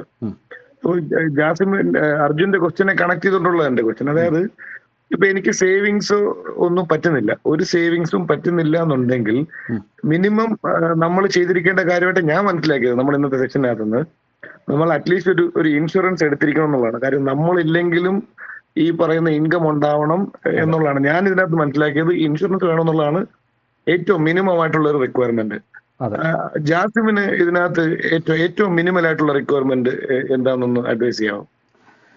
മിനിമൽ റിക്വയർമെൻറ്റ് നീ പറഞ്ഞത് തന്നെയാണ് കറക്റ്റ് സംഭവം. ഞാനത് പിന്നെ എടുത്ത് കൂടുതൽ അതിന് ഫോഴ്സ് കൊടുക്കാത്ത കാര്യം എന്ന് പറഞ്ഞാൽ ആർക്കും ഇഷ്ടപ്പെടാത്തൊരു ടോപ്പിക് ആണെന്നുള്ളതുകൊണ്ടാണ് ഞാൻ പിന്നെ അതിനെപ്പറ്റി അധികം സംസാരിക്കാഞ്ഞത്. കാരണം ഈ പറഞ്ഞ ഒരു കാര്യവും നമ്മളിപ്പോൾ ഡെറ്റ് മാനേജ്മെൻറ്റും ഒന്നും ചെയ്തിട്ടില്ലെങ്കിൽ പോലും ഇൻഷുറൻസ് കവറേജ് നമ്മുടെ കയ്യിൽ ഉണ്ടെങ്കിൽ ഉള്ള ഒരു അഡ്വാൻറ്റേജ് എന്ന് പറഞ്ഞാൽ ഈ പറഞ്ഞു തന്നെയാണ്. നമുക്കിപ്പോൾ എന്തെങ്കിലും സംഭവിച്ചാൽ പോലും നമ്മളതിൻ്റെ നേരെ തിരിച്ചുള്ളൊരു വശം ആലോചിച്ച് നോക്കുക. ഇപ്പം നമ്മൾ ഇവിടുത്തെ എക്സാമ്പിൾസ് വെച്ചാണ് സാധാരണ പ്രസന്റ് ചെയ്യാറ്. അതായത് 30-35 വർഷത്തേക്കൊക്കെയുള്ള മോർഗേജ്, ഒരു വീടൊക്കെ എടുത്തു കഴിഞ്ഞാൽ ഇവിടെ മോർഗേജ് എന്ന് പറഞ്ഞാൽ 30-35 വർഷമാണ്. 35 വർഷത്തോളം നമ്മൾ ആ മോർഗേജ് എന്ന് പറഞ്ഞാൽ ഹോം ലോൺ, ഇവിടെ മോർഗേജ് എന്നാണ് പറയുക. അപ്പോൾ അത് 35 വർഷത്തോളം നമ്മളത് അടച്ചുകൊണ്ടേ ഇരിക്കുകയാണ്. അപ്പോൾ ഈ അടച്ചുകൊണ്ടിരിക്കുന്നതിനിടയിൽ നമുക്ക് എന്തെങ്കിലും സംഭവിച്ചു കഴിഞ്ഞു കഴിഞ്ഞാൽ ഇൻകം നിന്നു, മോർഗേജ് അടവടയും, അവർ വീട് കൊണ്ടുപോകും, വെളിയിലാവും. അപ്പോൾ ഈ കുടുംബം എന്ത് ചെയ്യും? മനസ്സിലായില്ലേ? അപ്പോൾ ആ കടങ്ങൾ ഉൾപ്പെടെയാണ് നമ്മുടെ ഈ ഇൻഷുറൻസിൽ കവർ ആവേണ്ടത്. ഞാൻ നേരത്തെ എക്സാമ്പിൾ പറഞ്ഞത് കുട്ടികളുടെ പഠിത്തം വരെയുള്ള ഇൻകം എന്നുള്ളതാണ്. പക്ഷെ അതിൻ്റെ ഉള്ളിൽ ഈ കടം അടച്ചു തീർക്കുന്ന കാശ് ഉൾപ്പെടെ ഉണ്ട്. നമ്മൾ അതും കൂടെ കണക്കാക്കണം. ഷഫീദ് നീ പറഞ്ഞത് വളരെ കറക്റ്റാണ്. നമുക്ക് കടബാധ്യതകൾ ഉണ്ടെങ്കിൽ അതിനെയും ഈ ഇൻഷുറൻസിൻ്റെ കവറേജിൽ കണക്കാക്കണം. അതും കൂടെ കണക്കാക്കി വേണം നമ്മൾ ഇൻഷുറൻസ് എടുക്കാൻ. അപ്പോൾ നമുക്ക് എന്തെങ്കിലും, അതായത് നമ്മുടെ ഈ പറഞ്ഞ അൺഅവോയ്ഡബിൾ ആയിട്ടുള്ള എല്ലാ സംഭവങ്ങളും ഈ ഇൻഷുറൻസിൽ കവർ ആകണം. അതാണ് ഏറ്റവും മിനിമം നിങ്ങൾക്ക് ചെയ്യാൻ പറ്റുന്നൊരു കാര്യം. അതായത് നിങ്ങൾക്ക് ഡെറ്റ് മാനേജ്മെൻറ്റും പറ്റൂല എന്താണെന്ന് പറഞ്ഞാൽ പോലും മിനിമം ഒരു ടേം ഇൻഷുറൻസ് എങ്കിലും എടുത്ത് ആ അമൗണ്ട് കവർ ചെയ്ത് വെക്കണം. അത് വിശ്വസനീയമായ സ്ഥാപനങ്ങളിൽ നിന്ന് എടുക്കുക എന്നുള്ളൊരു ഫാക്ടറും കൂടെ ഉണ്ട്. ഏതെങ്കിലും ഒരു കമ്പനി വന്ന് അല്ലെങ്കിൽ ഏതെങ്കിലും ഒരു ഏജന്റ് വന്ന് തള്ളി അടിച്ചേപ്പിച്ചിട്ട് പോകുന്നവർക്ക് അത് പറഞ്ഞിട്ട് കാര്യമൊന്നുമില്ല. അങ്ങനെ ചെയ്യരുത്. ഞാൻ പറയുന്നത് വിശ്വസനീയമായ സ്ഥാപനങ്ങൾ ചേർക്കുക. പിന്നെ ഒരു പരിധിയുണ്ട് നമുക്കെല്ലാം ചെയ്യുന്നതിന്. ഇപ്പം SBIയും LICയും കാളും വിശ്വസനീയമായ വേറെ സ്ഥാപനങ്ങളൊന്നും ഇന്ത്യയിലില്ല. പക്ഷേ അതിലും നമുക്കൊന്നും പറയാൻ പറ്റില്ല. നമ്മുടെ നാട്ടിലെ സാഹചര്യം അങ്ങനെ ആയിപ്പോയി. എന്ന് വെച്ചാൽ നമുക്കിപ്പം എല്ലാവർക്കും നാട് വിട്ട് വേറെ എന്താ പറയുക സ്വപ്ന രാജ്യങ്ങളിൽ പോയി അവിടെ ചെന്ന് ഇൻഷുറൻസ് എടുക്കാമെന്നൊന്നും പറയാൻ പറ്റില്ലല്ലോ. ഉള്ളത് വെച്ച് നോക്കുക, മാനേജ് ചെയ്യുക. പക്ഷേ നമുക്ക് നമ്മുടെ ഭാഗം നമ്മൾ ചെയ്യുക. താൻ ബാധി ദൈവം ബാധി എന്നാണല്ലോ. അപ്പോൾ കമ്പനികൾ എന്താ SBIയും LICയും നമ്മളെ പറ്റിക്കും എന്നൊക്കെ പറഞ്ഞ് നമ്മൾ ജീവിക്കാൻ തുടങ്ങിക്കഴിഞ്ഞാൽ മുന്നോട്ട് പോകാൻ പറ്റില്ല. ഒരു കാര്യം കൂടെ ജാസിമേ, ബുദ്ധിമുട്ടില്ലെങ്കിൽ ജാസിമിന്റെ ആ ഒരു ടെംപ്ലേറ്റ് ഇല്ലേ, എക്സലിന്റെ ടെംപ്ലേറ്റ്, എങ്ങനെയാണ് സാലറി നമ്മൾ ചെയ്യുന്നത്, അത് നമ്മുടെ ഗ്രൂപ്പിൽ ഷെയർ ചെയ്യാമെങ്കിൽ എല്ലാവർക്കും അതൊരു ഉപകാരമായിരിക്കും. അനലൈസ് ചെയ്യാനെങ്കിലും പറ്റും അറ്റ്ലീസ്റ്റ്. ഞാൻ എൻ്റെ ഒരു പ്ലാൻ ഉദ്ദേശം എന്ന് പറഞ്ഞാൽ ഞാൻ അതിൽ പറഞ്ഞായിരുന്നല്ലോ, നമ്മുടെ അടുത്ത ഒരു സെഷനിൽ ബഡ്ജറ്റ് സേവിങ്സ് ഒരു സെഷൻ വരുമെന്ന് പറഞ്ഞല്ലോ. അപ്പോൾ അന്ന് അത് സ്ക്രീനിൽ കാണിച്ച് പ്രസന്റ് ചെയ്യാം എന്നുള്ളൊരു പ്ലാൻ ആയിരുന്നു. കുഴപ്പമില്ല, ഞാൻ ഞാൻ ഷെയർ ചെയ്യാം. എങ്ങനെയാണെന്നുള്ളതിനെ പറ്റി കുറച്ച് ബേസിക് ടിപ്സും അതിൻ്റെ അകത്ത് ഞാൻ പറയാം. പക്ഷേ ഇപ്പം ഒരു വിഷയം അതിലുള്ളതെന്ന് പറഞ്ഞാൽ ഞാൻ ബഡ്ജറ്റിന് ഒരു ഫോർമാറ്റ്, ഡെറ്റിന് വേറൊരു ഫയൽ, അങ്ങനെ പ്രത്യേകം ഫയൽസ് ആയിട്ടാണ് ഇരിക്കുന്നത്. എനിക്ക് അതിനൊന്ന് കമ്പൈൻ ചെയ്യണമെന്നുണ്ട്. ഒറ്റ ഫയലായിട്ടും എല്ലാം ചെയ്യാൻ പറ്റുമെന്നുള്ളത് തമ്മിൽ പറ്റും. പക്ഷേ എനിക്ക് സമയം കിട്ടുന്നില്ല ഇതിനൊന്ന് ഒരുമിച്ചാക്കാനായിട്ട്. എന്നുള്ളതാണ് ഒരു വിഷയം. പിന്നെ എനിക്ക് അതിനൊരു ആപ്പായിട്ട് കൺവേർട്ട് ചെയ്താലോ എന്ന് ഒരു പ്ലാൻ ഉണ്ട്. എനിക്ക് ആപ്പ് ഡെവലപ്മെൻറ്റും പ്രോഗ്രാമിങ്ങും താല്പര്യമുണ്ട്, കോഡിങ്, പക്ഷേ ഞാൻ പഠിച്ചിട്ടില്ല. അതുകൊണ്ട് എനിക്ക് ഇനി അത് പഠിച്ച് ചെയ്യണമെങ്കിൽ കുറച്ച് ടൈം എടുക്കും. അപ്പോൾ അതുകൊണ്ട് ആപ്പ് ആക്കുന്നതിന് മുമ്പേ തന്നെ എല്ലാവർക്കും ഷെയർ ചെയ്യാം. പക്ഷേ ഈ ഒരു കാര്യത്തിൽ എനിക്ക് ആരുടെയെങ്കിലും ഒരു സഹായം കൂടെ ഉണ്ടെങ്കിൽ കിട്ടിയാൽ കൊള്ളാമെന്നുണ്ട്, ഈ ആപ്പിലോട്ട് കൺവേർട്ട് ചെയ്യുന്നൊരു ഫാക്ടർ. കാരണം എക്സലിനേക്കാൾ സ്പ്രെഡ്ഷീറ്റ്സിനേക്കാൾ എന്തുകൊണ്ടും ആപ്പാണ് കൺവീനിയൻറ്റ് എല്ലാവർക്കും. അപ്പോൾ അതിലോട്ട് കൺവേർട്ട് ചെയ്താൽ നല്ലതായിരുന്നു ആഗ്രഹമുണ്ട്. പോട്ടെ, എന്തായാലും ഇപ്പോൾ നിലവിലുള്ള സാധനം ഞാൻ ഷെയർ ചെയ്തേക്കാം. എന്നിട്ട് നമുക്ക് അതിനെ പറ്റിയുള്ള ഡിസ്കഷൻ നമുക്ക് ഫർദർ പിന്നെ ചെയ്യാം. Thank you. Next Shijin waiting ആണ് question. Thank you Jasim. Shijin. ജാസ്മെ, ആദ്യം താങ്ക് യു വെരി മച്ച്.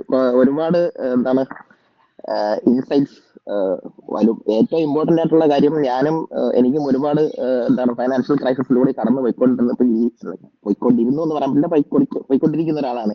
ഞാനും ഈ കാൽക്കുലേറ്ററിനപ്പുറം നമ്മുടെയൊക്കെ ഏറ്റവും ഫൈനൽ എന്ന് പറഞ്ഞ സാലറി വരും, എന്നിട്ട് ഇതിന് കാൽക്കുലേറ്റർ എടുക്കും, ഇത്രയാണ് ചെലവ്, ഇത്രയും ബാക്കി വരും, ഇത് കറക്റ്റ് മോണിറ്റർ ചെയ്ത് ചെലവാക്കുക. ഈ കാൽക്കുലേറ്ററിന് അപ്പുറമുള്ള ഒരു സംഭവം, അതായത് നീ പറഞ്ഞ ഒരു പോയിന്റ് ഉണ്ട്, എഴുതി വെച്ച് ചെയ്യുക എന്നുള്ളത്. പലപ്പോഴും വിചാരിക്കും എല്ലാവർക്കും ഇത്, എനിക്ക് തോന്നുന്നു ഈ കടങ്ങളുള്ള അല്ലെങ്കിൽ ലോണുകളുള്ള ഭൂരിഭാഗം ആൾക്കാരും ചെയ്യുന്നതായിരിക്കും ഈ എഴുതി വെച്ചിട്ട് ട്രാക്ക് ചെയ്ത്, അതായത് കണ്ണിന് മുന്നിൽ കണ്ടുകൊണ്ട് ട്രാക്ക് ചെയ്ത് ചെയ്യുന്ന ഒരു പരിപാടി ഒരിക്കലും ചെയ്യാറില്ല. അപ്പൊ അതുകൊണ്ട് എന്റെ ചോദ്യം ആക്ച്വലി അത് സഫേദ് ചോദിച്ചു തന്നെയായിരുന്നു, നീ ഉപയോഗിക്കുന്ന ആ ടെംപ്ലേറ്റ് കിട്ടുകയാണെങ്കിൽ, അല്ലെങ്കിൽ നീ ഏതെങ്കിലും ആപ്പ് ഉപയോഗിച്ചു. ഞാൻ ഒരുപാട് ആപ്പ് ട്രൈ ചെയ്തിട്ടുണ്ട്, പക്ഷെ അതൊക്കെ നമുക്ക് അങ്ങനെ യൂസർ ഫ്രണ്ട്ലി ആയിട്ട് തോന്നിയിട്ടില്ല. പലതും ഞാൻ യൂസ് ചെയ്തു അവസാനം കളഞ്ഞു. നമ്മുടെ ഈ ഗ്രൂപ്പിൽ കോഡിങ് ആപ്പ് ചെയ്യുന്ന ആരെങ്കിലും ഉള്ളതായിട്ട് അറിയോ നമ്മുടെ കൂട്ടത്തില്? അത് ഇപ്പോ എന്താണ്, ഇപ്പൊ ഈ കോളിലുള്ള ആരും ചിലപ്പോ കാണുന്നില്ല, പക്ഷെ അത് ഗ്രൂപ്പിൽ ഇട്ട് കഴിഞ്ഞാൽ ആരെങ്കിലും ഒക്കെ ഉണ്ടാവും. അത് നമുക്കൊരു ടോപ്പിക് ആയിട്ട് ഡിസ്കഷനിൽ ഇടാം കേട്ടോ. മൊബൈൽ ആപ്ലിക്കേഷൻ ആണോ ഉദ്ദേശിക്കുന്നത്? അതെ, ഞാൻ മൊബൈലാണ് ഉദ്ദേശിക്കുന്നത്. PC കിട്ടിയാൽ സന്തോഷം, അത് പോട്ടെ, കുഴപ്പമില്ല. മൊബൈലാണ് എല്ലാവർക്കും കൺവീനിയന്റ് ലാപ്ടോപ്പിൽ ചെയ്യുന്നതിനേക്കാൾ. ഞാൻ വെബ് ആപ്പ് ആണ് ചെയ്തിട്ടുള്ളത്, പക്ഷെ എന്റെ ഫ്രണ്ട്സ് ഉണ്ട് കൂടെ ചെയ്യുന്ന മൊബൈൽ ആപ്പ് ഡെവലപ്പേഴ്സ് ഉണ്ട്. നമുക്ക് വെബ് ആപ്പിൽ ചെയ്യാൻ പറ്റുമെങ്കിൽ നമുക്ക് ശ്രമിക്കാം. നമുക്ക് അതിനെപ്പറ്റി പിന്നീട് ആ ഡിസ്കഷൻ മുന്നോട്ട് കൊണ്ടുപോകണം. Yes, thank you. Okay, continue. അല്ല, അത് തന്നെയാണ് എന്റെ ആവശ്യം, അതായിരുന്നു. നമുക്ക് കൃത്യമായിട്ട് ഈ കാൽക്കുലേറ്ററിന്റെ അപ്പുറം ഈ എഴുതി വെച്ച് ട്രാക്ക് ചെയ്യാനുള്ളൊരു സംഭവം ചെയ്തിട്ടില്ലായിരുന്നു. അപ്പൊ അത് പ്രോപ്പർ ആയിട്ട് ട്രാക്ക് ചെയ്യാൻ പറ്റിയ ഒരു ടൂള് പലതും ട്രൈ ചെയ്ത് നോക്കിയിട്ടുണ്ട്. ആ ഒരു ടൂള് കിട്ടുമോ എന്ന് മാത്രമാണ്. അത് നമുക്ക് ചെയ്യാം. ഇപ്പം നിലവിലുള്ള സ്പ്രെഡ്ഷീറ്റ് ഞാൻ ഷെയർ ചെയ്യാം. 1-2 ഉണ്ട്, അത് ഞാൻ ഷെയർ ചെയ്യാം. അത് എന്നിട്ട് ബാക്കി ഒന്നിച്ചാക്കുന്ന കാര്യം നമുക്ക് പതുക്കെ ഡിസ്കസ് ചെയ്ത് തീരുമാനിക്കാം. Okay, next question.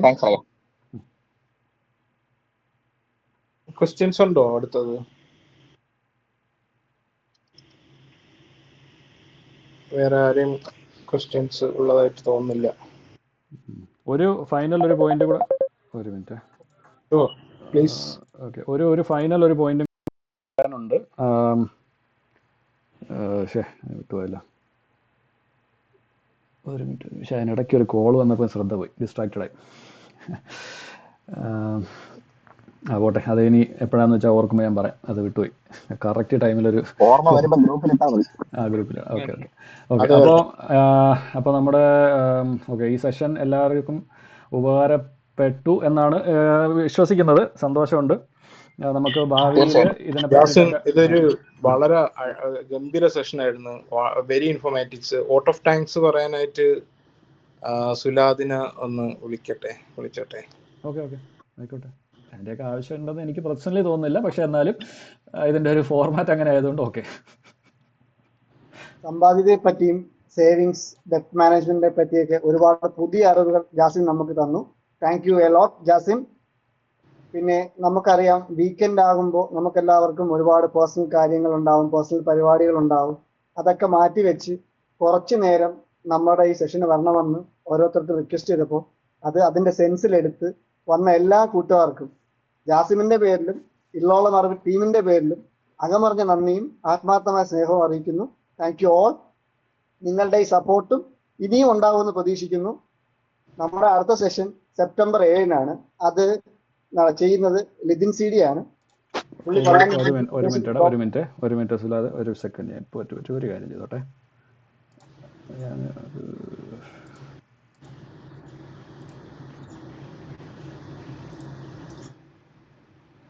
സ്ലൈഡ് കാണുന്നുണ്ടല്ലോ അല്ലേ? കാണാം.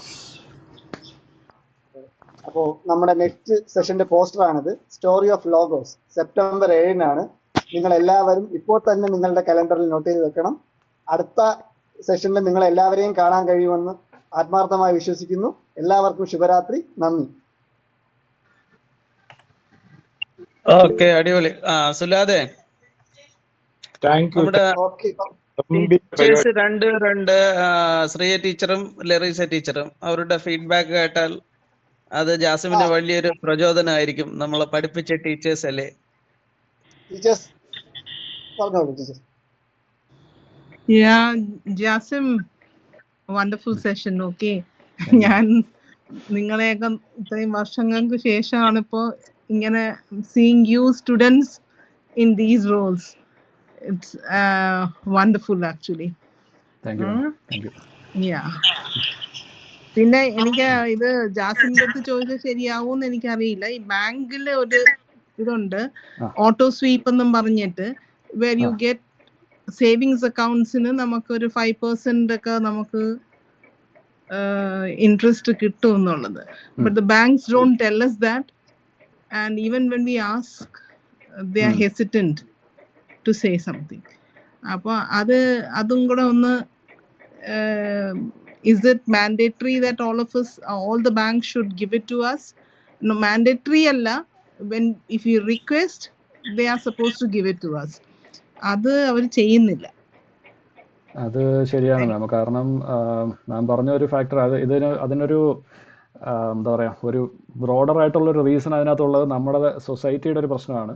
അതായത് ഇപ്പം ബാങ്ക്സ് വർക്ക് ചെയ്യുന്ന ഒരു ജനറൽ രീതി എന്ന് പറഞ്ഞാൽ നമ്മുടെ ഇൻവെസ്റ്റ്മെന്റിനെ അവർ റീഇൻവെസ്റ്റ് ചെയ്ത് ആ ഗ്രോത്ത് ആണ് അവരുടെ ഇൻകം. എന്നിട്ട് അതിൽ നിന്ന് ഒരു ഫിക്സഡ് ഇൻകം നമുക്ക് തന്നാണ് എന്താ പറയുക അതിനെ കോമ്പൻസേറ്റ് ചെയ്യുന്നത്. അപ്പം ഇവിടെ ഈ പ്രശ്നം വെച്ചാൽ അങ്ങനെയുള്ള നമുക്ക് ബെനിഫിഷ്യൽ ആയിട്ടുള്ള സംഭവങ്ങൾ നമ്മളെ അറിയിക്കാതിരിക്കുക എന്ന് പറയുമ്പോൾ അവരുടെ ഇൻകം കൂട്ടുകയാണ്. അതിൻ്റെ ഒരു ഫാക്ടറാണ് അതിനകത്ത് വരുന്നത്. അപ്പോൾ ഇതിൻ്റെ ലീഗൽ വശങ്ങൾ എനിക്ക് വലിയ പിടുത്തമല്ല. പക്ഷേ എനിക്ക് തോന്നുന്നു ബെസ്റ്റ് ഓപ്ഷൻ എന്ന് പറയുന്നത് ഇപ്പം നമുക്ക് പേഴ്സണലി അറിയാവുന്ന ബാങ്കിൽ വർക്ക് ചെയ്യുന്ന ക്ലോസ് ആയിട്ടുള്ള ആൾക്കാർ, അവർ ത്രൂ മാത്രം ഇങ്ങനത്തെ കാര്യങ്ങൾ ഡീൽ ചെയ്യുക എന്നുള്ളതായിരിക്കും എൻ്റെ ഒരു പേഴ്സണൽ സജഷൻ. ഇപ്പോൾ നമ്മുടെ ഇവിടെ ഗ്രൂപ്പിൽ തന്നെ ബാങ്കിൽ വർക്ക് ചെയ്യുന്നവരുണ്ട്. അപ്പോൾ അവർക്ക് കറക്റ്റായിട്ട് ഇതിനെപ്പറ്റി പറയാൻ പറ്റും. കാരണം നമ്മുടെ അത്രയും ക്ലോസ് ആയിട്ടുള്ള ആൾക്കാരാകുമ്പം അവർ ആ ഒരു എന്താ പറയുക പേഴ്സണൽ ഗെയിൻ എന്നുള്ളതിനേക്കാൾ ഉപരി നമ്മുടെ ആ ഒരു റിലേഷൻ വെച്ചിട്ട് നമുക്ക് ബെനിഫിഷ്യൽ ആയിട്ടുള്ള കാര്യങ്ങൾ പറഞ്ഞു തരും എന്നുള്ളൊരു സൊല്യൂഷൻ ആയിരിക്കും ഇവിടെ വർക്ക് ആവുന്നതെന്ന് എനിക്ക് തോന്നുന്നു. ഞങ്ങൾ സ്കൂളിൽ വർക്ക് ചെയ്യുമ്പോൾ നമ്മുടെ സാലറി എല്ലാം ഫെഡറൽ ബാങ്കിന്റെ ഇതിലായിരുന്നു. അപ്പോൾ അവിടെയാണ് ഞാൻ ചോദിച്ചത്. അവിടെ ചോദിച്ചപ്പോഴും അവർക്ക് ഭയങ്കര ബുദ്ധിമുട്ടാണ്. അത് അങ്ങനെ ഒക്കൂല, ഇത്ര വേണം, അത് ഇതിനേക്കാളും കുറയാൻ പാടില്ല. ഇത് ഓട്ടോ സ്വീപ്പ് എന്ന് പറഞ്ഞാൽ we can withdraw just as a savings account, we can withdraw whenever we want, അങ്ങനെയുള്ളതാണ്. അപ്പൊ അവര് അത് തരാൻ അത്ര ഇതില്ല. SBI ചോദിച്ചപ്പോഴത്തേക്ക് SBI അവര് പറയുന്ന 25,000 മിനിമം ബാലൻസ് വേണം എന്നാ നമുക്ക് തരാന്നുള്ളത്.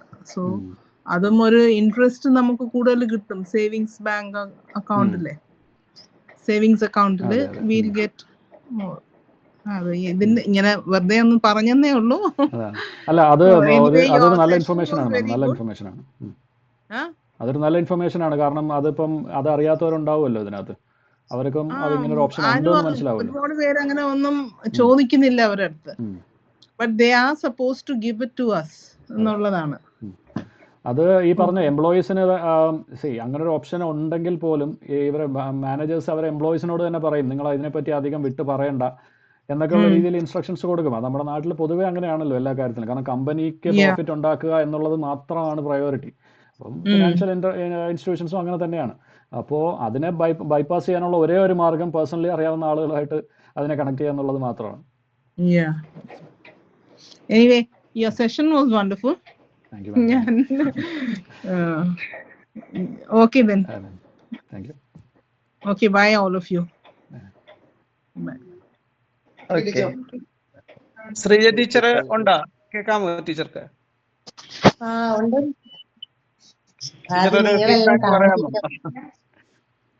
ശബ്ദമൊക്കെ കേൾക്കാൻ പറ്റും, വളരെ സന്തോഷം. പിന്നെ ജാസിന്റെ സെഷൻ വളരെ ഇൻഫോർമേറ്റീവ്, അതുപോലെ നല്ല പ്രസന്റേഷൻ. 2 മണിക്കൂർ പോയത് അറിഞ്ഞതേയില്ല. സാധാരണ ഈ സമയത്തൊക്കെ ഞാൻ ചുമ്മാ കിടന്ന് ഉറങ്ങികളെ. നന്നായിരുന്നു. ഒത്തിരി നേരം ആ ക്ലാസ്സിലൊക്കെ ഉള്ളതുപോലെ തോന്നി. കൊള്ളാം. കുറെ കാര്യങ്ങളൊക്കെ ഞാനും പഠിച്ചു. Thank you ma'am. Thank you ma'am. നിങ്ങളൊക്കെയാണ് എൻ്റെ ഇൻസ്പിറേഷൻ. ഞാനും 10-11 വർഷത്തോളം ടീച്ചിങ്ങിൽ തന്നെയായിരുന്നു ആർക്കിടെക്ചർ ഇൻസ്റ്റിറ്റ്യൂഷൻസിൽ. അത് എന്നും നിങ്ങളൊക്കെ ഒരു മോട്ടിവേഷനാണ്. കാരണം നമ്മൾ ഉള്ള കാര്യം ഓപ്പണായിട്ട് പറയുകയാണെങ്കിൽ ടീച്ചേഴ്സ് എന്താ പറയുക, നമ്മുടെ റോൾ മോഡൽസ്. എനിക്ക് എന്നെ സംബന്ധിച്ചിടത്തോളം ടീച്ചേഴ്സ് റോൾ മോഡൽസ് തന്നെയായിരുന്നു. എന്നും സ്കൂളിൽ പഠിച്ചിരുന്ന കാലം മുതൽ ടീച്ചേഴ്സിന് എന്താ പറയുക, അവരെ തൃപ്തിപ്പെടുത്തുന്ന രീതിയിൽ കാര്യങ്ങൾ ചെയ്യുക എന്നുള്ള ഒറ്റ ഫോക്കസിലായിരുന്നു സ്കൂൾ മൊത്തം മുന്നോട്ട് പോയിക്കൊണ്ടിരുന്നത്. അതുകൊണ്ടാണ് ആ പ്രൊഫഷനോടും എനിക്ക് അത്രത്തോളം താല്പര്യം ഉണ്ടായിരുന്നതും. ഞാൻ ആർക്കിടെക്റ്റ് ആണ് ബേസിക്കലി, കൺസ്ട്രക്ഷൻ ഇൻഡസ്ട്രിയിലാണെങ്കിൽ പോലും മേജറായിട്ട് ഞാൻ ചെയ്തിരുന്നത് ആർക്കിടെക്ചർ കോളേജിൽ പഠിപ്പിക്കുക തന്നെയായിരുന്നു. ഇവിടെയും കാനഡയിൽ ഞാൻ കൺസ്ട്രക്ഷൻ പ്രോജക്ട് മാനേജ്മെൻറ്റ് ചെയ്യുന്നുണ്ട്. കുറച്ച് കാലം കഴിഞ്ഞ് ഇവിടെ ഒരു എക്സ്പീരിയൻസ് ഒക്കെ ആകുമ്പോൾ എനിക്ക് ടീച്ചിങ് ഓപ്പർച്യൂണിറ്റീസിലോട്ട് കയറാം എന്ന് തന്നെയാണ് എൻ്റെ ഒരു ലോങ് ടേം ഒരു ഒരു ഉദ്ദേശം. അപ്പോൾ ഞാനത് നിങ്ങളൊക്കെ തന്നെയാണ് അതിൻ്റെ മോട്ടിവേഷൻ. കാനഡയിൽ എവിടെയാ? ഞാൻ മിസിസാഗയിലാണ്, ടൊറന്റോയ്ക്ക് അടുത്ത, ഒണ്ടാരിയോ. ടൊറാന്റോ. ഓക്കെ ടീച്ചർ, നമ്മൾ ബാങ്കിങ്ങിനെ കുറിച്ച് ഒരു സെഷൻ ഉടനെ പ്ലാൻ ചെയ്യുന്നുണ്ട് ടീച്ചർ. ഓക്കെ.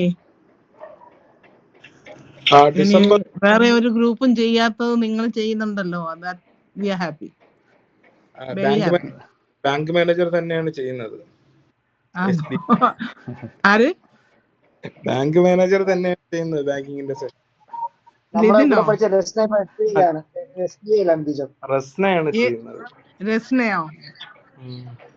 ഏത് SBI-ലാണ്? Trivandrum Marakkada SBI. Okay okay okay okay. അന്ന് വിടരുത്, കൊല്ലണം.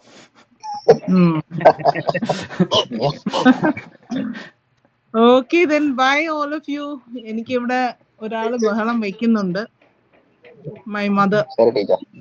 Okay. അടുത്ത സെഷന് വരണേ ടീച്ചറെ. വരാം. Okay okay okay okay. Bye. Okay bye teacher. നമ്മള് ജസ്റ്റ് എല്ലാരും ഒന്ന് ഒത്തുപിടിച്ചപ്പോ നമുക്ക് 25 പേരിൽ കൂടുതൽ കൊണ്ടുവരാൻ പറ്റി. അപ്പോ നമ്മൾ വിചാരിച്ചാൽ നടക്കും.